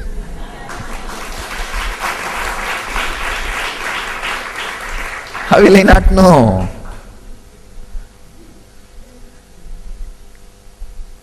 I said it so spontaneously, not with thinking or ego or arrogance or nothing. I said it so spontaneously, just as a casual. The spontaneous truth, you see. An enlightened being cannot be constrained into, first of all, one body. Forget about constraining me into one gender. In Vedic tradition, we call enlightened beings as transcendental gender, not transgender. Transcendental gender. Neither male nor female or gay or lesbian or transgender. It's a separate kind of a body. We call it Divya Sarira, which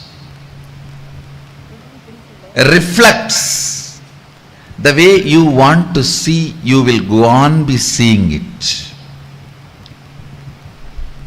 The way you want to perceive, you will be perceiving it. The way you want to enjoy, you will be enjoying it. So it is even in language, words, Sanskrit gives exemption from all the grammar, rules, everything to enlightened beings. The Sanskrit grammarian, he says, enlightened beings are trying to express something which can never be expressed through words. So they are exempted from all grammar rules, everything. It is called Arsha Prayoga. Whenever he uses language for his own convenience, the way he wants and the way he interprets, it is accepted as a trend and grammar rule, and it is called Arsha Prayoga. He is not bound by the linguistic rules, grammar rules. Same way, an enlightened being cannot be constrained even to one body with so much of difficulty when he is trying to express through one body. You can never be able to constrain him to one gender. Whether psychology or physiology or the whole system, the body I carry, nothing can be framed into one gender. Actually, the enlightenment itself is a physiological, psychological mutation. So that is why, if you are a keen observer, means if you are a living, observing, witnessing personality, then you can understand the form I am carrying is beyond the genders. I'll describe the Arunachala story. The story of Arunachala.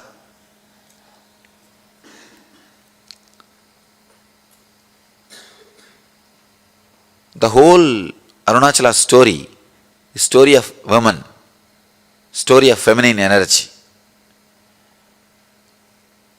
The story says that Devi was meditating and inside her being, the feminine energy got awakened. Please understand, not masculine.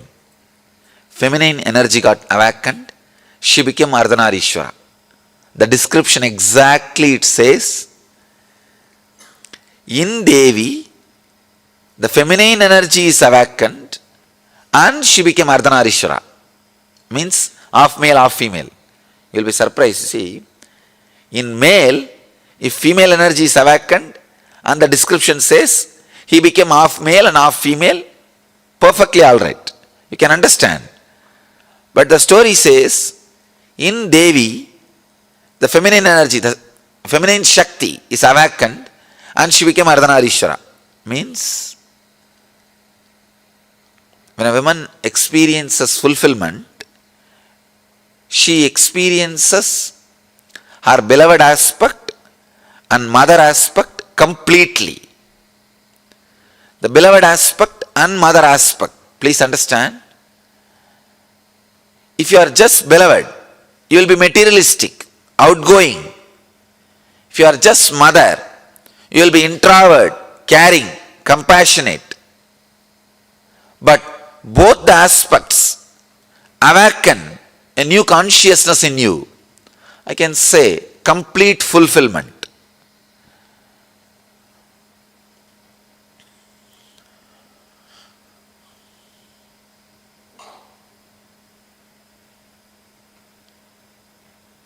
I think with this one example you will understand. All of you can understand.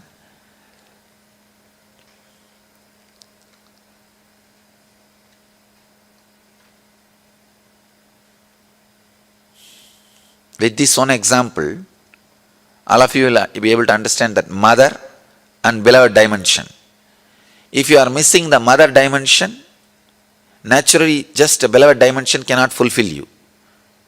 If you are missing the beloved dimension, just the mother dimension cannot fulfill you. The body and emotion, both will have fulfillment only when you experience both the dimension. A person who can experience and express both dimension is Ardhanareshwara. Please understand, Ardhanareshwara does not mean just half male, half female. Ardhanareshwara is the person who experience both dimension of feminine qualities. Both dimensions of feminine qualities. When a man becomes enlightened, he becomes a leader. When a woman becomes enlightened, she becomes mother and beloved. Ability to radiate both dimensions. So the Arunachala story describes Devi. She expressed her both dimensions. That is why she became Ardhanareshwara. She experiences and radiates Ardhanareshwara consciousness. Each one of you were carrying the feminine energy. Awakening that feminine energy is enlightenment. Please understand. The first introduction to Tantra, I'll get the sutras and read the sutras to you guys. You will be surprised. First introduction to Tantra. Shiva has spoken 64 Tantras. 64 Tantras. And around 60,000 sutras. Please understand, I commented only on 112 sutras. But Shiva has spoken 60,000 sutras. The first introduction he tells, whoever listens, let you all become Devi. Only then you can understand this sutra, this techniques. He says very beautifully, he gives us a meditation technique. Even the brain setup, even the thinking, the body, physical body language, the mental setup, whatever you know as feminine consciousness, women meditate on that. Please understand. He says you can't actually completely understand the women consciousness even if you are a woman. Even if you think you are a woman. So the feminine consciousness, I have to use two different words. Feminine consciousness, women body. Women body has a more possibility for feminine consciousness. That does not mean just because you are in the women body, you experience or express feminine consciousness. When Shiva starts the Tantra, first thing he says, intensely meditate on the feminine consciousness. Whatever idea you have about the feminine consciousness, live. And Ramakrishna, he practiced this technique. If you have read Ramakrishna's biography, you will understand. He says, 9 months he practiced the technique. He really became woman. Not only feminine consciousness, he became woman. He says, the complete circle of energy,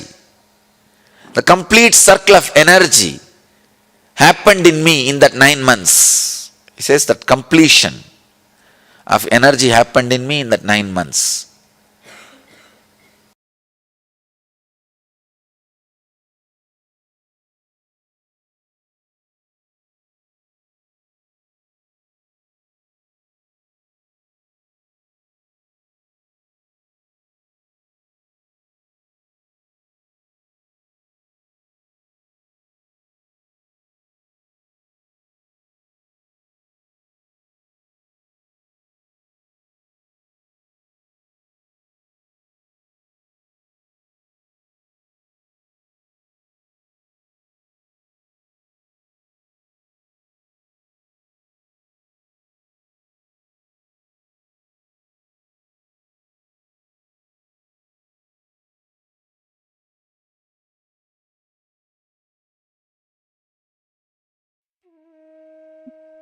Very beautifully, Swamiji revealed to all of us about how the space of the initiation that Swamiji is giving us is going to initiate all of us, give us all the experience, the state of complete bliss. Actually, this process that Swamiji revealed to all of us, right, is a very, very powerful one. The initiation we're all going to be having today, initiation into being able to experience that pure bliss, that pure joy. This is something phenomenal. This is something powerful that Swamiji has revealed to all of us. Whenever you have the issues, like the idea or identity that you carry about your sex, sexuality, all of these creates deep wounds within us. And when Swamiji initiates us today, Swamiji is going to be healing us from all the misconceptions that we carry about ourselves, the incompletions, the delusions, and the patterns we carry about ourselves.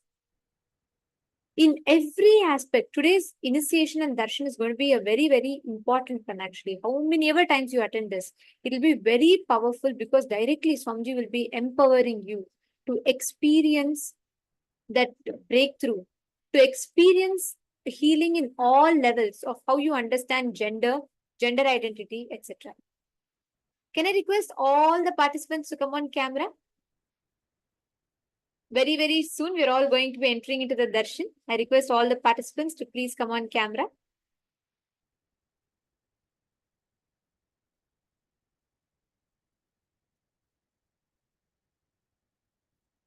today's initiation is going to be awakening the ultimate gender of Ardhanareshwara in you. Means all the wounds, many times the not having mature understandings about yourself, about ideas and understandings about gender, pushes you to experience so much of incompletions and patterns that you carry. About gender, gender-related incompletions, gender-related identity issues, and so on. Today's initiation, Swamiji completely heals you in all levels, giving you a breakthrough and blesses you to manifest complete completion in all gender-related issues. Nityanandam, Ma Yoga Jnana, Ma Ayana, Ma Teresa, Ma Yogananda Rupini, Ma Jnana Swarupini, Ma Anandeshwari, Ma Purushananda. Can I request everyone to come on camera?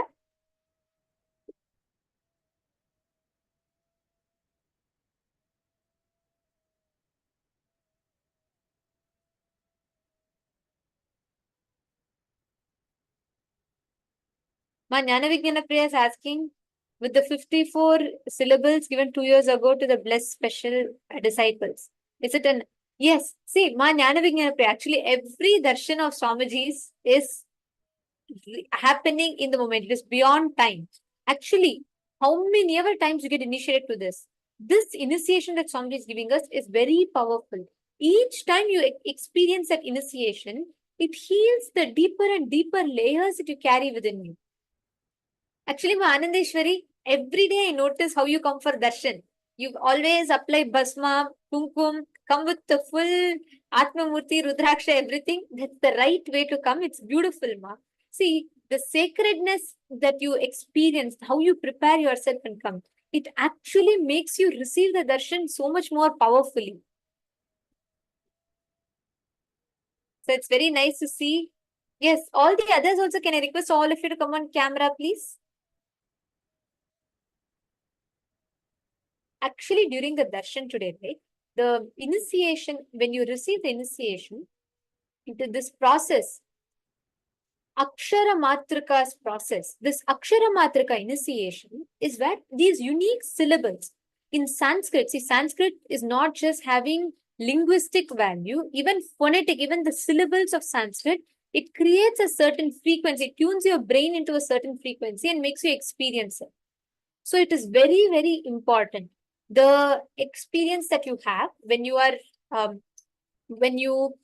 getting the initiation, the syllables that Swamiji is going to be chanting, there are 56 unique syllables in Hinduism, and that is what Swamiji is going to be chanting and initiating you. When those syllables are chanted, it directly enters into your DNA and alters your very DNA.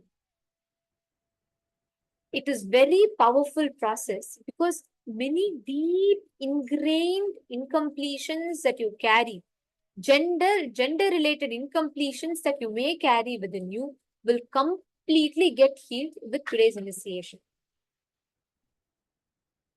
Yes. Are you all ready for the darshan?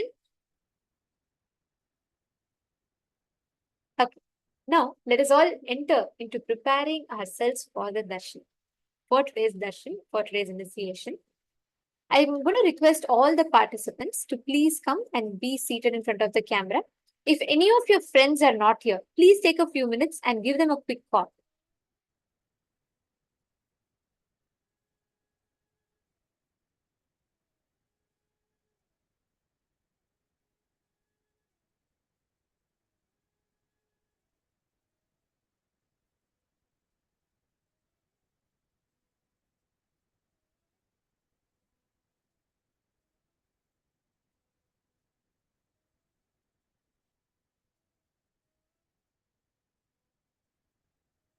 Yes. Okay.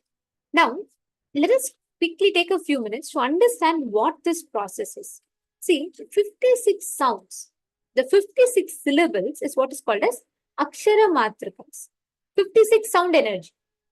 See, 54 are known sounds, but last two sounds, the last two syllables alone, you will not know it. It's not available anywhere because it is only the sounds that Devatas know. And that is also going to be used. Swamiji is going to be initiating all of us to with that as well. in today's initiation. So this brings so much of auspiciousness and life positivity in you. You will also actually, during the process, you'll feel so much of like romance with life. Because this initiation, right? When Swamiji is going to be chanting the Akshara Matrikas, this process, when Swamiji will be initiating you with unique syllables, the 56 sounds. When Swamiji initiates with that, suddenly your whole body will feel intense auspiciousness. Like there'll be an intense gush of energy and auspiciousness, like an influx into your system. With that gush of that energy, suddenly you'll feel like you've become so blissful, alive, active, and you'll feel the whole, every part of you, suddenly you will feel is just awaken. So it's a very unique and a very powerful process. So now for this initiation, when Swamiji is chanting the 56 syllables, it awakens you, it makes you experience that joy, auspiciousness, and bliss, which what happens is it will completely remove all the violence and anger that you carry. See, the ideas of sex and sexuality makes us develop a lot of hatred and anger within us. Many times you feel your idea that you are oversexed or you're undersexed, all of that makes you create so much of wounds in your inner space. The negative ideas you carry about your body, you shame your own body, or the incompletions that you carry, all of this creates a deep impact. So what happens is eventually when you start actually, when you're trying to experience, when you're trying to manifest these powers, what happens is the way you understand, the way you cognize all the gender related identities and ideas, the immature cognitions and incompletion starts getting healed. See, when you decide to experience bliss in your life, the foundation pattern of not given enough. Swamiji tells this feeling of you're not having enough is a foundation pattern for anger and jealousy. When you start feeling you're not given enough in any aspect, when you feel you're not given enough, you will start developing anger, you will start developing hatred, jealousy. This is the root pattern. So today's initiation, Swamiji heal that in you and awaken you with your intense auspiciousness, awaken you with that experience.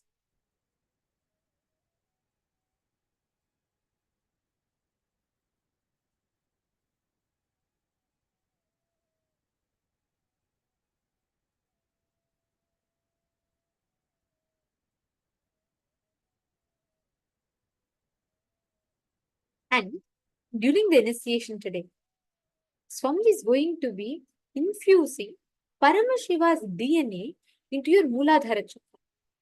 And when your body experiences that Kundalini awakening, as soon as Paramashiva is literally just entering into you, that intense joy will create a superconscious mutation in you, and you will experience intense bliss, intense love, intense romance towards life. And that is a superconscious mutation that is going to be happening to you. And one request, right after the initiation, for the next 1 hour, do not touch anyone else. Avoid touching anyone. The initiation is very powerful, such that right after darshan, you should not come into physical contact with another person. Jnana Vijnana Priya is asking, so the syllables are not uttered but pass through the eyes. Yes, the syllables, see, the syllables are vibrations. They are different frequencies. And that is what Swamiji will be indicating us with. Each one are in different frequencies. So when Swamiji initiates us, that frequency you get tuned into. So it's not a verbal sound, it's syllables, right? And those syllables also, Swamiji tells it's not, these are all like the sound that only Devatas know. So the 56 syllables, they'll not be audible to your normal hearing range. You're understanding? All right. Now, during the initiation process today, all the deep fears, pain, guilt, anger, whatever you have as wounds sitting in you, connect to Swamiji and post that as a prayer to Swamiji. Today, when you connect to Swamiji and experience the deep love within you, so much of auspiciousness happens. Don't bother whether, is it okay, is it okay to ask, or, am I doing, it's fine. You be yourself, you ask, you put your prayers to Swamiji. Even the deepest of wounds that you carry in you, completely Swamiji will remove that from you. Are all of you understanding? Okay. Now, let us all prepare ourselves for the session with a very powerful meditation process Swamiji has given. We are going to be doing the meditation process on awakening the feminine consciousness. Actually, whether you are a male or female, both you will do this process, because this is not, don't think I'm already a female, should I awaken my feminine consciousness? Feminine consciousness is not restricted to any gender. Awakening the feminine consciousness means experiencing that Parashakti's principle within you. She is the cosmic mother, the ultimate completion. She is ultimate fulfillment, ultimate completion in all angles, all levels. So don't think, oh, I am not, I am already a female. Do I need to still awaken? Yes. Whether you are a male, female, any gender, you need to, this process is a very powerful one. So we are going to be entering into that meditation process, and we're all going to be preparing ourselves with that for the darshan. All right. I request all the participants to please settle down. Sit straight. See, enlightenment, exactly what enlightenment means is the suppressed sacred feminine in you gets awakened. That is what we say when somebody becomes enlightened, he becomes Ardhanareshwara. Beyond male and female, when that feminine consciousness is awakened within you, even if you're already in a female body, when that feminine consciousness gets awakened in you, you become Ardhanareshwara. You go beyond male and female both. So, whether you carry a male body or you carry a female body, you will still be doing this process. So, settle down. Please sit straight.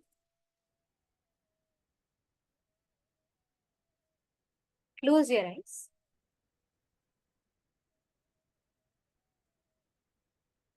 Just bring the awareness within you and remember yourself as cosmic mother, as Devi. That's all you need to do. Just bring in the awareness and remember yourself as cosmic mother within you. Please start. Take a few minutes. Close your eyes.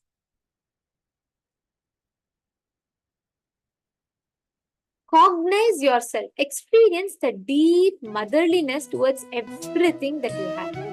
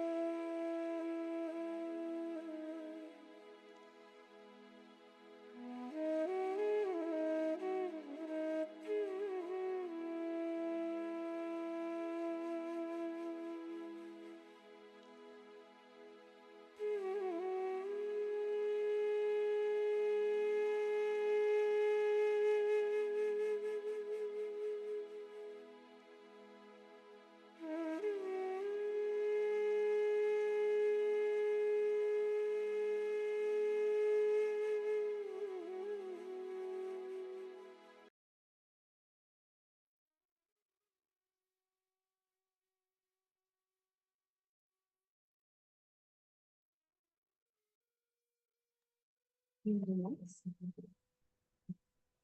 Please open your eyes.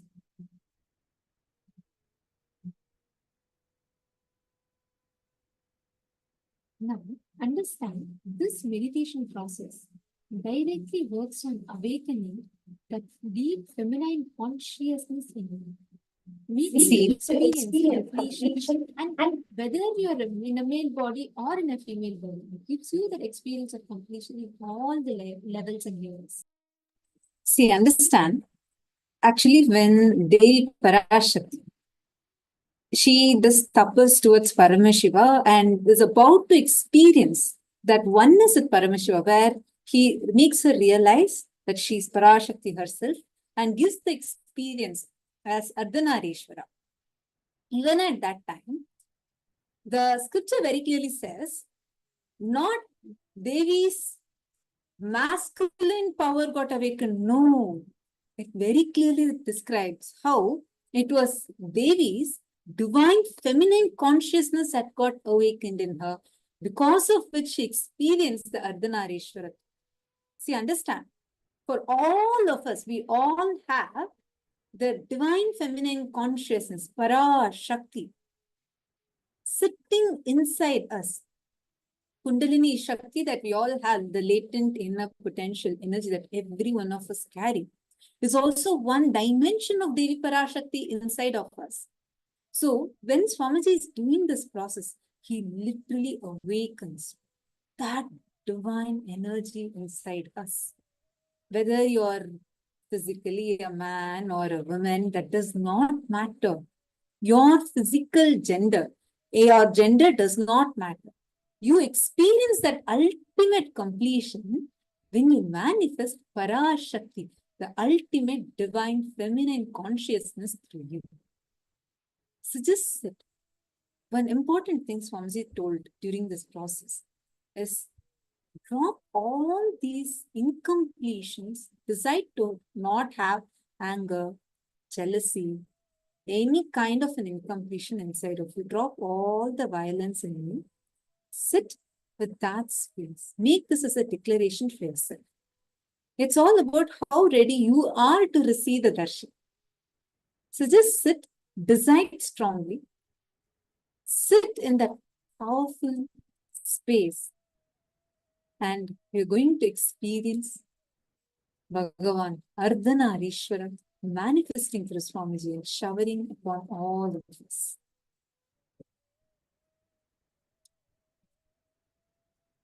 Are all of you able to hear us clearly? Sit straight. Sit with this powerful cognition inside you. Hold on to this powerful cognition in you. This cognition.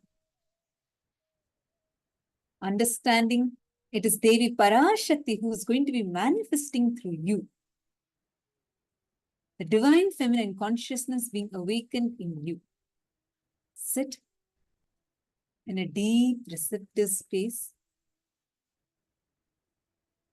Make sure you're not having any kind of a distraction. Close your eyes. Enter a deep meditative space. We will now be chanting the Dhyana Shloka of Bhagavan Ardhanareshwara Murti.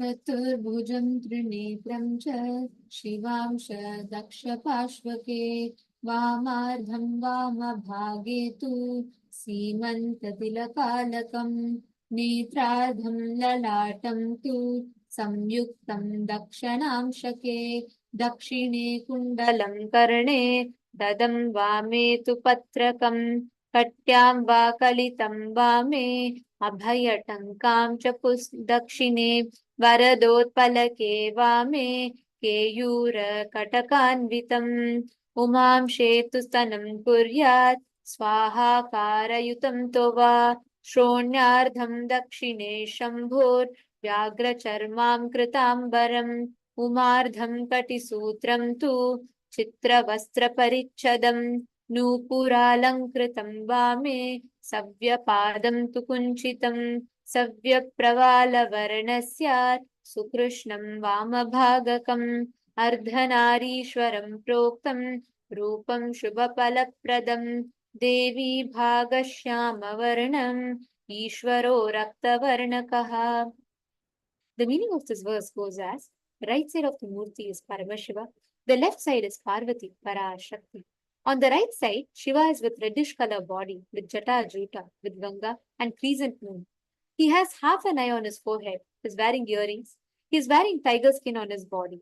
On the left side, Parvati is with blackish color body, with tilak curly hair falling on her forehead and having beautiful big earrings. Her left breast is visible. Totally, there are 4 hands. Shiva is gracing with his natural hand, Abhayahasta, holding Tankam on his second hand, the Paramahasta. Parvati is gracing with Varadahasta, holding lotus flower on her second hand, the Paramahasta. Shiva's right leg was a little bent, while Devi's left leg was decorated with jewelry. This way, Ardhanareshwara form is ever gracing and brings auspiciousness to the world. Now, in this same space, let us all get ready to receive the darshan of Ardhanareshwara form of Paramashiva. Please close your eyes.